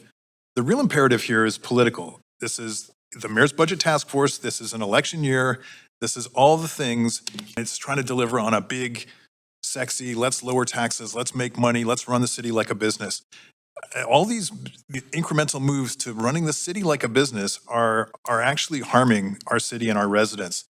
And while I appreciate the innovation that has come from the staff reporting on this and the work that's gone into this, I think fundamentally this is an abdication of our role to protect the public commons and to really ensure that when we're taking public land, we're not putting it into private use. We're not putting it into just the highest and best use to generate the most revenue out of our public lands that we all own, but instead, we're looking to make better for the people of Vancouver and for all the people of Vancouver, not just the property taxpayers, but all the people of Vancouver. And we're doing that clearly and transparently. And I would be able to support this if there was clear direction in Appendix B that states out the purpose of this GBE, that actually gave it a mandate to deliver some kind of equitable thing to the city of Vancouver, to the people of Vancouver, but I don't see it in Appendix B. All I see is a mandate to make money. And for that basis alone, I just simply cannot support this work and direction. So, thank you. Thank you very much, Councillor Bly. Thanks very much. I do see there's others on the queue. I have an amendment to the motion, but I'm happy to come off and allow whoever hasn't commented yet to speak to the report. Sure. Okay. We'll just keep going. Councillor Orr. I already sent in my amendment, so I don't know if Councillor Dominato, if you want to finish with your remarks or. Well, Councillor Maloney, you're next on the queue. Yeah, I'm concerned that there's a fundamental conflict between the city's obligation to use all its tools to put downward pressure on rents, including using city lands for building non-profit housing and reducing zoning restrictions, and the stated objective of this organisation, which is to maximise revenue generation from tenants. We could be using these sites directly to build break-even housing. We could change the purpose of this organisation to, in a housing crisis, be more quickly and more directly providing non-profit housing rather than making it one of many options that may possibly happen sometime in the future. I'll leave it there just for the moment and see what is. Thank you. Councillor Dominato. Thanks, Mayor. And thank you to staff for the very detailed presentation. I'll touch on a couple of things. I think if you ask the public right now what is top of mind, affordability is top of mind, housing is top of mind. And what staff have brought here to us today, and it's not the first time we've seen it, is a transformational piece to help us address both those issues. It leverages city-owned land, and I don't think anyone questioned us doing that. We have done that, speaking to my colleague's point about the commons. Well, the city has leveraged city-owned land for a whole range of other spectrums of housing. I don't think anyone would question that. And to deliver market rental housing, which we know is still needed in the city. But the other aspect of that has been touched on is the revenue generation that stems from that. And I think we all know there's only so many ways that we can balance our budget and fund the very deeply needed services we have in the city. It's taxation, it's fees, and then alternate revenue generation opportunities. And we touched on earlier, it was actually our city engineer who spoke to the incredible increasing costs associated with capital infrastructure. It's been, I think he named 60% is what he said. The inflationary costs of labor. And then we talked about our $500 million infrastructure deficit. And we talked about the fact that the potential revenues, which we heard in the first 10-year spectrum, could be roughly 50 to 60 million. 25 to 30 years out, you're looking at $200 and $250 million. That could go towards all those really critical pieces of infrastructure that the public is talking about. They want their pools, they want their community centers, they want their libraries, but they also don't want to be taxed to the hilt. They won't want to be paying more fees. And so you have to ask yourselves, how could we not go down this path? We can keep pleading poverty and go to the province and to the federal government and ask for more money, which we do every year. We have all these conferences and conventions, or we can take control of our own destiny. And it is a financial destiny that we're talking about, but it's not only financial. So the idea to suggest that this is a financial bottom line only is disingenuous at best.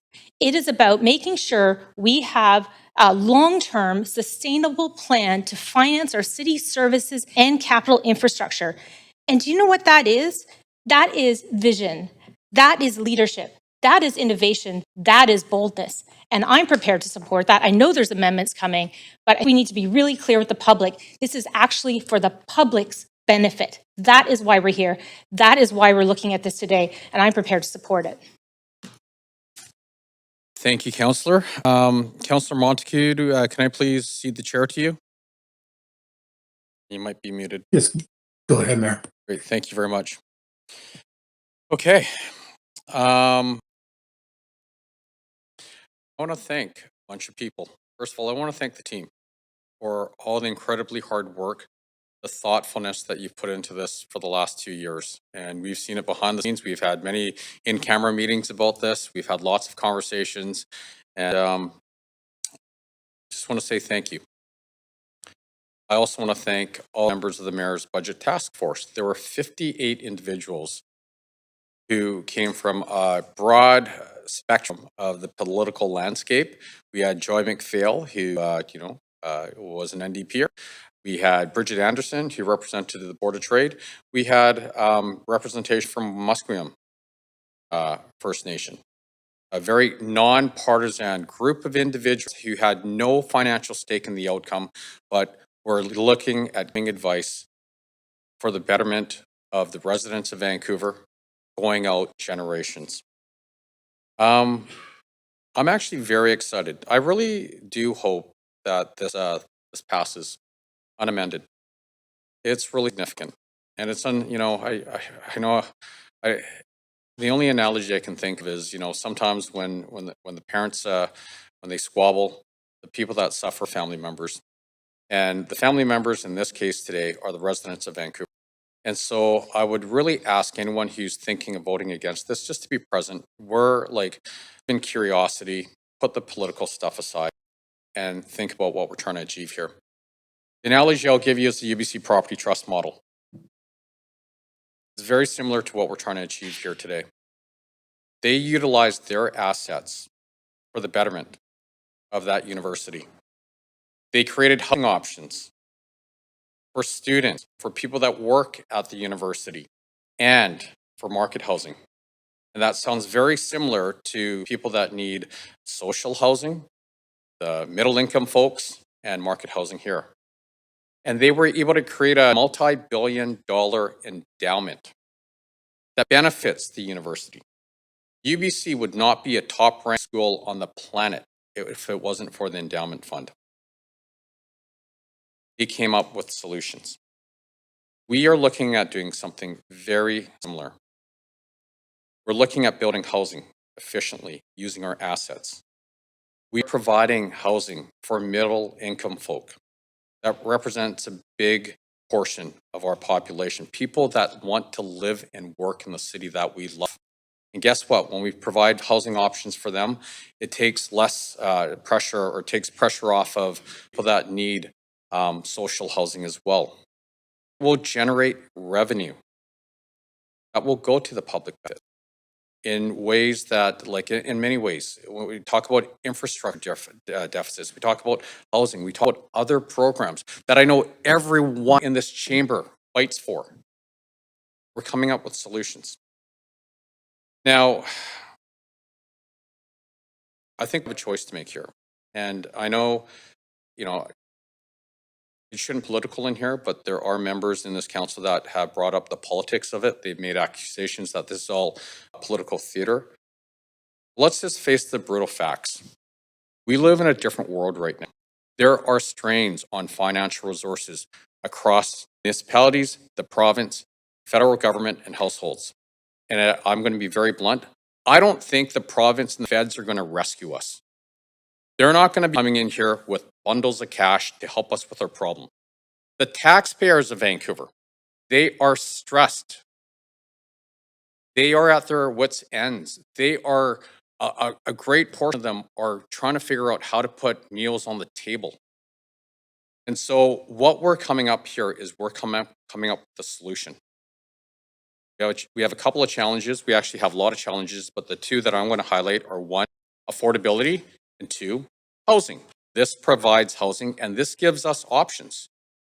These are solutions.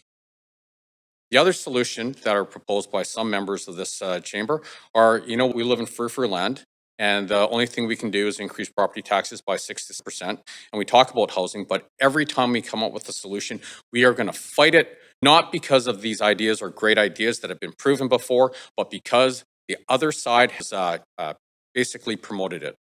And I, frankly, not as mayor of Vancouver, but as a resident of the city, a person who loves the city, who wants to see us succeed, it is disappointing that this incredible project is being politicized right now. So those are my comments. Hope. Thank you, Mayor. Your Thank time. you. I'll give the chair back to you. Thank you, Councillor Bly. Thanks very much. I have an amendment. We'll go to the amendment queue. Councillor Bly, if you can put yourself, here we go. Please go ahead. Thanks very much. So, I feel a little caught in the middle here from what I'm hearing on the debate. In my very first term, this was actually a question I raised. Sorry to interrupt. Can we please get a seconder for your amendment? I think that was Councillor Fry. On the fly. So This has been something I've been curious about for more than years. Very first term, these were the conversations that were daylighted as a new councillor about what we're doing with the PEF to deliver a greater level of affordable housing to our city, in the sense that city-owned land for public good in a housing crisis would deliver more affordable housing. And we would leverage that in every way that we can. So what I'm proposing here is a path forward, because what I really don't want is for this to be voted down, but recognizing there's a much higher threshold required in terms of support. We haven't yet satisfied that based on what I'm hearing around the council chamber. We have to remember, and I appreciate the impassioned speeches, but at the end of the day, council is being asked to authorize the transfer and monetization of approximately $400 million in public land assets into this newly formed government business enterprise, GBE, without some information. And so what this amendment is asking for, that information be provided ahead of making this final decision. So this, to me, is a path forward. We don't have a clear picture of fundamental business objectives and strategic long-term planning in this GBE. We don't have a defined rate of return. We don't have a payback structure. We don't have a evidence-based business case that demonstrates the financial viability, and thereby exposing public assets to potentially significant and unquantified risk. And I think that's what we've been debating today. So in the absence of this information, I'm hoping what we can do is prove a path forward to keep the conversation going so that we can see what the long-term financial projections are, that we can look at modeling around return of investment, that ensures that this council is exercising its fiduciary responsibility to evaluate whether this proposal represents a sound use of public assets and financial viability. I think that what we've heard around the chamber is a request for more information, and I recognize that we need to grant some sort of approval or authorization to get started. But clearly, there's information that's missing, and I know our staff can provide that. Both the public and also if there's portions that need to be in camera, so be it, as in accordance with our requirements under land use regulators, which this decision is being made. I will just flag that this really is about due diligence. We can all have different opinions about what needs to happen with this, but at the end of the day, we need to be sure there's a long-term strategic plan, that there is a risk mitigation framework, that the investment plan is solid. Council has all of the information necessary to make that decision, which I don't believe we have at this time. Just going through my notes here, I also think that council has a legal and fiduciary obligation to ensure that public assets are protected and managed with full transparency, financial due diligence, and appropriate governance controls prior to authorizing the creation or capitalization of a new government business enterprise. I see merit in what's being proposed. I also see more questions than I have answers in order to support it today. I'd like to support it, but I need more questions answered. And the last piece I'll just note is, and I've raised this as a question, and I think it's worth a report back to council in a public meeting.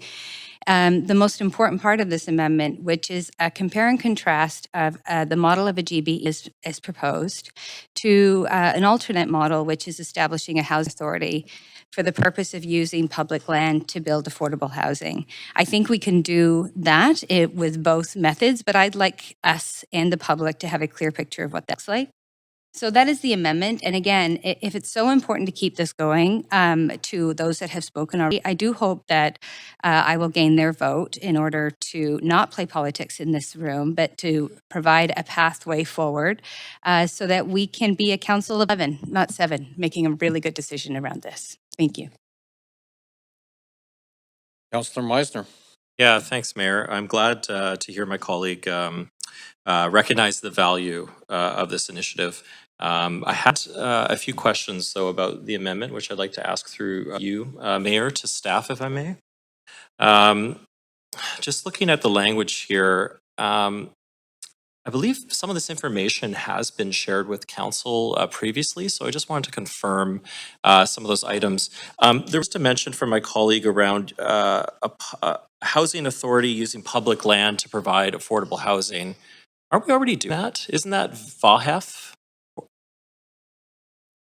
Just would appreciate a response from staff. Ryan Bigelow, Managing Director, Non-Market Housing Development. It really depends on how you define housing authority, right? So at the moment, VAHEF is a city-owned property that's used to create non-market housing. That portfolio is managed by city staff. So you could call that an authority. The authority, though, really rests with council and all major decisions in relation to those assets. But another model could be an arm's length authority, which would be something we're talking about here, but with modification. So. But even with the GBE council, those decisions around those properties are still going to come to council, right? Yes, yes. Yeah, so it's just like VAHEF in a way. In many ways. In many ways. Okay, thank you. The other, so that's number 7. We got the items here. Credit rating impacts. Has that been looked at?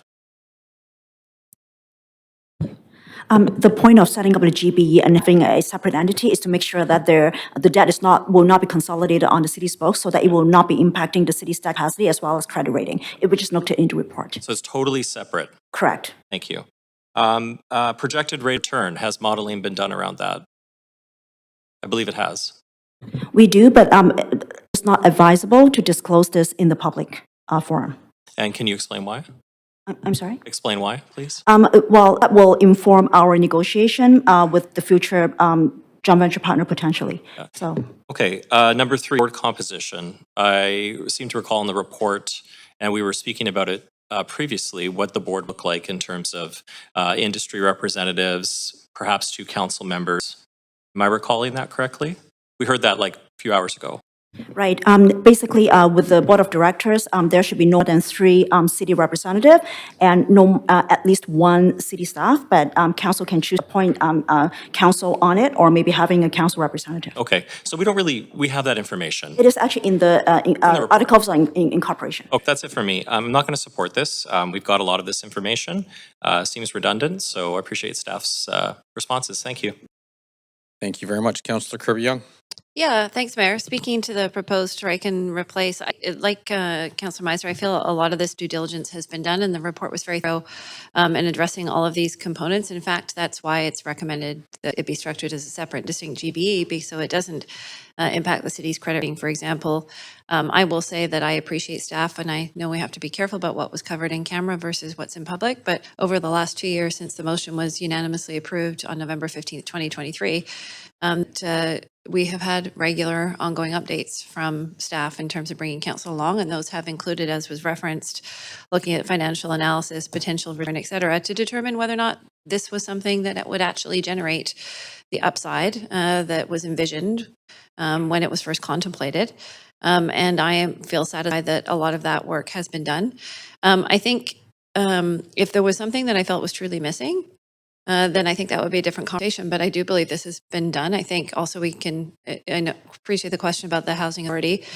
They can be structured differently, but we also noting for the record, we have VAHA and we have VAHEF, right? Vancouver Affordable Housing Agency that functions and does the work of delivering as a dedicated function in delivering the housing. Then we have VAHEF, the Vancouver Affordable Housing Endowment Fund, where those properties sit, and they are actually pulled out of the PEF. Similar to what's being proposed here in order to allow them to be realized. To the comment that was made by the introducer of this motion that this was about monetizing city sites, these particular ones are already monetized because they sit in the Property Endowment Fund, which has a monetization defined objective, but they are underperforming, as heard, very significantly. So I think it's really important to just level set what this is about and not about. This is about better performance. Even if we went back to the previous, I think, amendment when we had the 0% conversation, was 2 years after this was originally contemplated, that's not going to generate nearly the level of relying on property tax alone of the revenue that this will generate over time. And I think we need more sources of revenue and not less. So, you know, again, because I think all this due diligence and work has been done, I don't think it makes sense to delay. And what would we be delaying? We would be delaying getting started, not just on generating revenue, but 4,100 new units of market rental housing in the city of Vancouver when we need to deliver more missing middle housing. And as we said, in our 10-year housing plan, we have a target of 86,000 housing units, and we need these homes. We continue to need these homes, even with the economic challenges. We still have a low vacancy rate and people looking for quality, purpose-built rental with security of tenure and great places to live. Can't really typically have more security of tenure than having the city of Vancouver landlord. So I don't want to delay getting started on 4,100 new homes. I think due diligence has been done, and so I will not support this proposed amendment. Thank you. Thank you very much. Councillor Claassen. Thank you, Mayor. To the amendment, I think this is really just embedding indecision to ultimately what has to be the leadership of this council. As Councillor Meisner has pointed out, most of these items have already been addressed both to council in briefings and in public in the report. And I think about this 2-year journey that we've been on and the number of conversations and the opportunities that councillors have had to be able to ask these questions of staff. We have brought in people to work specifically on this project. Brad Foster brings decades of experience as one of the leading experts in the province on designing housing programs in this manner. Of course, our deputy city manager, decades of experience in BC Housing, having worked on these types of ways of kind of create public benefit through housing in an unprecedented scale. We have representatives from third-party law firms who are experts in this area of law.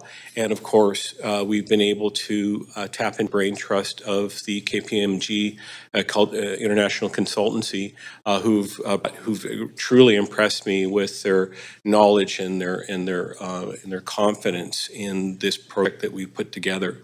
This is an unprecedented project. This is not a one-off council decision that just came to us in the last sort of cycle. This has been going on for a very long time. Council has had a long time to think about this and what benefits are, and I do, again, don't think that it pays for us to have to delay this in any further way. I think we need to make a decision today, and I look forward to making that decision because I will be not supporting this amendment, but I will be supporting the recommendations from staff. Thank you. Thank you very much. Councillor Maloney. Yeah, I just wanted to clarify with staff through the chair that VAHEV, the Vancouver Affordable Housing Fund, can't actually borrow money. So that it relies on non-profit housing operators. We use a leasehold. Land donations. Yeah, we take a leasehold approach, and then our nonprofit partners secure the funding and financing, and use their leasehold interest as security for those loans. Otherwise, that debt would roll up into the city's books and then hurt our credit rating and such. Yeah, so it's not quite accurate to say that we've already got VAHEV, so we don't need to. If we wanted to use this to provide more non-profit housing in order to get loans and to take more charge of it as a city, we can't already do that through VAHEV. Yeah, VAHEV is a collection of assets, and so we predominantly use a leasehold approach. Thanks very much. I am grateful for this draft referral because although I think it's pretty clear that I'm very troubled by the opportunity cost of not using this land to build not-for-profit housing instead of perhaps using possibly some of the revenue later on to address this city's most important challenge, which is housing affordability. I'm very grateful to my council colleagues for being concerned about affordability, but I think what we've got to do is look at affordability for who.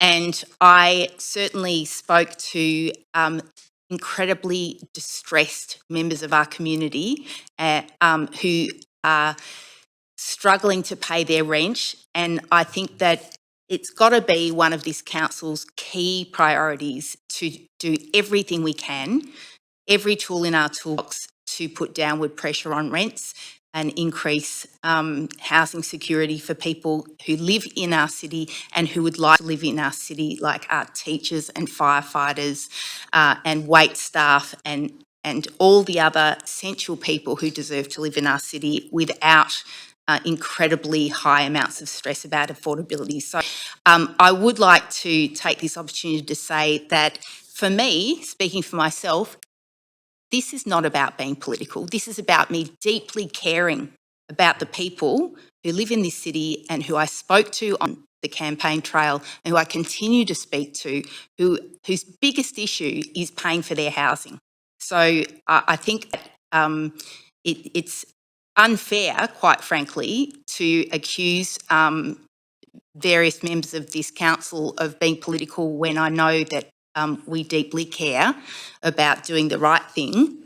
It's just that the right thing can be very different from different life perspectives. So I would like to thank Councillor Blythe for putting this forward. I think that it would be excellent if all members of council could consider whether this could be something they could support to make sure this goes forward. But, you know, maybe there is a political element to making sure it gets voted down. That's all I have to say. Thank you very much. Councillor Montague, can I please see the chair? Yes, go ahead, Mayor. Great, thank you. I'll just keep my comments brief just on this amendment here. Yeah, I won't be able to support the amendment. It seems redundant. These questions have been answered in the past through various channels and throughout today as well. And so, and I do hope that we do support the actual motion. You know, as Councillor Maloney so eloquently put it, looking at, you know, housing, providing housing from different life perspectives. You know, the best way to provide housing is, frankly, to build more housing. And on the docket today is 4,100 units of housing directed at middle income folk with salaries starting at $90,000. You know, that sounds like teachers. That sounds like firefighters. That sounds like families that work in the hospitality industry. And so I don't know how not supporting this incredible initiative that has precedent as to being successful provides housing to people that need it. So I will not be supporting the amendment and I'll be supporting the main motion as unamended. Thank you. Councillor Orr? Yeah, thanks very much. Believe it or not, I do support the idea behind this GBE. I think there's ways, there's a path forward. I think there's something here, but I just think there's so many questions. I know some of the questions were answered, but I think this is a different way. It's just to give us more time. We don't want to kill it. We don't want to play political games. We want to see it done right. And this is doing our due diligence. It's putting the public's mind at ease. And I think that's our duty as elected officials to do the right thing and to go through all the processes, you know, before we jump on something like as big as this. So I will be supporting the motion. Thank you. Amendment. Thank you very much, Councillor Fry. Yeah, you know, I support this because I think there is more work to be done. And I've heard from a few councillors that we've had ample time to consider this because it's come to us in staff briefings and stuff. But folks, this is the first time that the public has had a chance to, this is the first time this is coming out into the public realm. And I think that it's, certainly I've heard from lots of members of the public with a lot of concerns about the governance, about why we're selling this rather than leasing this. There's a myriad of concerns, and I think that they're captured and reflected in this report back. I, of course, have my concerns around housing affordability and the fact that there is no mandate for any kind of clear public benefit other than the only mandate here is to generate revenue. So I think that there is further work to do. We also heard that there's this imperative to do this now because there's a housing crisis. But we also heard from staff that it's not like ground's going to break tomorrow if we approve this. There's a lot of work ahead. There's a lot of financing work ahead. And we know that the economic forecasts right now for new construction is not really encouraging for a lot of this new development. So the imperative here is really political. And I know everybody's trying to dance around this, but it's an election year. This is the Mayor's Budget Task Force imperative. This is driven by that. And I think if we're going to really embrace this as a serious consideration for the betterment of our city and how we're going to generate revenue for purposes as yet to be undetermined, but I would like to see a bit more determination in there is more work that needs to be done. And I think we owe it to the public to reflect on what we're hearing from members of the public and to take it back, do the work. We don't need to sign off on this today. We don't need, there's not that imperative. There's not, I think, yeah, I think this is a thoughtful amendment that can give us a little bit more time to consider what more work needs to happen on this particular file before we commit the city of Vancouver and the Vancouver taxpayers to abdicate our responsibility over public land. And I think we owe it to our constituents. Thanks. Councillor Dominato. Thanks, Mayor. I just added myself to the queue just to reflect some comments before I cast my vote on the amendment referral. And I guess just to say at the outset, I won't be supporting it. And I thought it'd be important to articulate why. I've heard different comments over the course of the last number of hours now on this subject. Is this political if people vote a certain way, or partisan? Is this inherently political or not? And I say this. All of us got elected to this council. There was a Mayor's Budget Task Force that was struck. I believe that report came to council. I believe it was endorsed by the majority of councillors here, but I can't recall.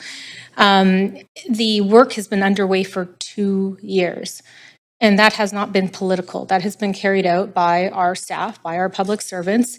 They had a broad takeaway, I think, from that task force report, but it was not formulated. It was really what's been presented today is the genesis of the great minds of our staff and the work and the research they've done. They've looked at other jurisdictions. They have lots of experience that was articulated earlier.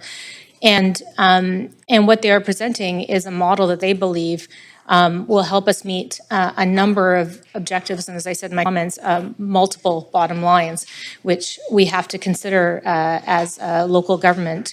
It's not just financial, it's social, it's also environmental and so on. And I've had lots of opportunity, as have I think most councillors here, to ask questions on this subject. And I think there's been quite a thorough discussion and questions asked today in this chamber. I'm personally, and this is where I think I want to speak on the records, I'm personally, as someone who was elected to this office in this role, satisfied with the information I have been presented, that I've been able to analyze, I've been able to ask questions about, and confident that it is something that will be in the best interest of Vancouver residents for the long term. Again, speaking to that, as my colleague said, cathedral thinking is that really long-term big picture, which is part of our role. And I wouldn't be voting if I didn't think so. I have voted against things in the past. I've asked questions in the past, but I feel I've done the due diligence. And so I won't be supporting the amendment today, and provide the opportunity, I will support the recommendations as presented. Thank you very much. Councillor Bly, you're over time, so I'm going to go to Councillor Kirby-Young. Councillor Kirby-Young. Yeah, thanks, Mayor. Just to the point, the timing of this is not political. It's just the time that it took staff to do the work. It was fall 2023 that the November 15th, as I mentioned, the motion was passed. It was January 2024. The Mayor's Budget Task Force report came forward, and it's just 2 years of work to do all the due diligence, to address all the questions that councillors have very appropriately raised, and ensure that. And the land is a city asset. The land is the land. I think that we've really sort of articulated those points. So yeah, I just think that we need to kind of keep it real in terms of the conversation. This is staff bringing forward this report. It's their timing. It's the amount of time they needed to do the work, period. Thanks. Thank you very much. Councillor Joe. Thanks, Mayor. I'll just make some comments very quick to address one of the comments in that this is coming from the Mayor's Budget Task Force. I'm the council liaison for the Mayor's Budget Task Force, also the chair for the implementation committee of Mayor's Budget Task Force. So I remember when we present that recommendations about 2 years ago, there's some comments in this council chamber saying, oh, nothing new. It's going to be another report sitting on the shelf without any concrete action. But now we are advancing all the recommendations from the mayor's budget task force. But I heard some very funny comments saying that it's associated with the mayor's budget task force is political. I just found that very funny. So I just want to bring that here. Thanks. Great. Thank you very much. So we're at time, Councillor Bly. You're over 5 minutes. So Thanks very much. I'm just getting info from the clerk right now. okay, so we're 26 seconds over. So Okay, great. Thank you. I've got a clarification. Thank you. thank you very much. Okay. So seeing no one else in the queue, we will put the amendment by Councillor Bly to a vote. If we can please go to the voting panel.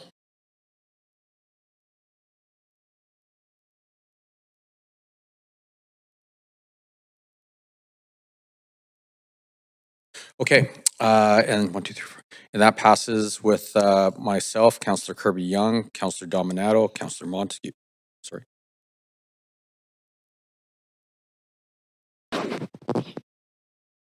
Yes. Oh, did I say passes? Sorry, it's been a long day. I meant the opposite. Thank you very much. So the amendment failed with Mayor Sim, Councillor Kirby Young, Councillor Dominato, Councillor Montague, Councillor Klassen, Councillor Meisner, and Councillor Joe in opposition.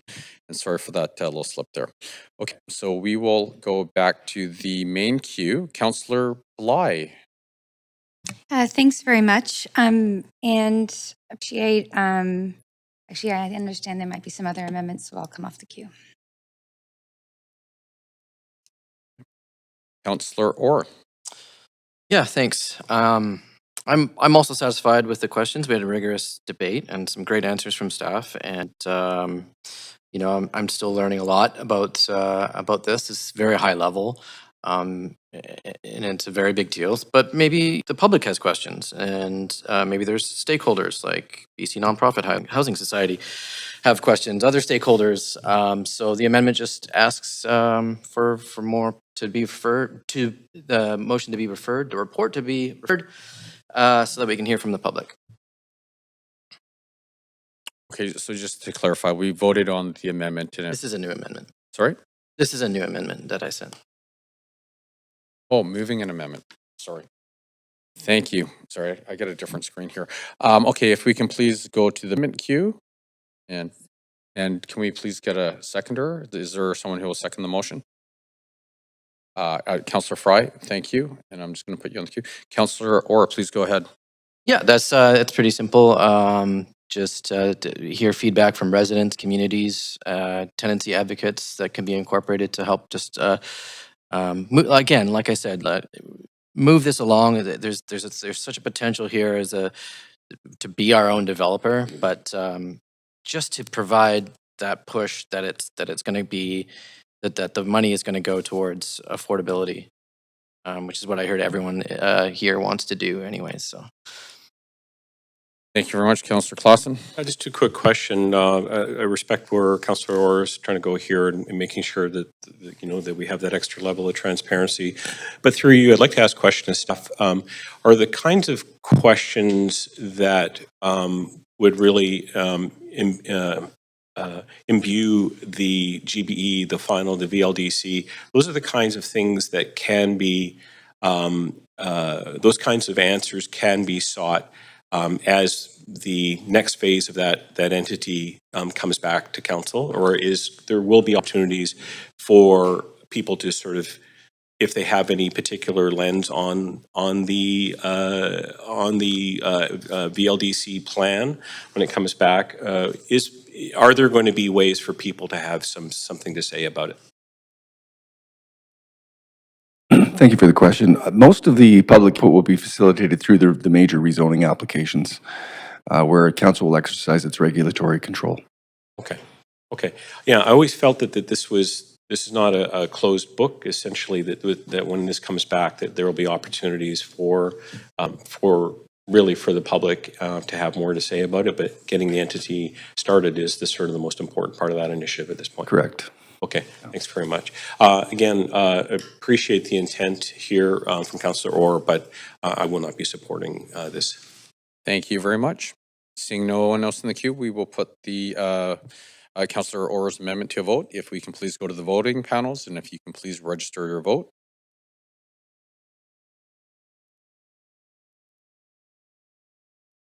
Okay. And Councillor Orr's amendment fails with Mayor Sim, Councillor Kirby-Young, Councillor Dominato, Councillor Monti, Councillor Klassen, Councillor Meisner, and Councillor Joe in opposition. So we'll go back to the queue. Councillor Orr, did you have any other comments? Yeah, I'll save them for later. It looks like there's more amendments. Okay. Councillor Maloney. Yeah, can I be transferred to a McHugh, please? Sure can.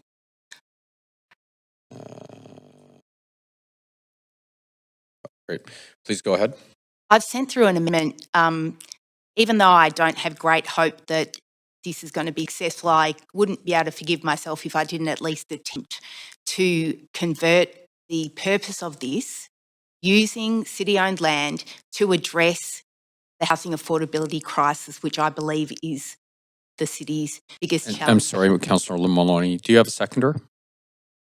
Great. Councillor Bly, thank you. Go ahead. So all this does is ask staff to look at making this, instead of a revenue generating model, make it a non-profit society under the Societies Act. So it asks staff to propose a constitution and bylaws, have a 5-year business plan and report back to council with the above. I believe that this is a real way of providing more housing affordability for more people in our city. I hope that you will consider voting in favour of it. Thank you very much. Councillor Kirby-Young, I noticed you disappeared on the, like you're on there and not.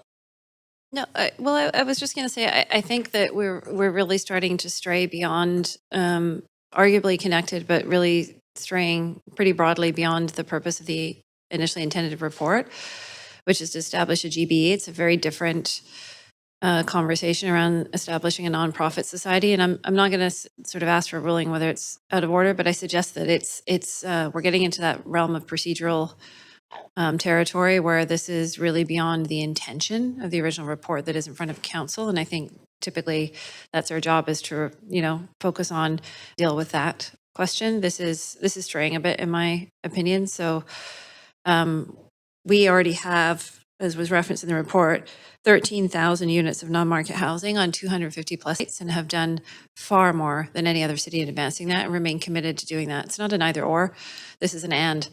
So this is not that we're going to do this versus nonprofit housing. In fact, one can feed the other, right? So it's an opportunity to actually have revenue that can be invested into delivering the nonprofit. So in my view, they are symbiotic and important and connected. Without this, I think our ability to deliver more than nonprofit housing is actually going to dry up. Because of the other economic conditions. It's really hard. If people are not building rental housing right now, everybody in the city of Vancouver, because it's tough, sure going to be pretty hard to deliver the non-market. And yes, there's some, senior government financing and funding programs, but last I heard, if you speak to any federal cabinet minister or any provincial cabinet minister, the message is budget austerity. There isn't any money. So I actually want us to continue to, some of the capital contributions that we've seen previously, we're not going to get them at the same level and with the same speed and frequency that we have in the past, I think, thanks to a lot of collective good work. So I actually want to see us try to continue that. And again, that's why I think that passing this is important and timing this is important, because one supports the other. They are interconnected. It's not an either or, it's an and. So if you keep driving on the nonprofit housing, support this one, because it provides revenue in order to be able to do that. Without this, not only do we not deliver 4,100 units of market rental housing over the term, our ability to deliver on the nonprofit housing and invest in the affordable slows down. Thank you. And sorry, Clerk, can we get a reset of the timers? Because I know there's some overlap from the last amendment queue. Awesome. Thank you very much.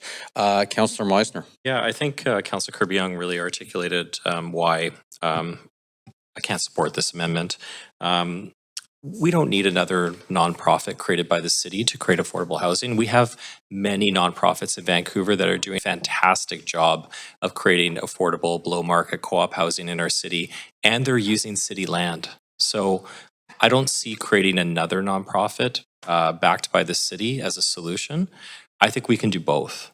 What we're doing currently with our city land to create affordable housing, 13,000 units, as mentioned by staff, as well as what we're trying to advance with the Vancouver Housing Development Office, which is to create that moderate income rental units, thousands of them on city land that is currently not being utilized, and help house Vancouverites and generate revenue for the city to invest in things like infrastructure, community centers, and low market housing. So I can't support this. It's a grab bag of ideas, and yeah, it just doesn't make sense to me.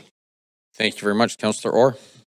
Thanks. I appreciate the discussion on that it's not either, and that we do have, those other assets available to us. But like I said earlier, we're meeting 198% of our market rental targets and only 48% of our social housing. And that social housing is a vast swath of different types of housing, from low end of market to hills to shelter rate. We need 10,000 shelter rate units in this city for SRO replacement and to get people off the street.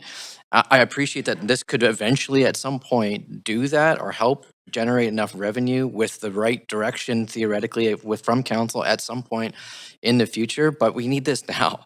And that's why I think it's a good idea. I'm willing to go for it.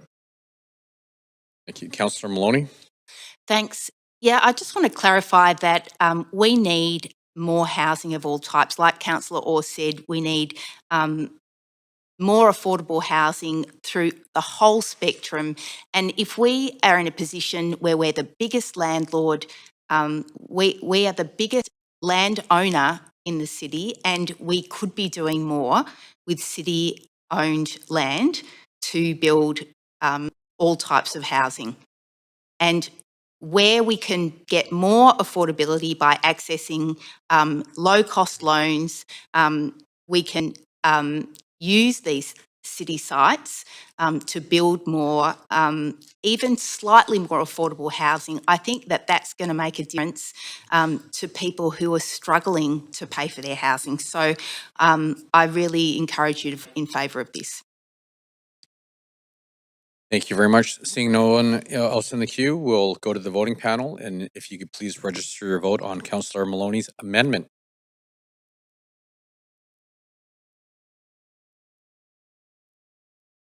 All right, and that fails with myself, Councillor Kirby Young, Councillor Dominato, Councillor Montague, Councillor Klassen, Councillor Meisner, and Councillor Joe in opposition. Going back to the main queue, Councillor Maloney, do you have anything else to add? Yep, I'd like to go to another amendment queue, please. All right, let's go to the amendment queue. Councillor Maloney, there you go. Please go ahead. All right, well, this is my final attempt to make this. Oh, sorry, can we please have a seconder? Great, Councillor Orr, thank you. So this amendment is to include inclusive zoning of 20% to these, at least 20% to these projects. This is a normal thing that we ask private developers to do. It will mean that there is more non-market housing provided as part of these projects, rather than waiting until revenue comes in to then devote it to non-profit housing.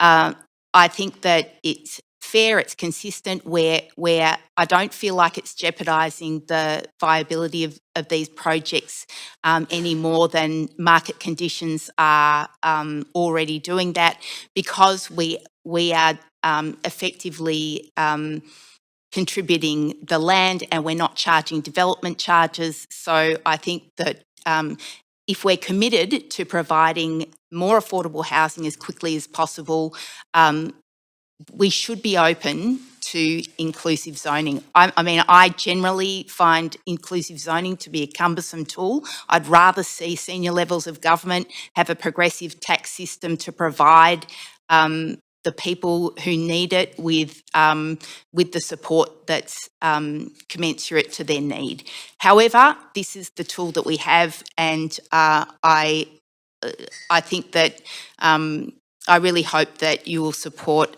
this amendment to make sure that we deliver more affordability in housing more quickly. Very much. Councillor Kirby-Young. Thanks, Mayor. I do support striving for more affordability, but I don't want to constrain. I think it was referenced that we require 20% below, not in every project and not depending upon the economics of each project. Certain specific areas and zones do. Others don't necessarily if they provide community amenities. Again, the public benefit here is cash. It was referenced for sites like the 2400 motel, for example, that's going to deliver a badly needed, and in the Collingwood area, we hear about this a lot, and on the east side, new neighborhood house. And so there might be situations where perhaps the particular zoning doesn't allow for a larger site, but you can get an inclusive music production space like we heard in the capital plan, or the financial return is coming in and it makes more sense to take that than an in-kind amenity. So I did hear very clearly from staff earlier that as they are going through looking at the project viability, and they will be looking to determine what financing is available, and some of that senior government financing will require its own level of affordability, whether that is at CMHC rates or what the case, depending upon the specifics of it. Again, I think that is embedded in there. It was in the report that there is opportunity to include it, but it may not be possible in every project. And there may be a situation where the community amenity component could be delivered in terms of some of those community amenities like the park and a neighborhood house and all that, because we also hear from folks that livability is increasingly important, and having green space, all those things. So I do have confidence that that is the intention. I think as the city owns land over time, we have the ability to, when you get through some of the initial payback from mortgage and construction, to start taking some of those units out and converting some to lower rents. But we got to get going in the beginning. So I appreciate the sentiment here, but I don't want to fed our staff to either make why it might make sense to take some of that money and put it like into the CHIP grants and give it to a nonprofit, for example, versus embedding it in our own. And so I'd like to see that analysis on each project as staff bring these forward, or as we see them with the GBE for the expert panel to look at that and say, does it make more sense to deliver it here, or does it make sense to transfer something into a CHIP grant so that we can do something like upgrading the Four Sisters Housing Co-op that we put whatever it was, I think $53 million into earlier today. And there's a lot of co-ops wanting renewal. There's a lot of other nonprofits that would really value and benefit from the funding on some of our BAHF projects or some of the other sites that we're leasing to nonprofits. So I want us to open up all those opportunities and not be overly prescriptive, because this is about setting, I think, the framework at this point. Thanks. Thank you very much. Councillor Bly. Thanks. I'll just be brief to speak in support of the spirit by which this amendment comes forward. I think really we're, on Amendment 6 at this moment, which is to try and shape the mandate of the proposed GBE. And I think that this, although I would prefer language to better understand and report back, it's a pretty definitive direct, but I'm going to support it because I think in the spirit of which this is brought forward, it is an important element to the potential of what we can do with our city-owned land. So whether it's through the GBE or elsewhere, I do think there's an interesting prospect that we could deepen affordability faster on these sites, starting at market rent, but then driving towards below market faster than what the market could do. And to me, that also could be encapsulated, not necessarily directly in this amendment, but again, in the spirit of this amendment. So I will support it.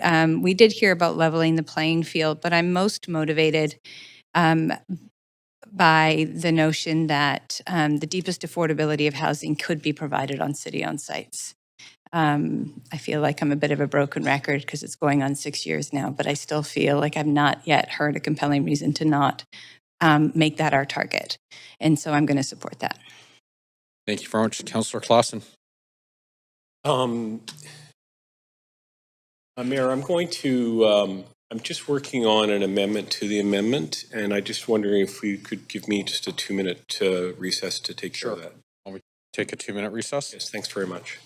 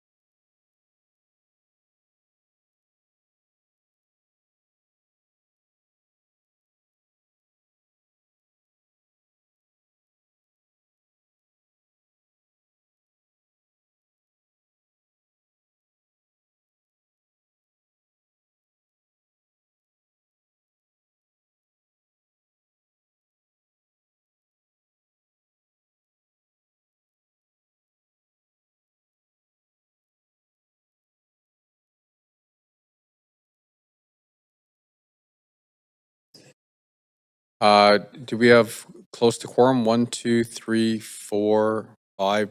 Councillor Montague is online. Quick, everyone, let's go. Let's vote everything in.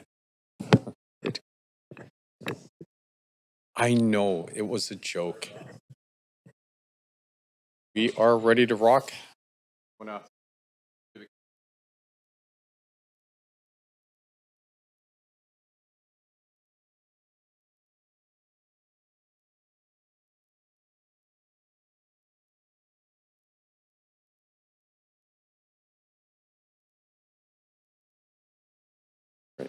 Awesome. Okay. So, Councillor Claassen, you have the floor again.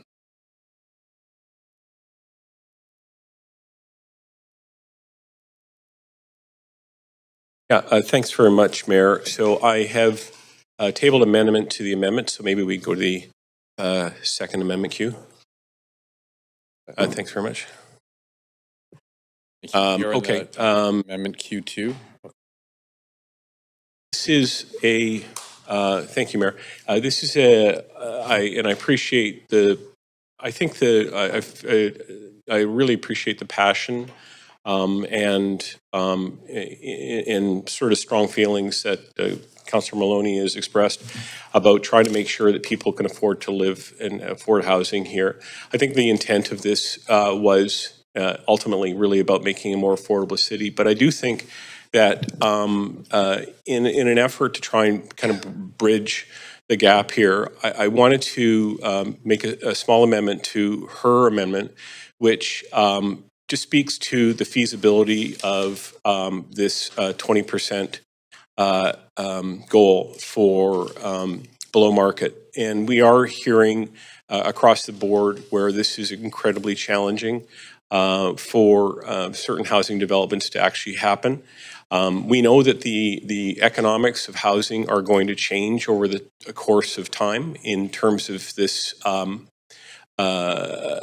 this initiative should it pass and move forward. And we also know that there are going to be, as far as the communities are concerned, things like libraries, neighborhood houses, and other things that are going to benefit from the resources that we're able to generate through this. So again, this is an attempt to work alongside Councillor Maloney and bring forward something that I hope will close the gap and allow us to have that sort of sought after 11 votes to try and get this unanimously supported by this council. Thanks very much. Thank you very much, Councillor. Councillor Maloney. Look, I've tried to think about this as quickly as I can. I'm afraid that the word feasible just doesn't give me enough certainty to support this. If it's not feasible, then why are we imposing this on developers in the transit-oriented areas? Why are we... I feel as though this is not enough to make me support this alteration, watering down of my amendment, I'm afraid. Councillor Claassen. Yeah, thanks very much. And certainly the intent is not to water down, but the phrase that I've always used in public life is the art of the possible. And we have, as I pointed out, some incredibly skilled people working alongside us, working as part of city staff, people that we brought in to support this initiative. And I certainly hope that they will do their level best to make sure that affordability that is expressed in this amendment can be sought after and achieved. Otherwise, we're really nowhere. We're not going to be able to get the kind of affordability in the city because we have such limited options. The federal government, the provincial government has the most debt it's ever had in the history of the province. The federal government is saddled with enormous debt. They're not going to come to the rescue, as it's been said.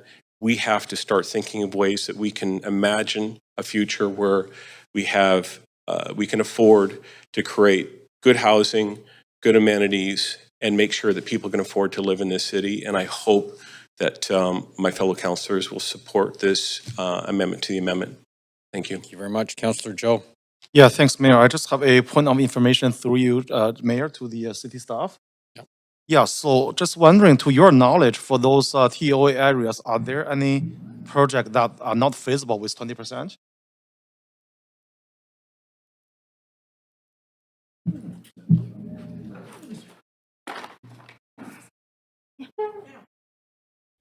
It really I would say project by project basis, but I think it will likely be struggling because what we're also hearing from other developers, and I'm sure that you have been hearing from the directors, they're coming back to the city to ask for a reduction in that. So that's just the reality. Armin? Correct. So Josh White's not here, unfortunately, but we are looking at the majority of developers that have come to us to decrease the 20% to 10%. They can't make the 20% work for the most part.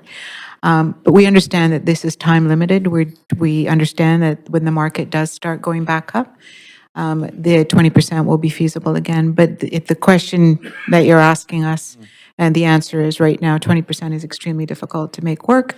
But again, project by project, there are some projects that 20% can work. And there's a lot of things that we can do to make the 20% work. We can do the 20% at 10% more affordable, 10% less affordable. There's a whole bunch of things. We could do floor area. There's a whole bunch of things that we work with. But to answer your question directly, there are developers in the TOA that cannot make the 20% work right now. Okay, so if we mandate this 20%, basically what are the consequences? To be fair, we haven't had a chance to model all of these projects. These are very complicated projects to model. And when you're talking about the breadth of units that we're trying to develop and you take 20% and then suggest all of those could work point blank, could be difficult. In a nutshell, what would happen if we did, let's say we didn't do, if I may, indulge me for a moment.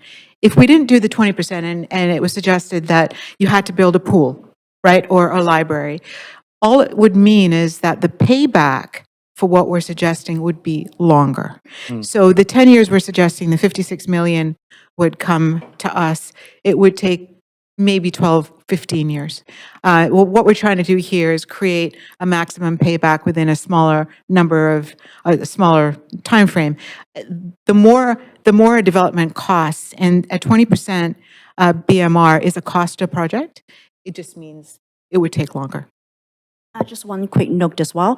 As we mentioned earlier, the majority of these projects, we do need to partner with other market developers, and market developers will not partner with us if it doesn't make financial sense for them. So for us, councils could say that we can wait for 20 years return versus like 10 years. Market developers, they won't. So I mean, the ability to get interest from the market partners, that could be at stake as well. Okay, thanks, Grace and Armin. So basically, you're saying is if we mandate this 20%, some of the project, we basically kill some of the potential projects. Is that fair?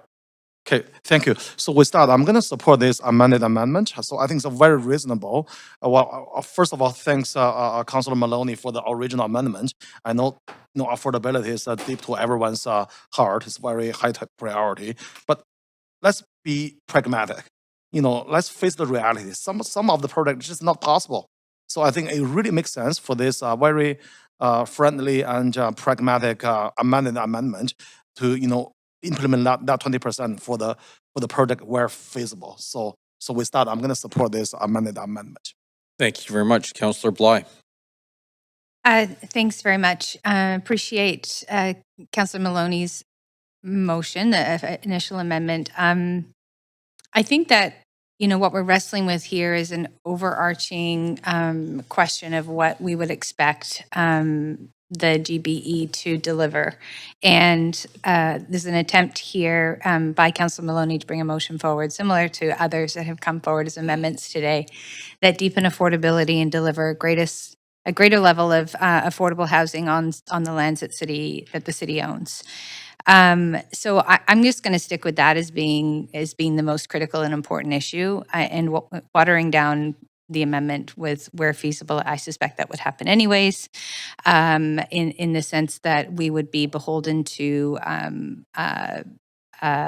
investment as that's already been described, but also CMHC, as identified here, has their own criteria of affordability. In order to access those loans, we are going to need to commit to a certain number of units below market. So I think that there are things that we can do here, but I don't support, where feasible, and considering opportunities for overall community amenities, because it just takes us back to this circular argument that we're layering on other priorities greater than affordable housing. And I think that at the end of the day, housing is the number one concern of people in our city. Housing affordability is pulled as the number one and number two concerns. And so that's what I'm looking to focus on, is delivering for those residents of our city that need greater levels of affordability. And it's not getting any more affordable unless we show some leadership. So I'm not going to support this. Councillor Dominato. Thanks, Mayor. I have a point of information through you to staff, and it's just if you could clarify and speak to whether the proposed amendment of 20%, if that hampers the role of the GBE when you look at, because a lot of time has gone into this, and I'm sure that staff thought about this before this was tabled on the floor today, whether you could have an inclusionary component of 10% or 5% or 20%. Will it hamper the mandate of setting this up, and will it make it basically moot to have a GBE? Or will you be able to work with what is proposed if it's about feasibility, and you will assess it on a case-by-case basis? Thank you for the question. No, I don't think it hampers us. The only risk is getting in, a deal by deal, because we will have to get into joint ventures, and numbers tell the tale in those. So that's the only risk really to this amendment, I think. Okay, thank you. Great. Thank you very much. Okay, so we are going to vote, seeing no one else in the queue, we are going to vote on Councillor Klassen's amendment to Councillor Maloney's amendment. So, is that all as clear as mud? There we go. Okay, if you can please go to the voting panel and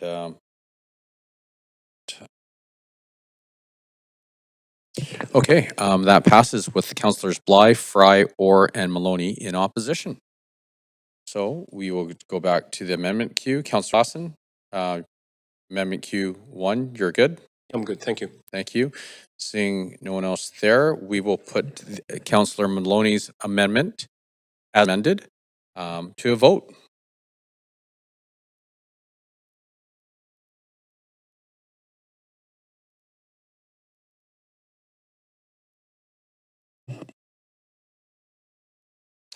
And that passes with Councillors Bly, Fry, Orr, and Maloney in opposition. Okay, so I'm going to go back to the main queue. Councillor Maloney. I'll hop the queue for now. Okay. Councillor Bly. Yes, likewise. Okay, Councillor Fry. Yeah, I'm going to send in a motion to refer, so maybe we can jump to an amendment queue. Are we on the main queue? Didn't we do that? Okay. Right, we'll go back to the amendment queue. Yeah, we're on the main queue. Okay, yeah. So your motion to amend, or sorry, motion to It's a motion. The main queue? Yeah, it's a. Sorry, Councillor Fry, just point of procedure. It is main queue. Okay, can we please have a seconder? Councillor Bly. Please go ahead, Councillor Fry. Yeah, and this speaks to one of my fundamental issues with this direction in general, and that's that the revenue generation in and of itself, while taking away public land, is not necessarily benefiting in the way consistent with how we would like to utilize public land for the benefit of things like housing affordability. So this, sorry. There we go. Okay, great.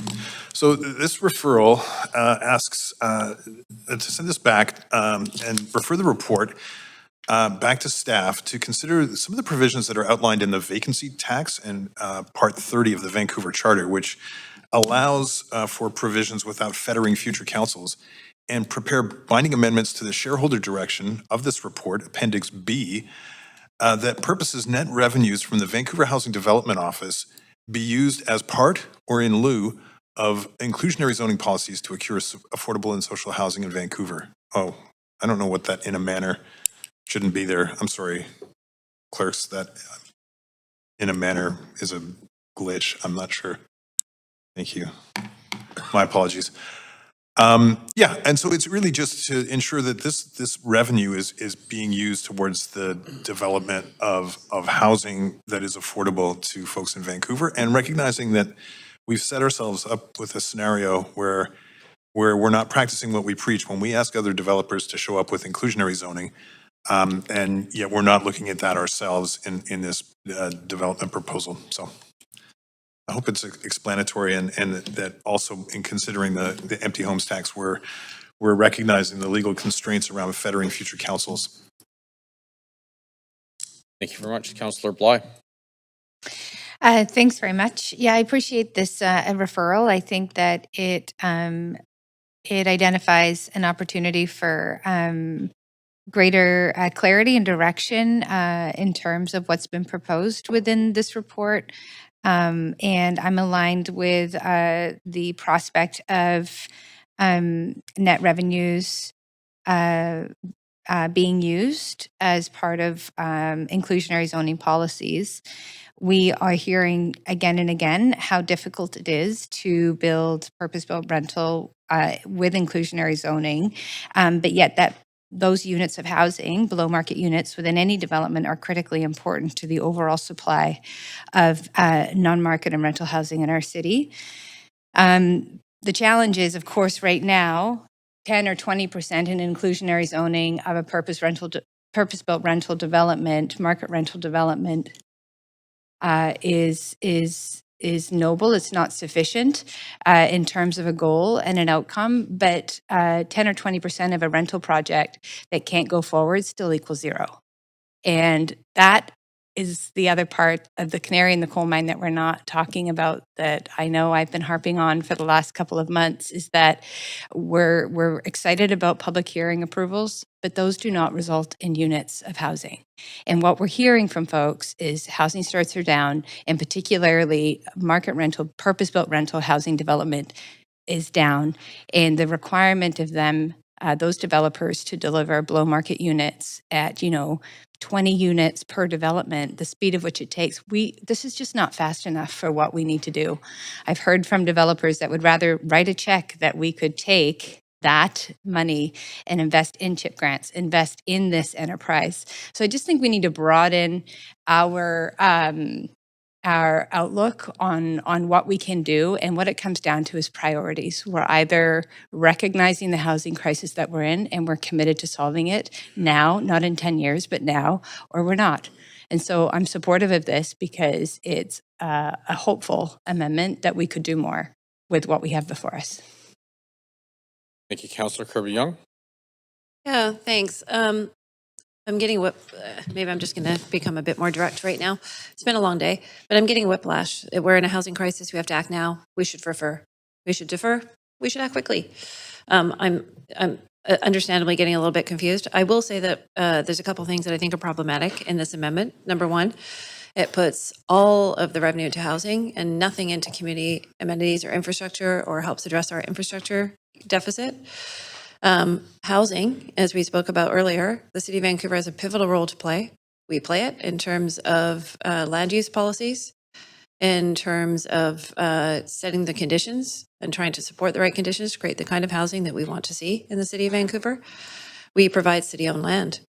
We provide some grants to nonprofits. We do a lot. It has also been recognized that we do more than any other municipality. We have 13,000 units of non-market housing. And we will continue to do that. But we have a massive infrastructure deficit. We have the Marpole Community Center that is just I've been elected for 10 plus years now. I've been talking about the Marpole Community Center, getting that rebuilt that entire time. I have made amendments on the Sunset Senior Center to get that built, that it is at a minimum size, so by the time it actually gets built, it's not already undersized. We need to support infrastructure. It's the gap that we have. To dedicate everything into one bucket doesn't make sense to me. I will also say I find the language a bit confusing and problematic because it talks about to be used as part of inclusionary zoning policies to secure affordable housing or social housing in Vancouver. So that reads to me broadly beyond the actual GBE's own projects. So are we now going to be responsible for putting our money into the inclusionary zoning for all developers? Is it just for our own projects?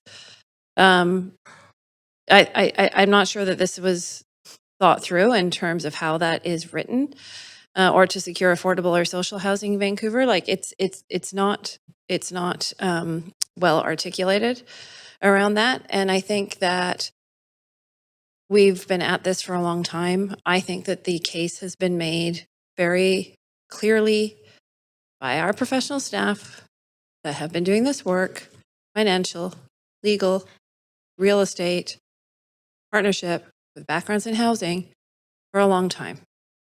So we either seize this opportunity, but we've gone around this. This is a third, fourth, or fifth referral motion. We've put language in there around striving for affordability, but like at this point, I think we are spinning our wheels. Again, I think that it's not very clear around what we're securing. It doesn't speak to infrastructure at all. And for those reasons, I think it's fraught with a number of issues, and I cannot support this amendment. Thank you very much, Councillor Maloney. I am happy to support this referral because it achieves goals of thinking about it a bit more to make sure that we are directly providing housing affordability. People who pay close attention to council know that it takes a lot for me to vote against housing. I believe that housing supply contributes to housing affordability, and the way we should be contributing housing supply is by lifting restrictions on low-rise apartment building across the city, not by using city land for market rentals instead of break-even housing projects. We aren't doing enough, the province isn't doing enough, the federal government's not doing enough, and people are suffering. I think people struggling to pay their rent or even afford to stay in the city would like us to take more direct action to provide more non-market housing with the goal of reducing the cost of housing for ordinary Vancouverites. Councillor Fry. Yeah, quickly to a couple of Councillor Kirby-Young's points. First and foremost, in lieu, we've had a standard practice of taking inclusionary zoning cash in lieu. That's where we don't want to include the inclusionary zoning on site. I would prefer to see it, of course, on site, but in the event that it doesn't make sense and pencil out, port the cash, use it to build affordable housing elsewhere. Councillor Kirby-Young also bemoaned the fact that this doesn't include infrastructure, and that is the point. This is a housing initiative that the city is getting into the business of building for-profit, for-market housing on public land. And that is the fundamental crux of this. Right now, as it stands, the shareholder direction in Appendix B is purely to generate revenue. There is no construct of this sort of social benefit, this social contract, this interest in building housing. And it leaves it to the discretion of the council of the day. And, you know, I started to prepare a list of all the things that I disagree with this council on as far as priorities. Everything from getting rid of the renter's office to getting rid of the park board, investing in Bitcoin, getting rid of the integrity commissioner, and then getting the public to foot the legal bill. These are priorities that this council had that I don't agree with. And I just wanted to be clear that the intention here should be, first and foremost, if we're getting into the business of building housing, let's build housing for everyone. Let's not use this opportunity to offset property taxes or whatever the priority of the council of the day might be, and focus on the fact that while we're getting into the business of building housing, we should be looking after folks who live and work in our city and at least strive to do a little bit of that inclusionary zoning that we otherwise ask other developers to do. It's an expectation that we've long had in this city, yet we're abdicating it when we ourselves are considering getting into the for-profit housing game. So I would think that this is a reasonable ask, and I'm trying to couch it in language with A, cash in lieu, taking the money out of the site, and B, looking at the precedent that we've set with the empty homes tax and how we've allowed that construct to unfetter future councils in their use of the funds. Seems pretty straight ahead. Thank you. Councillor Dominato. Thanks, Mayor. Yeah, I'll be brief. It's getting late, but I will speak to the amendment, but I do want to just correct the record. The city is not investing in Bitcoin, so to the point that was just made by my colleague, that's not factually correct. No, you said investing. So let's just set that record straight. So just let's go back to what we're debating here. When I looked at this amendment, what stood out for me is if we're going back to the guiding principles of the vacancy tax, which was established back in 2017, 2018, it is structured in such a way that any revenues from that tax go back towards affordable housing. And effectively, that's how this amendment reads to me, is that any revenues generated from the GBE initiative would go towards affordable housing and to no other city priorities. And the irony of that is that we tax people's property where they live, and not all of those property taxes go towards housing in the city. We collect parking fees, and parking fees don't go all towards roads and other initiatives. So I think we need to start to get real about the fact that the city is looking at generating revenue for some of the most much needed civic infrastructure that we hear about every day. And we can continue on a hope and a prayer that the provincial government and the federal governments are going to step up and provide us with loads of money. But so far, they're not. And in fact, they're cutting back. And so, again, this goes back to innovation. And I'll cite this again. I read it in council last week. Back in 2020, the budget document stated that cost pressures will continue for another 10 years, making it difficult to balance the budget with a reasonable level of tax and fee increases. The report also proposed to find future opportunities to offset the city's increased cost structure and continued cost pressures. And it goes on, and this is foreshadowing of our financial framework going back to actually the report goes back to 2015 in terms of the financial outlook about the growing cost pressures and that we needed to start to innovate and do things differently. It is 2025. And we need to start to do things differently. And by tying our hands, by saying that any revenues generated from this initiative could only go to one thing, how on earth are we going to pay for civic infrastructure? How are we going to do it? We're just going to continue to have buildings crumble. I went to my city councilor back in, I think it was 2013, 2015, and asked about a crossing in front of my daycare. And it took over 10 years to get a crossing, a light. And we have these conversations all the time that came up earlier today about transportation. So personally, I won't support the amendment. But again, let's get back to trying to be reasonable and pragmatic and trying to deliver for citizens. Thank you very much, Councillor Orr. Thanks. I like that you mentioned, waiting on a hope and prayer from the federal government and provincial governments to fund affordable housing. That's kind of what this is doing. We're hoping and praying that future councils will reinvest this revenue into affordable housing with no clear direction that we're going to do so, and using finite city-owned land to do so. I think this is a good compromise. And considering that we've paused supportive housing and things like that, this is just a way to ameliorate those, in my opinion, disastrous effects and build affordable housing.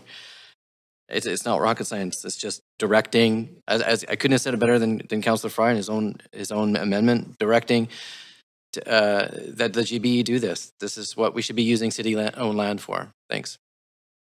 Okay, Councillor Maloney. Yeah, I just wanted to address one thing. How are we going to pay for all of the crumbling infrastructure and all the other, and arts grants and all the other things that we need to pay for? We could start by raising property taxes a reasonable amount instead of keeping them at zero. So that's the answer to that. Councillor Clausen. I won't be supporting this. This has been an incredibly long day. We've been going, we're now at 4 o'clock. Never would have imagined that we'd be going this long on this item. This was, I don't think that there was an intent to support this. I've heard numerous different angles, different expressions of things that they'd like to see differently on this one. We have heard about this initiative for an incredibly long time, 2 years. We have multiple briefings. We have been in the public. We have had this information circulated. I wrote an op-ed in the Vancouver Sun talking about the Vancouver Housing Development Office. I've had numerous conversations and debates with people from the public who've asked questions about this. This is the way cities innovate and imagine their future, and this is not going to happen if we do not consider ourselves to be a pro-housing council. I consider myself a pro-housing councillor, and I would like to build 4,100 units of housing. And I would like to be able to make sure that we can afford to do that. And I would love to be able to have council coming together with the intent of trying to build a new entity that will be looked upon as leadership from our city, leadership that we've seen from other jurisdictions. And here we are trying to finesse motions that are essentially trying to slow this down and water it down. I put forward a motion out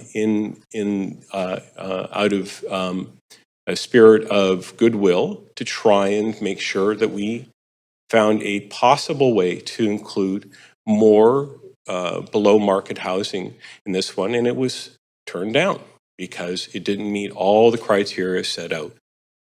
Because the art of the possible is not about determining a rigid way of doing things, and I do believe we have a very good initiative before us.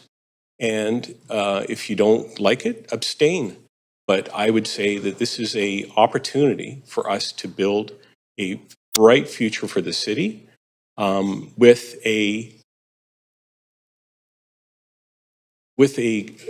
kind of community benefits that Vancouverites have been longing for in an increasingly more complicated time to try and build housing and capital infrastructure. And I'll just say that the Property Endowment Fund was visionary when it was brought forward in the 1980s. It was a way for us to capture the land that we had had. I know from reading history of the city that in the 1930s during the Depression, houses were left empty by people who could no longer afford to live in. They would leave the keys on the kitchen table and they walk away. Those houses went into probate, and ultimately many of those properties became the property of the city of Vancouver, a part of the housing trust that we have. Now we have an opportunity to turn that back to make sure that citizens of this city can actually benefit from the hardship that was faced by people decades ago and the vision of previous councillors and leaders in this city. Vancouver likes to talk about its leadership. Here's leadership staring at us in our face. It's an opportunity to be pro-housing, to build 4,100 units of new housing, and I would love for us to be able to say that we got there today with the help of our incredible team that have been working on this for 2 years.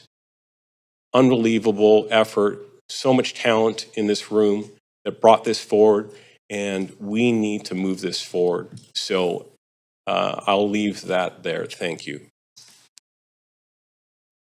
Councillor Kirby-Young. Yeah, thanks. I feel compelled to just provide another couple of quick comments. I heard this has been in the public eye for a long time. It wasn't just that report in November and then in 23, January 24, February 6, 2025. Vancouver Housing Development Office held put out a press release putting this in and socializing it in the public realm. We heard about a lot of the work that has been done.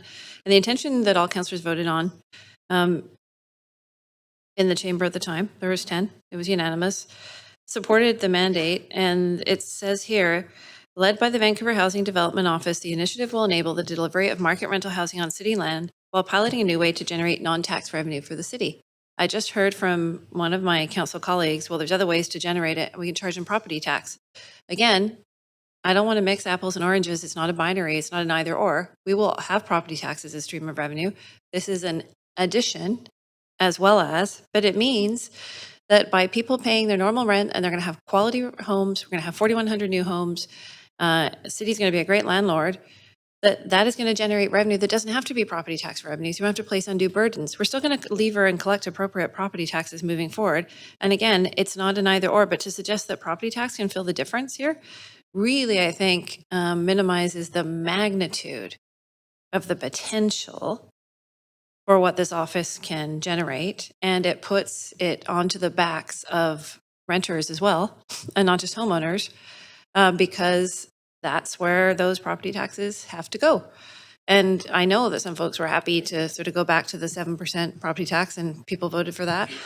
But I think this is about taking stock of that and separating the two issues. This is, again, is about innovation and looking for new, additional, not instead of, but additional revenue streams for the city of Vancouver to do these things.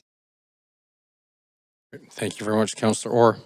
Yeah, thanks. Just to clarify, Mike, I think your motion, your amendment passed, wasn't voted down. But to your point about if we're trying to build something and be a leader and show leadership in other jurisdictions, then all the more reason to get this right and to collaborate and to do and to refer it back to staff so it can be absolutely perfect and we can truly be leaders. And if this council is concerned about crumbling infrastructure, I want to remind them that they've been in power for 3 years, and if it's crumbling under their watch. Thanks. Okay.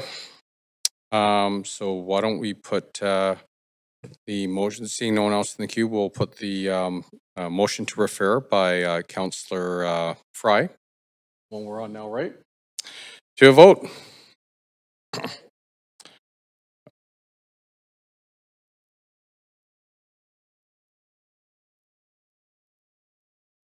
Great, and the motion to refer fails with myself, Councillor Kirby-Young, Councillor Dominato, Councillor Montague, Councillor Klassen, Councillor Meisner, and Councillor Joe in opposition.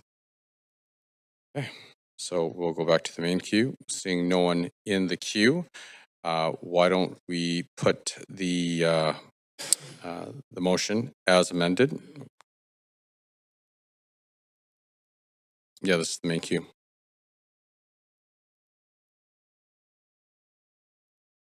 Do you want me to clarify?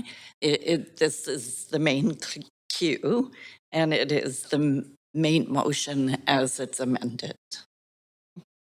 Okay, Councillor Orr.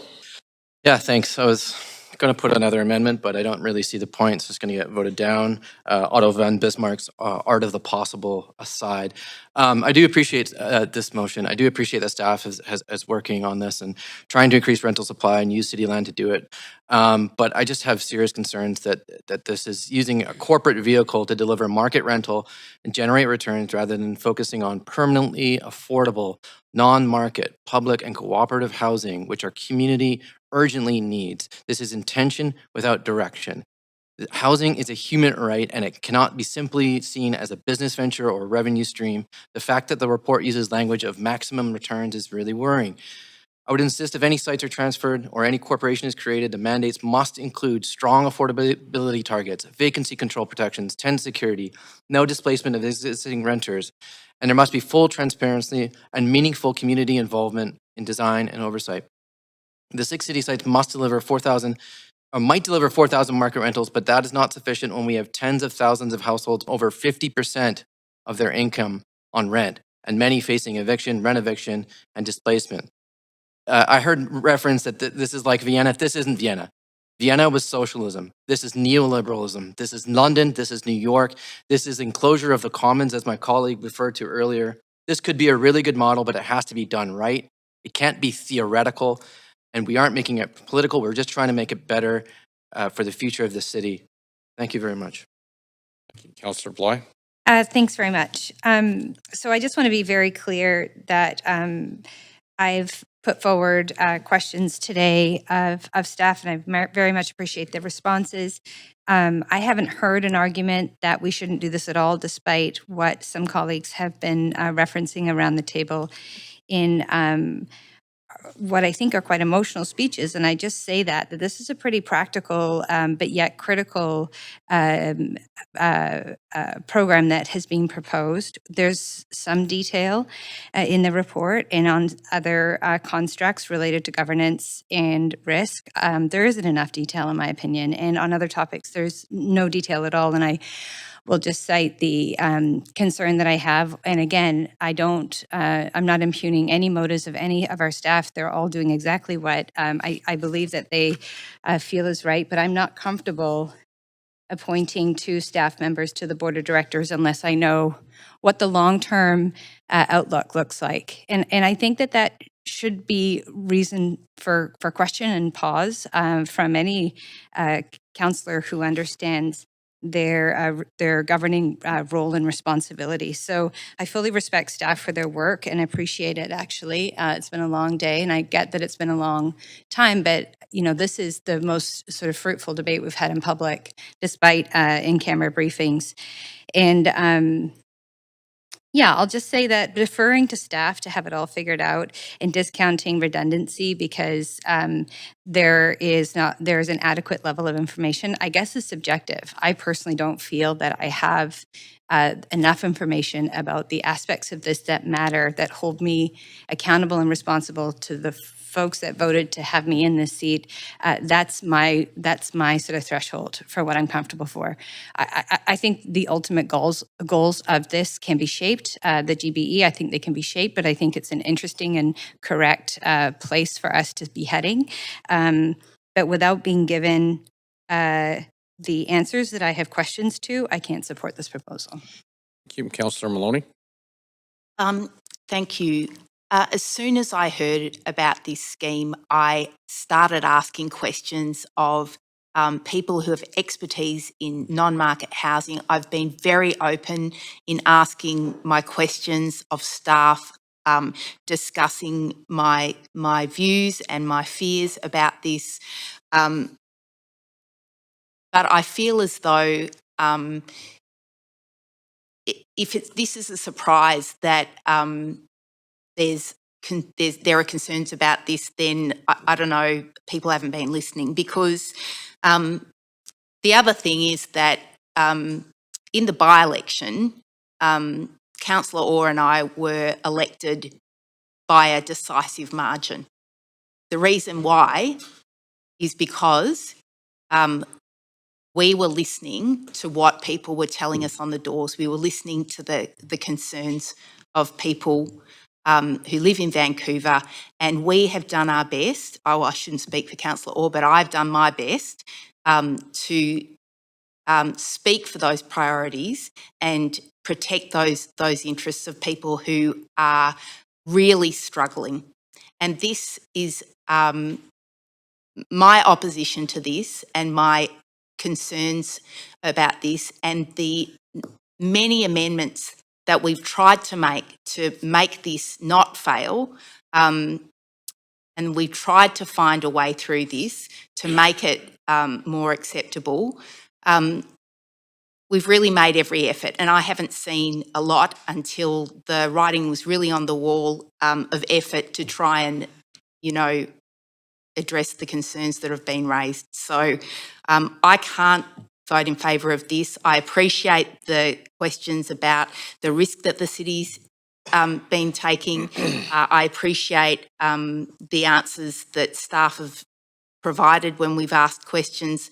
It doesn't allay my fear that we as a city shouldn't be doing this when there's the opportunity cost of doing something that provides a more direct benefit to providing even slightly more affordable housing to Vancouverites. Thanks. Councillor Meisner. Yeah, thanks. I just felt compelled to come on and just bring us back to, really the rationale as to why this initiative has come to council. And as mentioned, the many years that staff have been working on this really well thought out initiative, that really this is about creating rental housing with city-owned land. City-owned land that is sitting empty right now. there's nothing happening on these plots of land. This is taking that asset, a small percentage of the land holdings that the city of Vancouver has, in the single digits. We have almost 400 pieces of land around the city. This is talking about just taking 6 sites to do something great with them, to create market rental for middle income earners in our city, while at the same time we continue to work with the nonprofit sector and senior levels of government and contribute other city land to build below market housing. Like, we can do both of these things. And this initiative has the benefit of not just providing that middle income rental housing that's so desperately needed, it's utilizing that city land and it's generating income that we can use for city infrastructure, for community centers, for below market housing. I just think it's such a no-brainer to do this, to try this. And I think, as I've said, this is well thought out. I trust our staff. There's been many years, many experts working on this. Let's give it a try. Like, I'm not ready to torpedo the chance of 4,000 new rental homes on 6 city lots because of politics. This is the right thing to do, and I'm going to be supporting it. Thank you, Councillor. Councillor Joe? Yeah, I'll make some brief comments. So I think we all agree we are in a housing crisis. We need all forms of housing, social housing, market rental, also the ownership housing. Because of lack of market housing, there are some people who can afford market housing, but they are not in market housing right now. So they have to live in other housing types. So we all understand housing crisis is a full spectrum. So if those people who can afford market rent move into the market rent housing because of the lack of housing, so other people will move up to social housing, affordable housing, right? So it's a full spectrum of housing need in Vancouver. It's not just one type. So yes, this is market rental, but it will affect affordable housing. When more people move into the market rental housing, it will free up affordable housing to people who really need it. This is the housing spectrum, is the impact, not only for the market rental, it's for everyone. So I'm just feeling very upset that maybe some people don't understand this housing crisis and also politicizing that. So I'm sorry to our team members. Sorry for all the work you've been working in the past 2 years. It's frustrated, but I think at one point we're going to bring this one back and to support all the affordable housing in Vancouver. Sorry. Councillor Fry? So at face value, this is about for-profit housing on public land, but really this conversation has been about transparency and accountability. We've heard the notion that we're torpedoing the chance of 4,100 units of housing. That's conflating what this issue is really about. Sorry, you're at time. Thank you. Okay, we're going to call the question. If we can please go to the voting panel. Oh. 20 seconds left. I'm just going to make a 20-second comment. Yep, sure. I just want to speak directly to our staff. You've done incredible work. I've been thrilled to watch you do this work. I've never seen such imagination put into a program as this in my term. And I want to just thank you for all the work that you've done. It's been incredible listening and seeing this evolve and take shape. Thanks very much. Yeah, I'm going to call the question. If we can please go to the voting panel. We are voting on the motion as amended.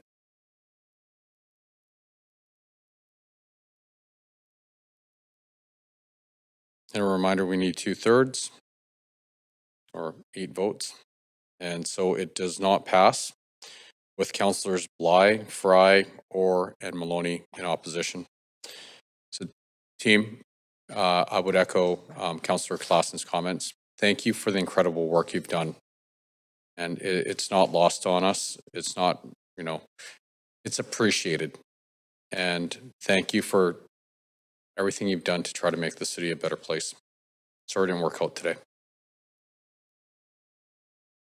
With that, why don't we take a 5-minute recess?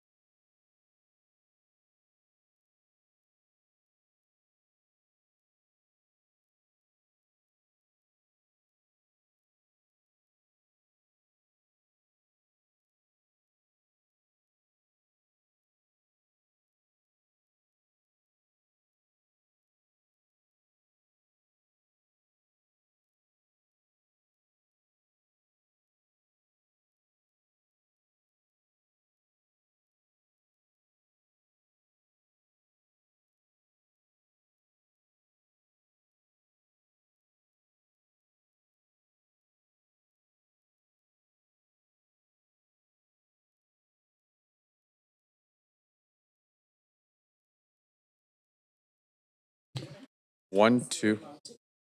Councillor Montague, if we can get you on camera. We need one more. Oh, Councillor Dominato's coming. 1, 2, 3, 4, 5, 6. All right. So let's just keep moseying along here. Okay, we're going to try to get this done by 5 o'clock. So item number 4, 2026 business license vehicles for hire and animal control fees. Before we begin this agenda item, does anyone wish to declare a conflict of interest? Okay, so this item does not have a team member presentation. Councillor Meisner, you held this item. You have up to 5 minutes to ask questions of team members. I had a few questions around the towing administrative fees that are to be introduced in the report.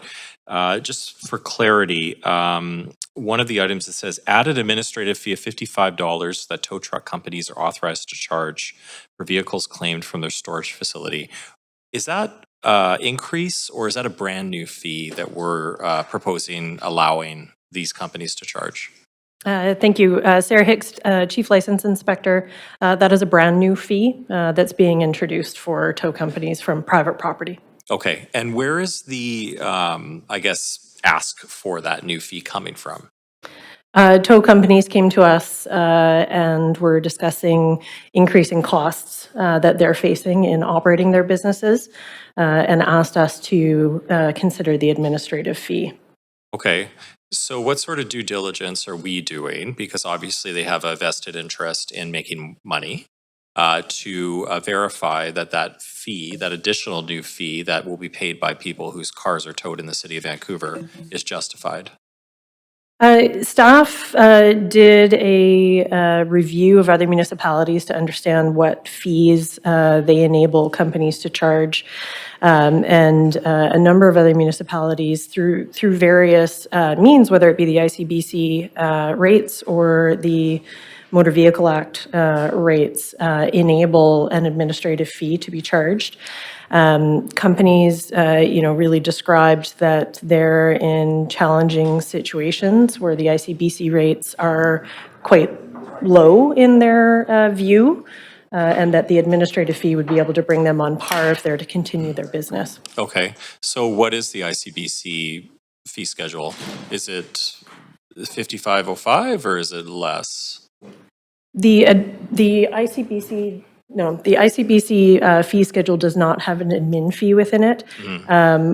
We understand that part of that reasoning is that ICBC, when a vehicle is towed through an ICBC claim, ICBC handles a lot of that administration behind the scenes for the tow companies, whereas when it's a tow from private property, it is the tow company themselves providing the full service to the client. But say in Burnaby, for example, are they allowing tow companies to charge these fees, or are they using that ICBC fee schedule? There are 3 municipalities within Metro Vancouver that charge rates under the Motor Vehicle Act, which does have the administrative rate. Okay, but just to confirm, none of this money goes to the city? No. So it just goes to the business? Correct. Okay, and then am I correct in that there's a second fee of $70 for unclaimed vehicles that's not being charged now that's going to be added? No, that was an example of another fee rate that is charged for unclaimed vehicles.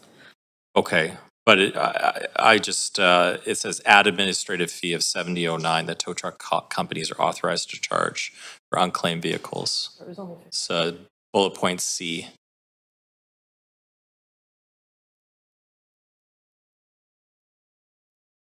Motor Vehicle Act, but not what we're implementing. We are implementing it?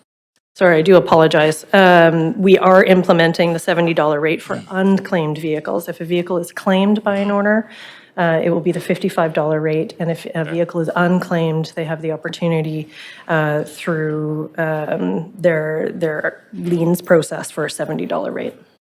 And right now, just to clarify, there's no $70 rate. I do apologize. I was incorrect. There will be a new $70 But there isn't right now. No, there is not right now. Okay.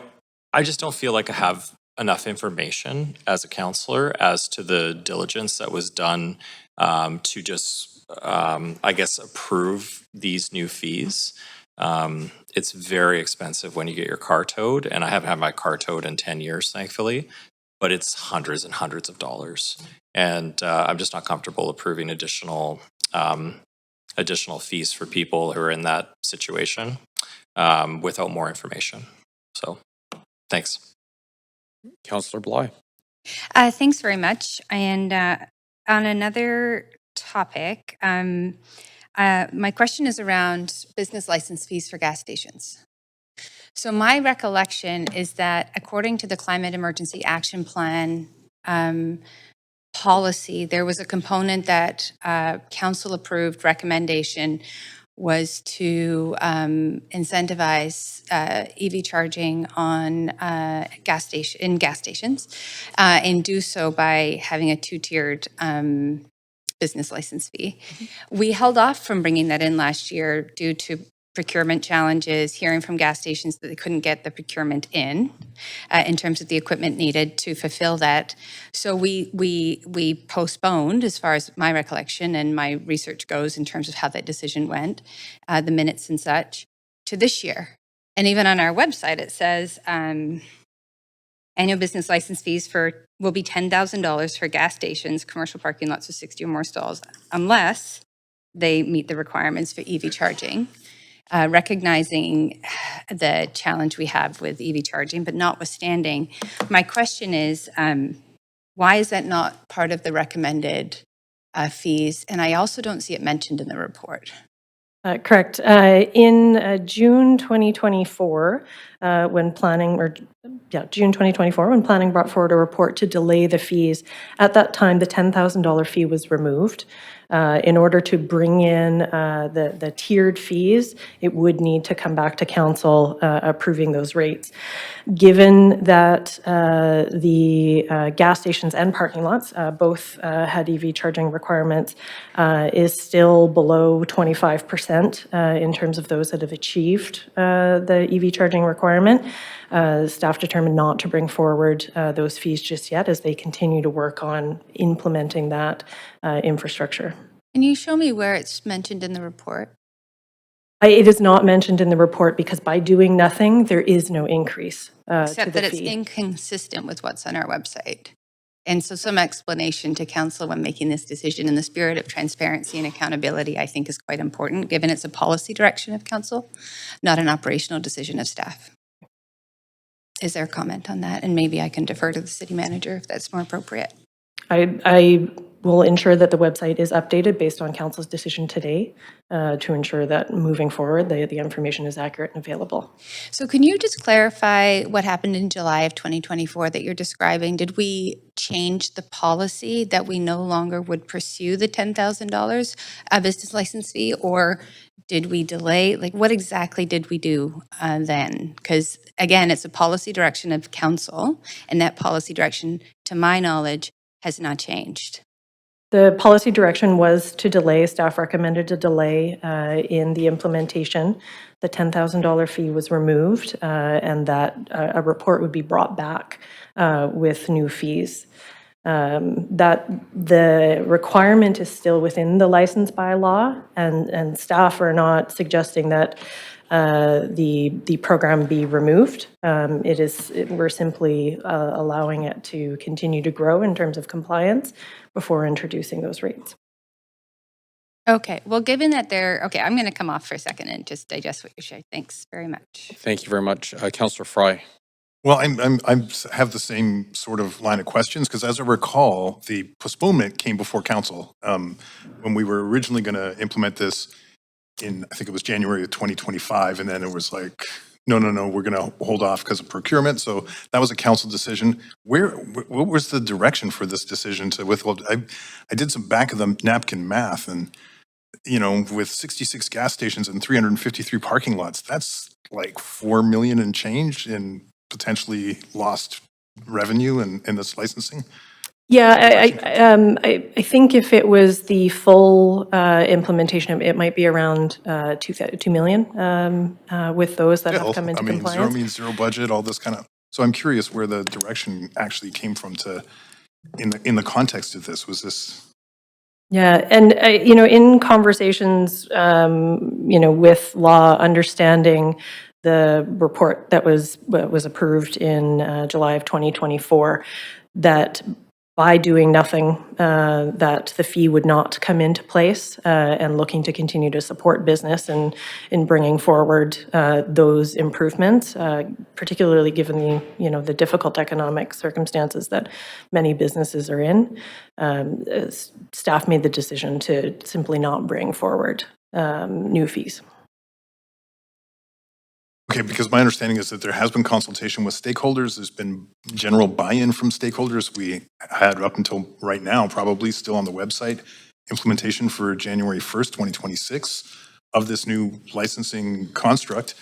And so I'm very confused with like where this direction actually, where is the direction to do this that came from? Which staff, like from your office or from? It came through conversations with planning and DBL, through an understanding with legal, what the report in 2024 meant in terms of the fees in place. And sorry, and when was that decision was made? Over the summer. Don't have a specific date. It's very confounding given how we had approached this before and given that it is significant lost revenue at a time when we're looking to capture fees. So on the changing tack a little bit, because obviously we've got this direction for a zero means zero budget, and there has been speculation that it'll lead to an increase in fees, and certainly we're seeing, increasing in fees for things like pet owners, and as Councillor Meisner was alluding, the impound, and yet we're leaving this other money on the table, and I'm just curious, so we're constraining our budget ask based on this construct, but it doesn't apply to fees necessarily. So we're discounting the inflationary pressure on our budget, but not on fees. Is that how I could interpret this? It seems inconsistent with the direction we've taken as far as like zero means zero. Colin, is there anything you want to say about fees? I guess what I'm asking too is has there been direction to increase fees to offset the zero means zero budget constraints that are being imposed?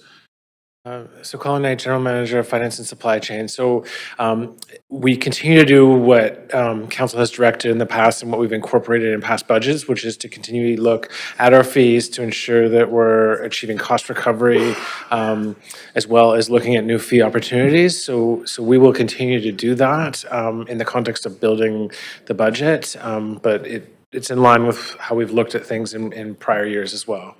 So the increase in fees is cost recovery is a suggestion. Yeah, so when we're looking at fee increases, the broad approach is to look at how costs have increased and align fee increases to that in the general case. And then, of course, there are specific considerations around individual fee areas. So these are the kind of cost increases you suggested midterm or mid-year with inflationary pressures and wage increases and union agreements and exactly, utilities and metro and all that kind of thing. Okay. I get that context. Thank you. Thanks. Great, thank you. So a couple of things. We have to do some logistical maneuvering here. So one, we do need a motion to extend this meeting to finish the business if we so wish. So Councillor Kirby-Young, seconded by Councillor Dominato. Any discussion? All those in favor say yay. All those opposed say nay. Great, we will do that. The second thing we should bring up is, clerk, it's a motion to reconsider. Yes, you had a motion to begin the in-camera immediately following this meeting. So either you'll be doing that, noting you have a public hearing starting at 6 o'clock, or you could reconsider that motion and put forward a motion to have it be in camera Thursday, October 23rd, starting at 3 p.m., which is a reserve date. Okay. So those are the options. Did someone want to move a motion to reconsider and move the council meeting, or sorry, the in-camera meeting to tomorrow? The reserve time?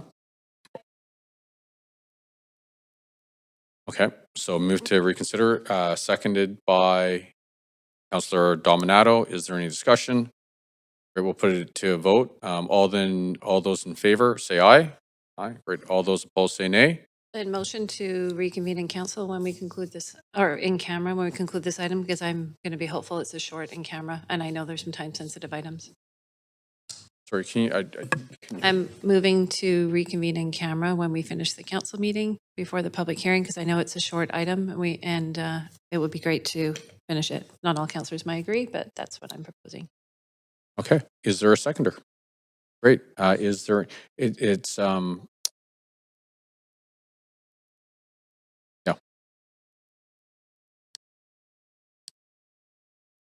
Okay. We got, so basically that's what we had before. So, okay, well, the motions, Recognizing for council's benefit, my understanding is we have some grace on starting the public hearing a little bit late, and I just do not think, looking at the agenda, it's a long in-camera meeting. There's a lot of commitments on Thursday personally that will be impactful for me. Others can speak for their own perspective, but I'm hopeful that we could get through it. But okay. I'll leave it up to other council if they want to support or not. Okay. Well, it's on the floor. So, council, is there any discussion on Councillor Kirby's Young's motion to go on camera right after the finish of the end of this council meeting? Okay. All right. Well, there's no discussion. So all in favor say aye. Aye. Aye. All those opposed say nay. One. Okay, Councillor Maloney. So that, clerk, does that pass or does that have to be? That passes. Okay. So let's get her done. Thank you very much. Okay, Councillor Fry, thank you. Councillor Maloney. Yeah, so if I understand this right, some people have already complied with this EV charging requirement. So I'm just concerned, aren't we punishing compliance and rewarding non-compliance? Like, why are people not complying? Based off the 2024 report, we understand that there are difficulties in getting the equipment brought in and installed in time. Companies continue to work towards that. Since 2024, we've gone from 66 in compliance to 80 in compliance. So there's still a majority, a large majority of individuals who haven't been able to meet that installation requirement yet. And what kind of communications have taken place with the people who've already complied? Is there some way we can make it less unacceptable to them that some people who haven't bothered to comply are being let off the hook? I understand that a planning department has had communication with them, letting them know that we're pausing that right now. It is not an elimination of the program, but a pause until we can come back understanding the market a little bit more and the installation requirements. Thanks. Thank you very much. Councillor Kirby Young. Yeah, two questions quickly, if I could. And one was that, am I correct that, because it was suggested we would be leaving revenue on the table from fees, but was the intent of the EV charging infrastructure to actually generate more infrastructure, not to collect taxes and revenue, but actually to get the infrastructure delivered? It's dual fold. I suppose ultimately it is to have infrastructure provided by the public, by private industry, as opposed to the city having to consider that installation. The revenue that would be generated from fees would ultimately fund climate-based initiatives. Right, but it's sort of not dissimilar to the empty homes tax. We actually just want people to live in the homes. Ideally, we may get some revenue.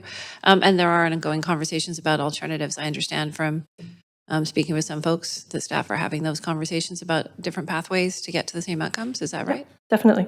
Okay, and we can expect more information back on that? Yes. Perfect. And then my other question quickly was just around linking this to the Auditor General's report.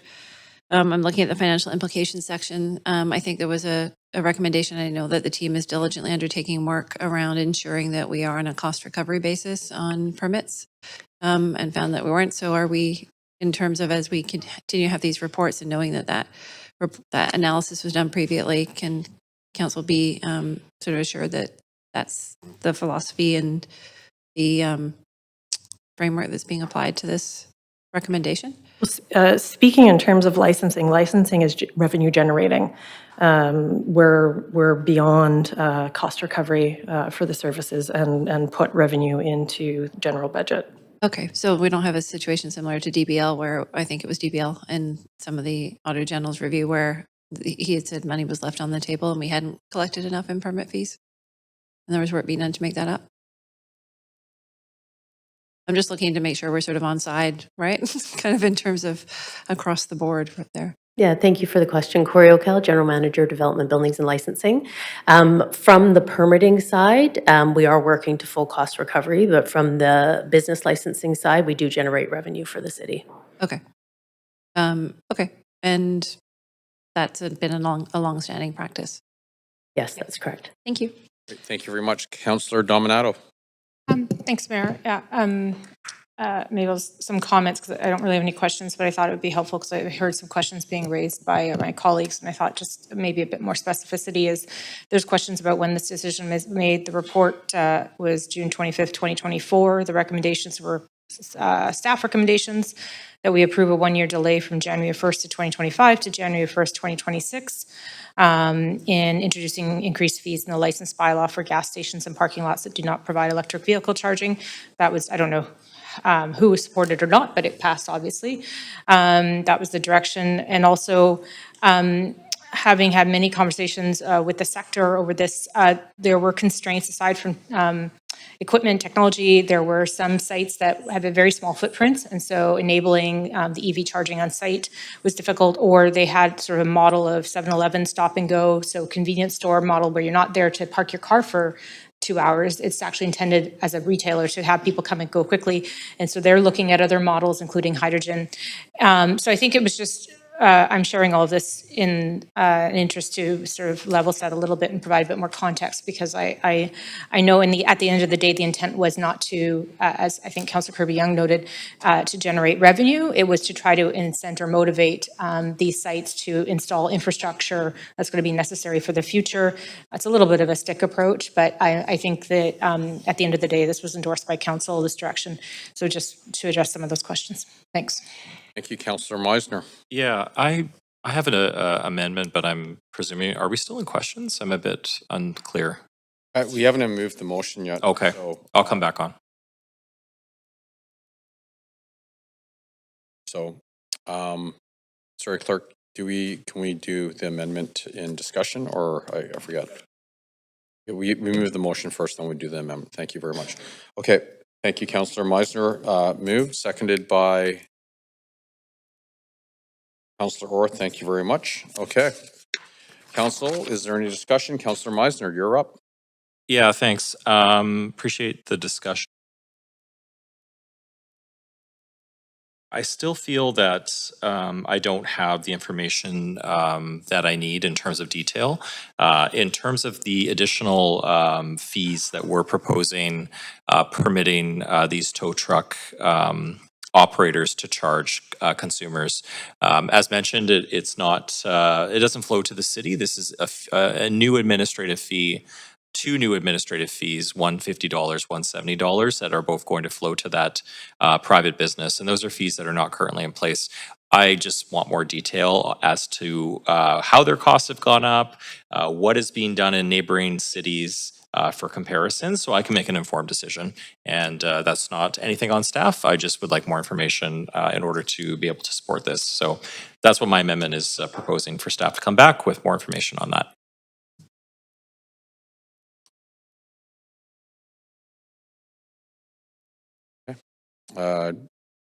Seconder. And thank you, Councillor Joe. Any discussion? Seeing no one in the queue, I'm going to put it to a vote. So this is Councillor Meisner's amendment.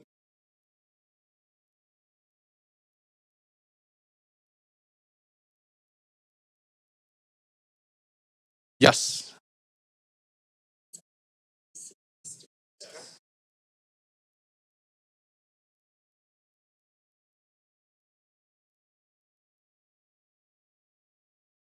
Thank you. Councillor Dominato. Point of information through you to the mover of the amendment.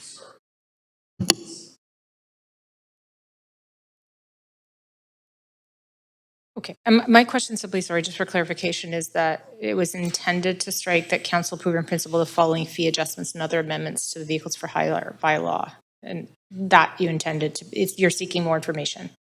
I just want to make sure I understood the first line, or does that affect the other fee adjustments? Is that through the chair to me? Or? Yes, sorry. Yep, no worries. I'm just looking at the language again. The intention is to retain bullet point D. I'm not sure if it requires, in order to do that, if that requires the language in bullet point B. I'd be looking for information from, I guess, staff. Yeah. Thank you. Thank you. Thank you.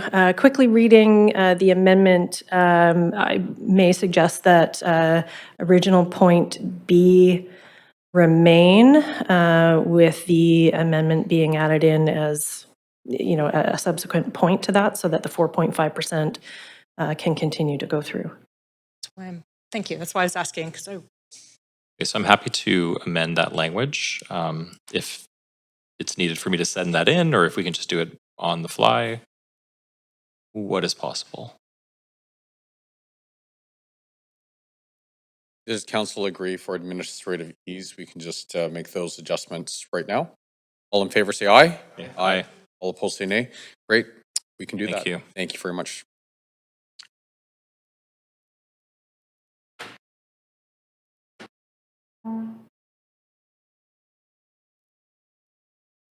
There's mud.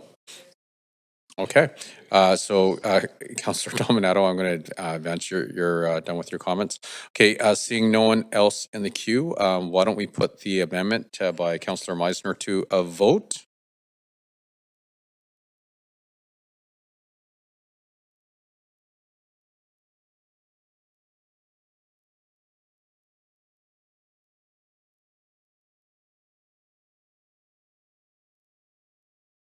So.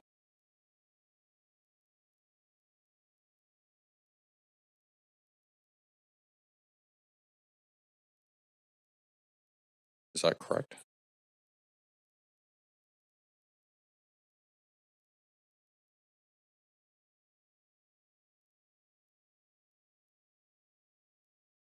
We're good? Okay.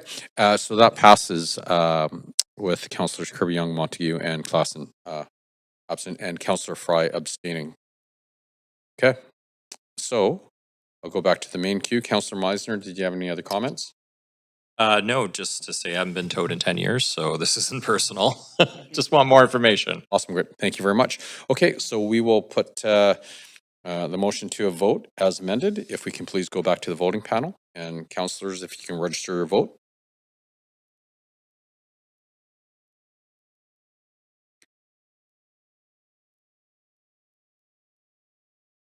Okay, and that passes with Councillor Bly in opposition and Councillor Fry abstaining. Okay, that completes report number 4. Moving right along, we're going to go to bylaws now. We have 8 bylaws on the agenda for enactment. Before we begin this item, if anyone believes they have a conflict of interest, now is the time to declare it. Does anyone wish to declare one? Seeing no one's hand up. Council members who were absent for the meetings related to public hearing enactment bylaws, thank you, by the way, must confirm that they have reviewed the proceedings of the meetings, including the video clip, to be eligible to vote. Bylaws 1 and 5 are from the public hearing on September the 16th, 2025, which was concluded as unfinished business at the council meeting on October the 7th, 2025. Councillor Bly was absent for this item at the public hearing and the council meeting. Councillor Klassen was absent for this item at the council meeting. Councillor Bly, have you reviewed the proceedings and will you be voting on the enactment? Yep. Councillor Klassen? Who's not here? Okay. Would someone like to move the motion to adopt bylaws 1 through 8? Great. Councillor Meisner, seconded by Councillor Joe. Thank you very much. Council, is there any discussion? Seeing none, all those in favor say yay. All those opposed say nay. Great, the motion carries unanimously. The list of approved bylaws can be found on the city's website. Administrative motions. Number 1, standardized apartment districts and city-initiated zoning changes to implement Broadway Plan and Cambie Corridor Plan. Before we begin this agenda item, does anybody believe that they have a conflict of interest that they need to disclose? Seeing no one's hand up, council members, council, are there any questions to team members? Nope, seeing none, would someone like to move a motion? Great, Councillor Dominato, was that you putting up your hand? Thank you. Awesome. And then Councillor Joe, was that you seconding? Thank you. Council, is there any discussion? Great. All those in favor say yay. All those opposed say nay. Great. The motion carries unanimously. Notice of council member motions. Are there any notices of council member motions for the upcoming standing committee meetings? Reminder to please state the title of the motion and the date of the standing committee meeting on which you intend to move the motion, and be sure to send the title and date of the standing committee meeting via email to the city clerk. Councillor Bly. Thanks very much. The motion is for the standing committee meeting on December 10th, advancing social and affordable housing on city-owned sites at the Granville Loops in Pacific and Hornby. Directions to staff for delivery options. Thank you. Councillor Orr. Yes, this will be for the standing committee on November 5th. The title is Giving Effect to Cooling Rates in a Climate Emergency Through the Standards of Maintenance Bylaw, and it is co-submitted by Councillor Maloney. Thank you. Anyone else? Last chance. Okay, new business. We have one item of new business on the agenda today, and that's the requests for leaves of absence. This motion has been circulated to council at the beginning of the meeting and is available on the screen. So if everyone wants to take a quick look at the screen one more time, just to make sure everything is accurate. 1 sec. Okay. Great. So moved by Councillor Kirby Young, seconded by Councillor Dominato. Council, is there any discussion? Okay, all those in favor say yay. All those opposed say nay. Great, the motion carries unanimously. So council, is there any other items of new business? Councillor Dominato? Yes, thank you, Mayor. I've circulated an urgent item for new business with respect to the recent collision at West 16th and Willow Street. I've circulated it to council. It's in your inboxes now. But I think effectively, I bring this under section 9.5 of our procedure bylaw in terms of life and safety concerns. As we heard, a woman pushing a stroller and her child were struck at this intersection recently. And while staff, engineering, and we've been in conversations with them, have confirmed that there is intentions of bringing a rapid flashing beacon to this intersection. We don't know the timeline yet for that. It's sometime in 2026. And so really the intention of this motion is to be responsive to the concerns of the community and to ask staff about the feasibility of accelerating any planned pedestrian safety improvements at the intersection, and to report back on any potential measures that can be undertaken. And so that is what I'm tabling for council's consideration this afternoon. Great, thank you very much, Councillor Kirby Young seconded it. Okay, councillors, any discussion? Councillor Maloney. Thanks. Thank you to Councillor Dominato for bringing this motion. I will be voting in favour.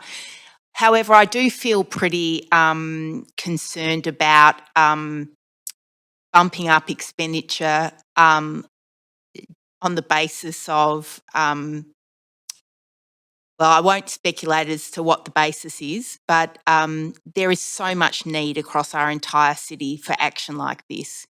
And I know that outside Lord Byng Secondary, there's supposed to already be a flashing pedestrian beacon, and that's not in place at the moment.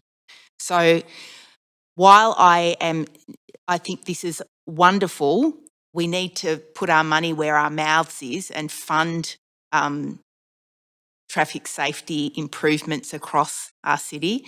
And we also need to take a planned approach so that it doesn't get to this stage where someone's seriously injured in a crosswalk. We need to prioritise action on road safety. Thank you. Thank you very much. So just for the record, as chair, I do need to state for the record that I have ruled that I do consider this matter of urgent business, so we can have this conversation. Seeing no one else in the queue, we'll put this to a vote.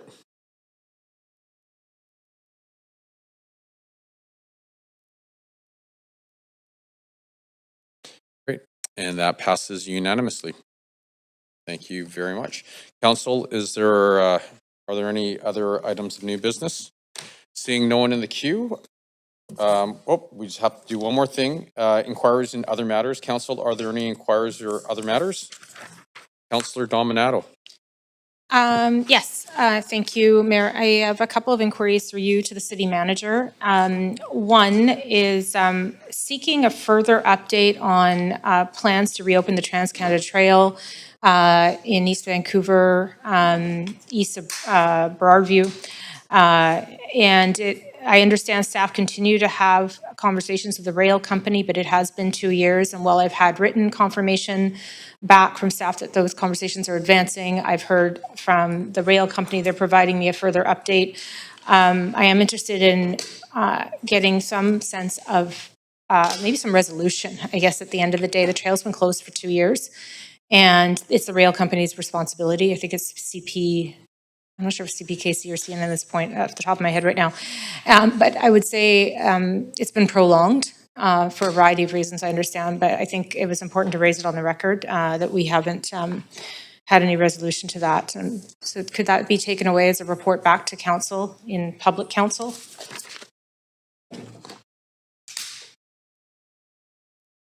I'll take that as a yes. Your worship. Thank you very much. That'd be fantastic. Thank you. Thank you. I also wanted to take a moment to acknowledge Charlie Cazzetto, who is some people maybe know Charlie through the soccer community, but given that we'll be hosting FIFA in a short year, Charlie Cazzetto is a longtime soccer player and coach here in the city of Vancouver, started with futsal, and he has been named to the BC Soccer Hall of Fame. He is incredibly proud. He's just a fantastic member of our community, Italian Canadian who immigrated here in the mid 1950s. He was here in council recently with a number of members of the Italian Canadian soccer community. He is one of the original members of Futsal Canada. He played a key role in establishing British Columbia as the nation's futsal hub from the 1980s to the 2000s. He also coached and managed and was instrumental in the international futsal accomplishments. He guided Canadian teams at 4 futsal world championships, 1985 in Spain, 1988 Australia, 1991 in Italy, and 1996 in Argentina. He has a long list of accomplishments in his contributions to the soccer community, but also is a retired park board employee who worked for the park board for many, many years as well. And so I just wanted to give a little shout out to him in receiving that honor of being inducted into the BC Soccer Hall of Fame. Thank you very much, Councillor. Thank you. Okay, seeing no other item, Councillor Orr. Oh yeah, just a quick question. Somebody asked on social media that there was a open data portal on people living with income poverty, and that it was 20% but the last reporting period was 2016. That's almost 10 years ago. If I could ask for why that hasn't been updated since 2016 to the city manager and get a report back on that. Absolutely, Your Worship. Thank you very much. Okay, seeing no one else in the queue, can we have a motion to adjourn? Great, Councillor Kirby-Young, seconded by Councillor Joe. Thank you. All those in favor say yay. Yay. All those opposed say nay. Great, this meeting is adjourned.